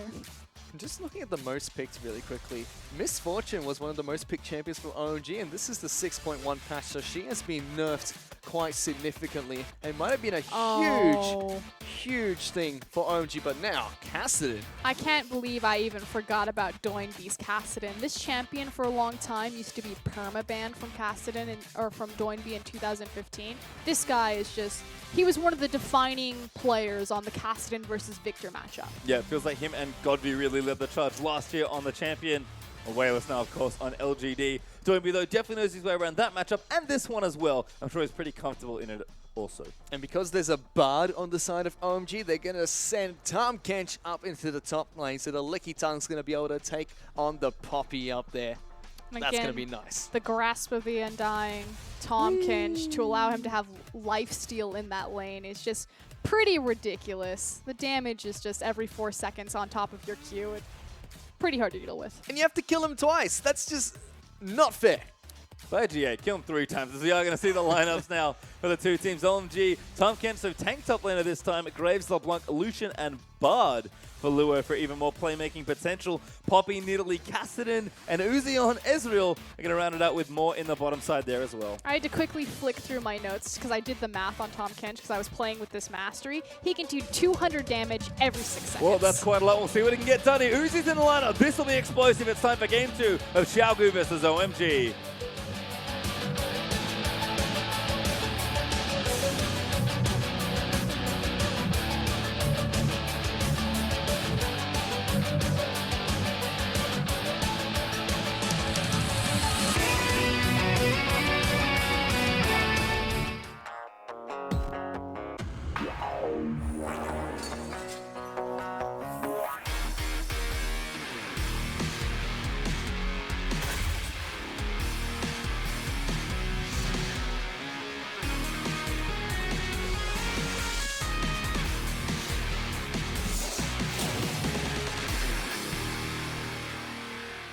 And here we are out on the Summoner's Rift once again as OMG, after putting up a great fight in the first game, will try and see if they can answer back and force a third. But Xiaogu have made the game 2 substitution. Uzi is in the lineup, playing the same champion, but these are 2 very good players. We'll see what Uzi does in his second game of this year's LPL. I wanted the Kog'Maw. I just think it fits so much better with their composition, but I understand, and I'm sure Uzi will give us a show on this Ezreal. Get Yes, in there, Law. Fight them. bush. Yes, try and fight. We're going to see him actually fight Swift here. Jeez. Gets it really low. He's going to try and pounce away. Oh, Has the to reload. reload the bullets. The cat should be able to get away from that shotgun, though. Yeah, Twin being super aggressive right there. We'll see if this translates into anything. They do manage to get some deep wards, so trying to figure out what side of the jungle Swift is starting on. What will OMG do with that information? Well, they've got the vision now as well. They did ward up the red buff.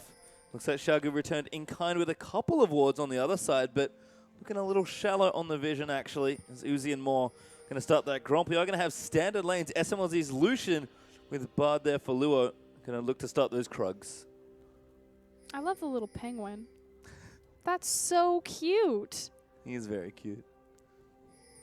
I wish I had that skin.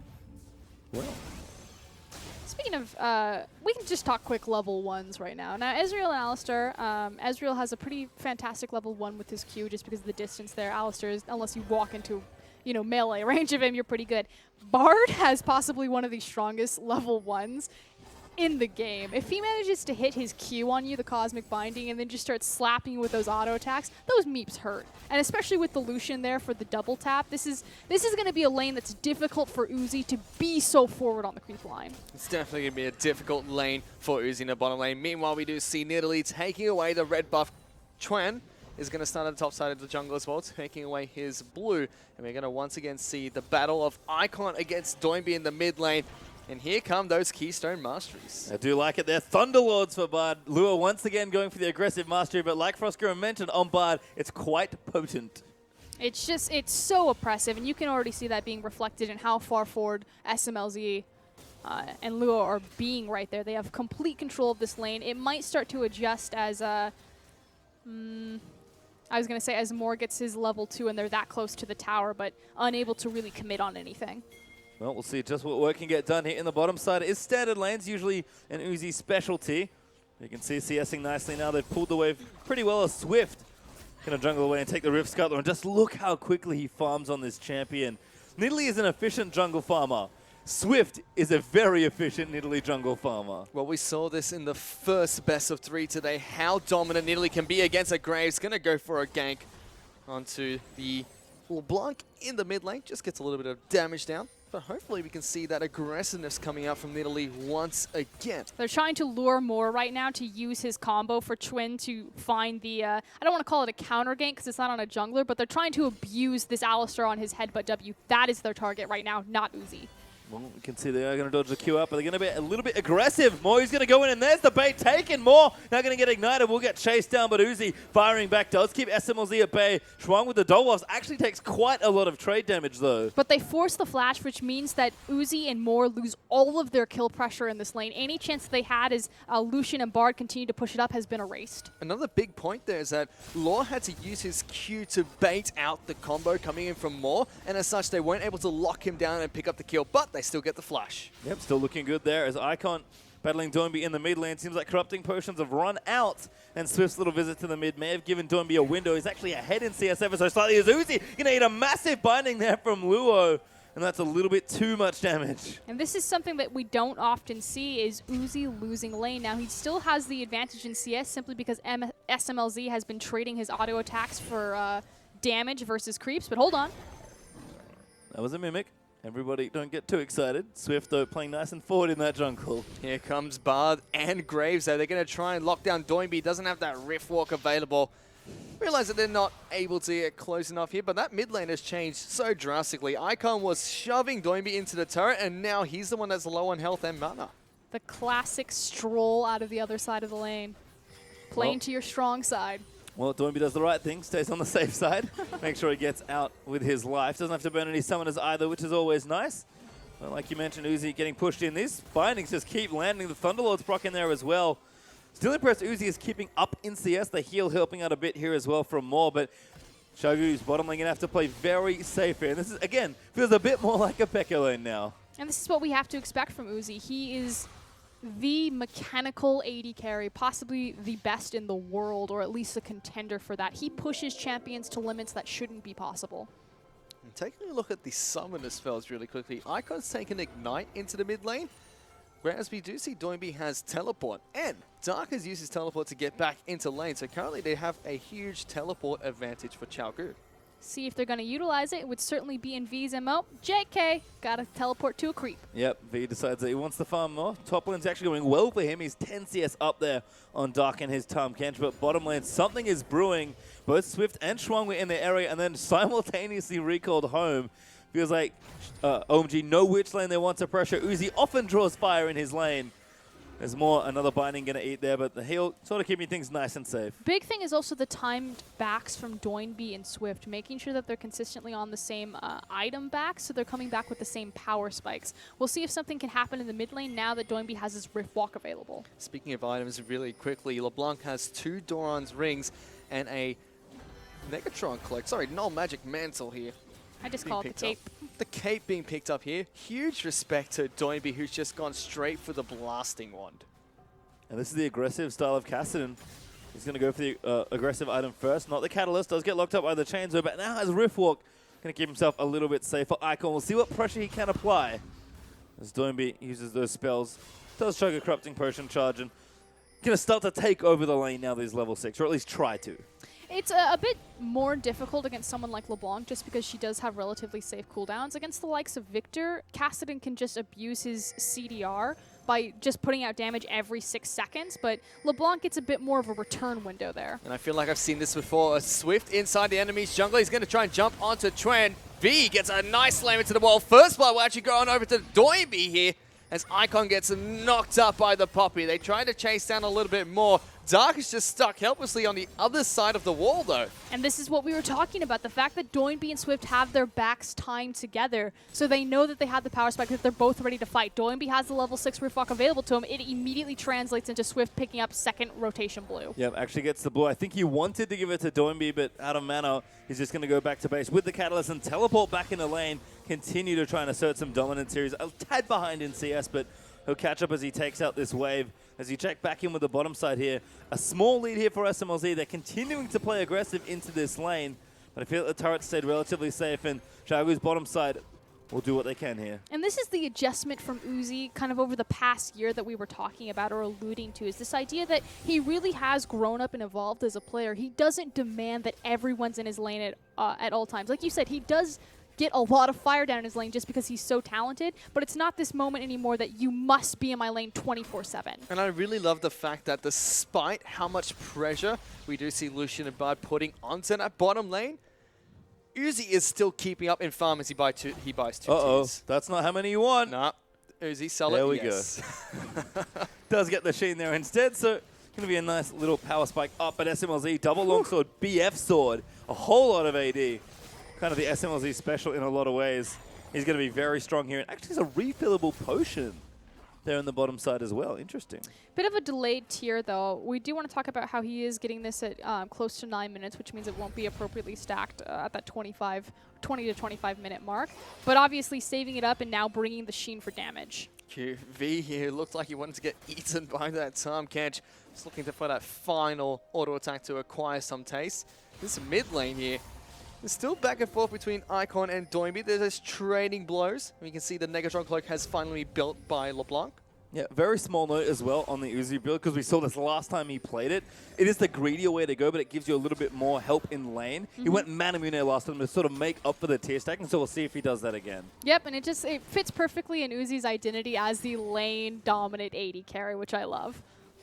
Well, right now it's Swift being dominant on the Nidalee. He hasn't done a whole lot of ganking, but the pressure's been great, the farming's been good, and Swift, I love how he plays Nidalee. He doesn't go crazy on lanes all the time, he does when he has to, but he loves darting around the jungle, keeping tabs, getting the farm advantage, and just keeping track of the enemy jungler. Swift really reminds me a lot of Cacao, the fact that he can turn on to that farm carry when he needs to, because he understands that he is a primary carry of his team and he needs to amass that gold. And what I loved about that small engage there was that Swift had the pink ward there, which is Graves' #1 enemy, and that's how he's able to bait him into that small fight.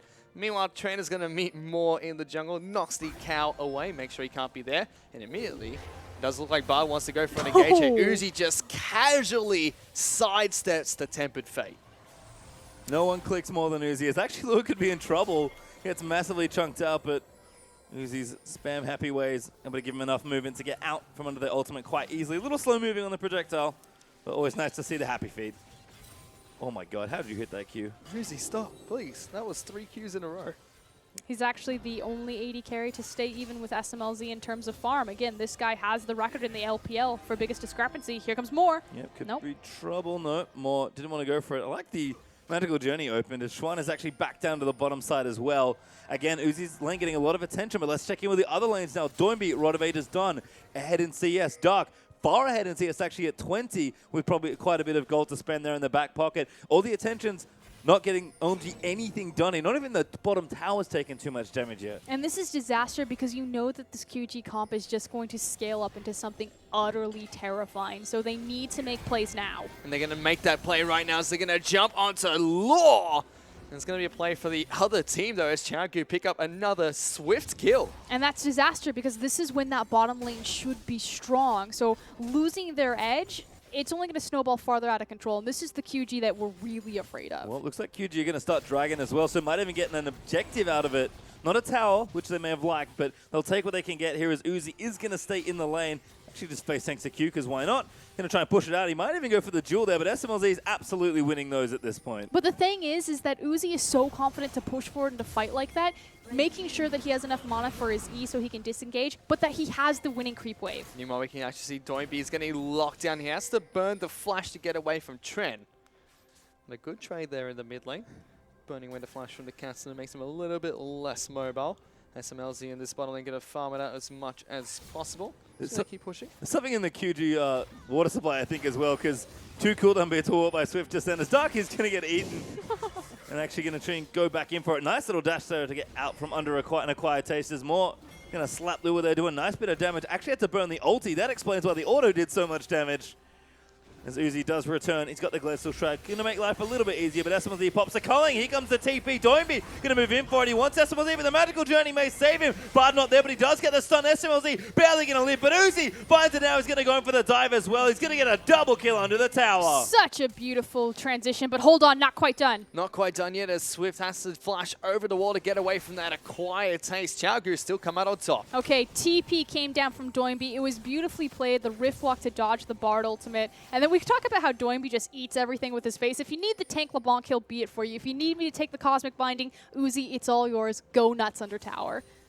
That's exactly what he did. 3-0 now. Is he going to watch this one again? We do miss the beautiful riff walk out of the Bard ultimate, but here we go. He's going to take the Cosmic Binding, but that allows Uzi just pretty much free reign to follow through. Picks it up. I think he actually taps him with the W for the kill, and then flashes out to the borders of tower range damage so he can walk to safety.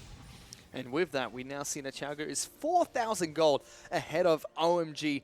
Only 14 minutes into the game, 4 kills to none. Towers are still even, and there's 1 dragon to Chalgo's name as well. And this kind of goes back to this idea that QG, they lane swap a lot. We saw it in the first game. They didn't initiate it, but they followed OMG's lane swap.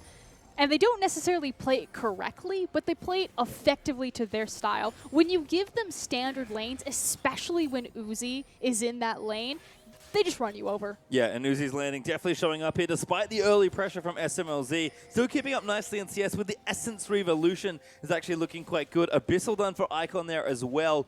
And it looks like Dark has a shopping trip to do because there's a little empty look in there in the pockets. But over on the other side, Doinby is still charging things up. We've got the Iceborne Gauntlet done now for Uzi, so Ezreal is going to start to pick up here as well.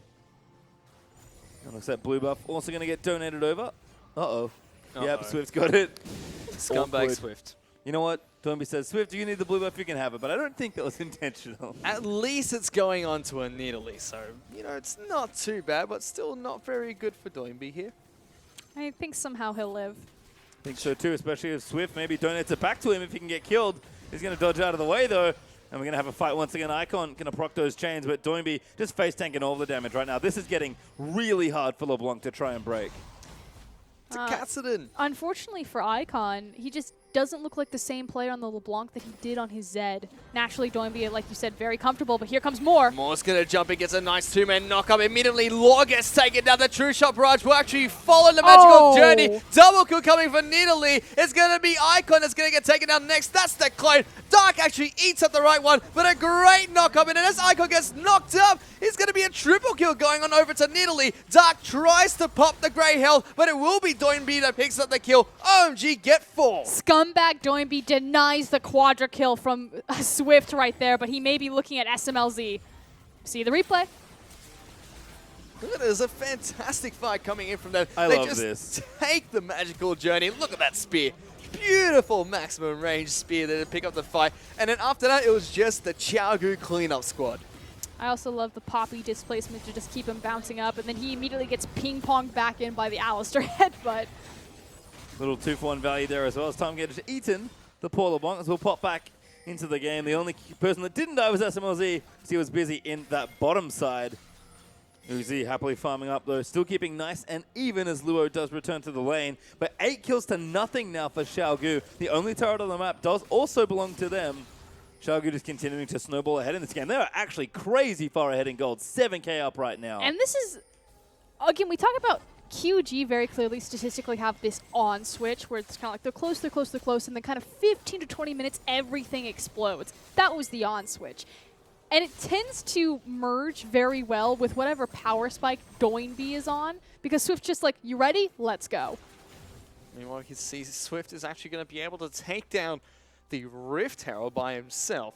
Pick that one up for himself, give Xiaogu a little bit of extra pushing power as he misses his spear onto a Scuttle Crab. He's meanwhile going to try and fight Icon. Icon looks for blood here. Swift is trying to run away. Doinby's going to join the fight. And Icon will just jump back to his original distortion. Where's Here he comes going? a He's going teleport bot. into the bottom lane. Doinby's going to try and hunt for blood here. They have to know that this is coming. The turret has been knocked out. That was a huge misplay from Bard as the turret's not able to help his team out as he gets tower dive. Double kill going on over to the Kassadin. Think about the self-awareness there from Doinby to assist his jungler, but hold on, V in the top lane. Yeah, Icon could be in trouble there, but they are going to try and fight this 1v2. V, pretty tanky, but he's going to get eaten. I feel like he's going to go down. Dark does slay him there. So OMG do manage to pick up a kill on the opposite side of the map. Really well played from Icon to realize that he couldn't follow up on Doinby, but they had to make a play somewhere. Again, back to Doinby. He saves his jungler from an all-in on the LeBlanc and then simultaneously sees that there's a play bottom and picks up a double kill. Yeah, really nice there. I did like they tried to get the pick by throwing a ward over, but Icon did not fall for it. Uzi, in the meantime, able to take down the turret in the bottom side, and the gold lead is starting to grow further and further forward now for Xiaogu. They finally had someone die. So the flawless game, it cannot be now with V having that death in the column. But Doinby just going to come to top lane now. He can go kind of wherever he wants. The Zonya's almost done. Dragon going to go straight to Xiaogu. You take a look at this fight. Look at this tempered fate that comes out from Bard. Trying to save SMLC, but it just keeps the tower in stasis. Means that they get no turret damage on the tower diving QG. I really wasn't going to bring it up because I was just like, ooh, that's harsh. But you're just like, yeah, pretty much killed his 80 carry right there for free. I think, to be honest, with Alstar ulti, he was probably dead anyway. But it is a bit awkward that he made it a bit easier for Xiaogu. So we'll have to see how if Lua can recalibrate the Bard. Q's look great in lane as Doinby. A little too many people around. He does like to face tank people, but this could be too many. Nice flash, though. Slow's going to move in there as well. Q's only there for the slow from Bard. Going to try and turn it around. Doinby, very aggressive. As his team is coming in, it's just more for support, but everyone from OMG backs away. This is his champion. Everyone really remembers Doinby as kind of the Morgana, Lulu supportive style, and he did play a lot of those champions, but you have to realize that he was playing those champions because Kassadin was always banned away from him. He knows this inside and out. Well, now that Kassadin is available for him, he's been dominating the Rifts with that. You can see V in the bottom lane has his teleport available, so he can join Xiaogu if he wants to with that summoner spell. Wouldn't be surprised if we see Dark match him as his teleport is back up and available. The rest of Xiaogu creeping around the center of Summoner's Rift now. I don't know about you. I definitely don't remember those champions for Doinby. I remember mid Maokai and mid Nautilus, but you remember maybe the different champions for Oscura. We've got some different interpretations. I like that mid Maokai and mid Nautilus a little bit more The here. Jugger Tree comp. Oh my god, what a combo it was. As Uzi now hanging out in mid lane. Does have a Vampiric Scepter and the cooldown boot, so looking good on the Ezreal build. Almost up to that presumed Blade of the Ruined King, and that Iceborne Gauntlet poke starting to hurt quite a bit. SMLZ though, looking for that next item. He's still falling a bit behind on gold because he doesn't have any kills. He is farming in the top side here.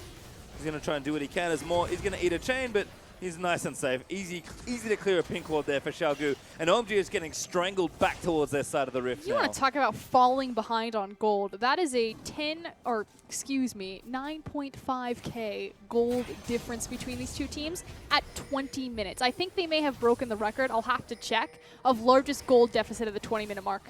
Formerly it was EDG. Xiaogu now going to try and siege up this mid lane turret. The ultimate from Bard once again missing, and immediately Xiaogu turn on the fight mode. They're going to try and engage us OG here. Law should be the first one to go down as Swift pounces for the double kill behind the inhibitor turret. All right, hold on in the bot lane. A bit of a butt noodle fight happening there, but they're going to keep pushing through. Xiaogu do want to keep moving. Graves does die. I don't know what's happening with Dark and V. I think they're realizing that that fight is a little futile. Moore's in a spot of bother, though. Uzi's trying to use him as bait, though. Swift with a heal over the side. Mini wave coming back in. Spear will barely miss, and Xiaogu will not break the base there, but a great fight. And now officially 10,000 gold in the lead. He's medium well. Come on, Icon. He's delicious. Doesn't go for it this time. That was a Tom Ken stroke for a second. V, though, is going to continue pressure down this bottom side of the map. Dark there to stop him. No teleport up, though. Double TP's up here for Xiaogu. Start to see some problems here for OMG if Xiaogu have just snowballed the absolute crap out of this game. And this is really the difference between QG when they look for a lane swap versus QG when they look for the standard lanes. Still incredible team fighters, but it offers Swift so much freedom. It does offer him a lot of freedom. He's been executing his right to freedom on his Nidalee so far, pouncing wherever he wants to on Summoner's Rift. We saw that fantastic double kill from him behind the inhibitor turret. We've seen him all up inside of Tran's jungle, and now Tran, he's in a little bit of trouble as we are going to see the Kassadin jump on him. Teleport has been popped. They're going to go for a team fight. He's still going forward. Doinby is looking for blood. No. Fail flash coming up from the Bard as well as V picks up another kill for QG. Simply using the hourglass to buy time for the cooldown on the teleport, and then just, like you said, repeatedly pushing forward. Doinby is a monster, and that's going to be the Baron. That hourglass was value. He got so many cooldowns off of it. And Xiaogu are going to move into the Baron pit now and slay the beast very, very quickly. Only 3 up for OMG. Baron falls. And just watch. He got so many cooldowns off the one Zonyas. Oh, wow. And then he immediately follows through on the Bard ultimate. And here comes V, just to ruin the day. Oh. So upsetting. Lord's Bard today. I think he's been a little bit on Xiaogu's team for a lot of these team fights. Meanwhile, it's going to be Doinby trying to run away. Timecat's actually coming in. Temper Fate will not hit anyone. He doesn't care. Doinby's going back in. Almost takes down the Lucian. SMLZ lives with a sliver of health. That's the true shot barrage. It's not enough. But look at this. Chago is still pushing up in the top lane. Run away. That was not what Doinby was trying to do, but I could see why you would think that. But meanwhile, it just allows QG to mow down an inhibitor. Not sure that's in the playbook for Doinby, but this certainly is for Xiaogu. They're going to take out the top inhib tower and the inhibitor itself, and they just have so much control of the map right now. They are going to recall, reset the map, but OMG, last legs in this game. I mean, OMG are meant to be the team that's running at you like a freight train, but that just looks like Xiaogu at the moment, and more specifically, Doinby. Right there, I thought he was going to run away. No, he wants blood. He wants to kill SMLZ. This is the undefeated team in the LPL coming out in Game 2, but you also have to understand, think of how heartbreaking it was for OMG to lose that first game in the way that they did. And then here comes QG on the victory lap, Uzi right behind him. Still a young roster, certainly some learning and maturing to do. It is tough when the momentum really does falter after losing a tough Game 1, where they did fight well, but Xiaogu definitely flexing some muscles here in this one. 10 seconds till Dragon is up if they want it, but still got a bit of Baron left, I believe. They are going to try and shove down the last few turrets and going straight to the sensible side of the map, right down to the bottom. I mean, OMG should actually be proud of this series no matter what the outcome, which heavily favored in QG's favor. Did Uzi just get red buff across the He map? alley-oop. Doinby was starting on that red buff, uses the true shot barrage to pick it up cross map.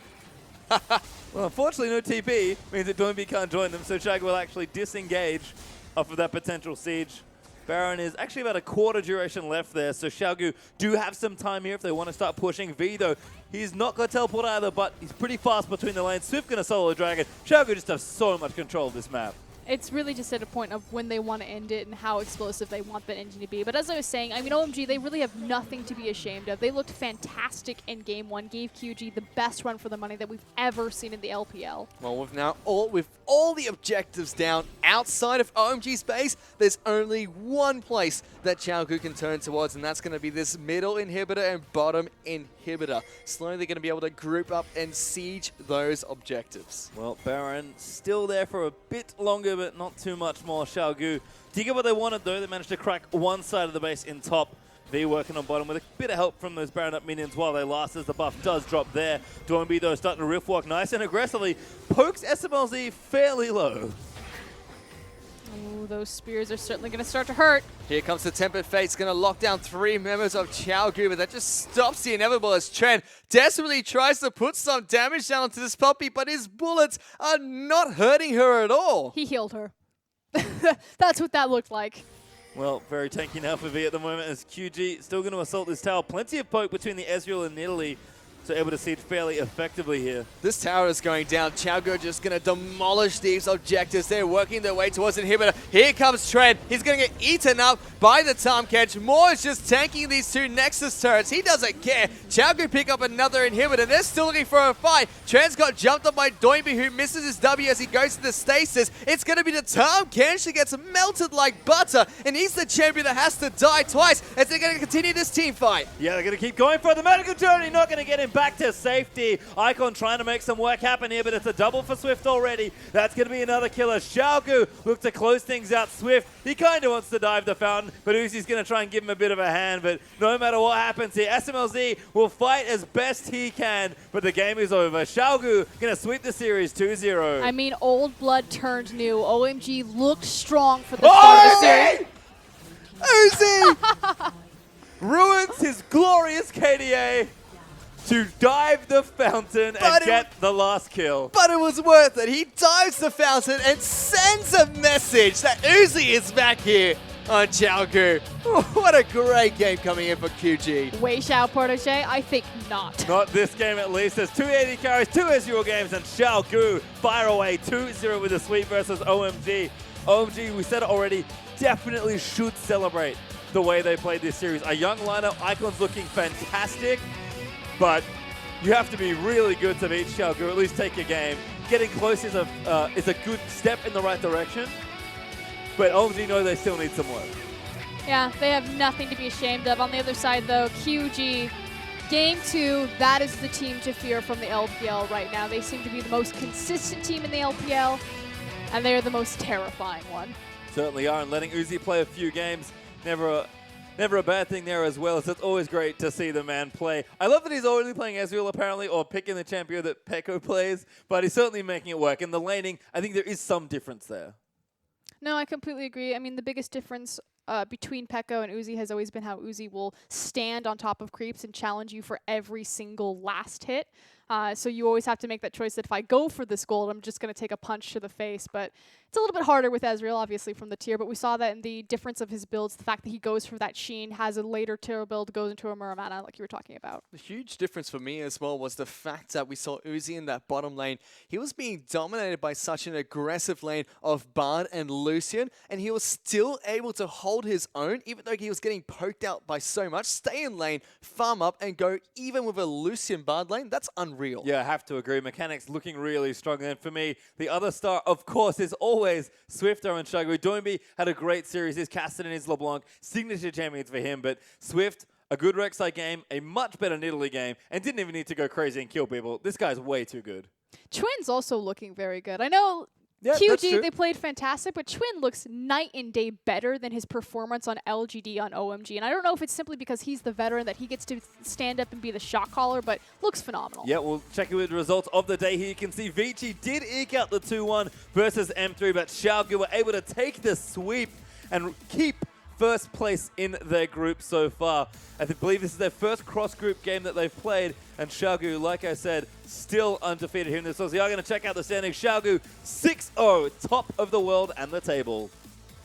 Right behind them, though, was Team W over their impressive victory on RNG yesterday, and then it just kind of weasels out from there. Yeah, you can see our Group B standings. So EDG finally claim first place in the standings at 4-1, with Roll picking up a second loss, but it's close between them. And with IG looking good, with Vici picking up a win today, Group B is actually looking very, very exciting. And even though OMG dropped their game today, it still sends a message to EDG, who have to play them twice, about how effective they were against QG in the first match today. And it's definitely something that EDG have to look out for. I think it really says something about OMG's presence right now, simply because they're so low in the standings, but they were so great against QG. Yep, well, we will check in with tomorrow's schedule, of course. Hyperuse Gaming versus EPL will be the first match. Snake will then take on IG, and then our final match there as well. Don't forget, there's also Sunday's games. There is so much good League of Legends coming up this weekend. But with the games today, I have to say, Vici looking a little shaky. I saw them there in the standings in the middle of their group, and they might have a few things to worry about now. No, I completely agree, and it was really kind of the question of,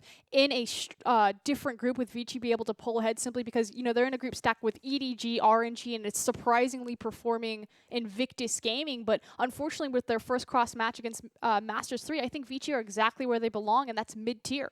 And it was very worrying to see somebody like Dandy get shut down so hard by one player in their match today against M3. It was really, really worrying, and hopefully that doesn't happen in the next few games for Vici as well. Well, we've looked at the future just for a little bit, but I want to ask you guys a little fun question. Frosco, and I know you'll like this one as well. IG are actually playing earlier today. Oh, sorry, later in the week. They'll have to play EDG again, because of course they have to finish their series. What do you think is going to happen now that we've seen the teams kind of go through a few changes? So the big thing about EDG is their first week they were playing without Clear Love. It was with Fire Loyally, and it was a complete disaster, to just say that bluntly. Invictus Gaming actually came in and they fought EDG on, I think, Clear Love's first game back, and they took the first game, but due to technical difficulties, they have to replay it. Invictus Gaming looked great in that first game, but EDG have only been ramping back up into form, and I think it's just going to be an EDG stomp. You know, I'm really excited because now Clear Love is back on EDG, and that's the decisive factor for how the team has been doing so well. Well, we are going to have a look at the MVP, and it's actually more on support that picks it up. A rare support MVP, but 0016, a secret agent indeed. Did they just pick the one guy that didn't die? Uzi, oh, Uzi did die. I was like, Uzi didn't die, he dived the fountain. Yeah. To be fair, he does have 80% kill participation as well, and he did play a pretty They good game. all have over 80% kill participation. Welcome to QG. Can't give the whole team MVP for Oscurin, okay? And we can't give it joint one, otherwise Swift and Doinby will get You it. can't give Uzi There are MVP no either because he participation died. awards. I was there. I was on the team. Well, I feel like maybe that is the team MVP, which is sort of fun there. I do like to see it, but fun results all weekend long. Great games, definitely. Vici having such a strong showing, but QG, what more to say about them, really? Just looking so good. They're the best team in the LPL right now. They may be the premier team in the LPL, so it'll be great to see them represent the region internationally at IEM. But till then, they'll just continue to dominate at home. Changu look absolutely promising right now. Even the first game that they played against OMG, where it looked like some team fights were swinging in OMG's favor, they were still able to pull back, and they were able to do exactly what they needed to in every single team fight to pick up the victories. And in that second game against OMG, they absolutely crushed them. Certainly did. It was a great game of matches. I think that we are going to wrap things up, though. It's been a great day of LPL, but don't forget we have more coming up in the weekend. Please join us on Saturday and Sunday. But for myself, our lovely cast, our great production, we'll see you guys later for more LPL action on the weekend.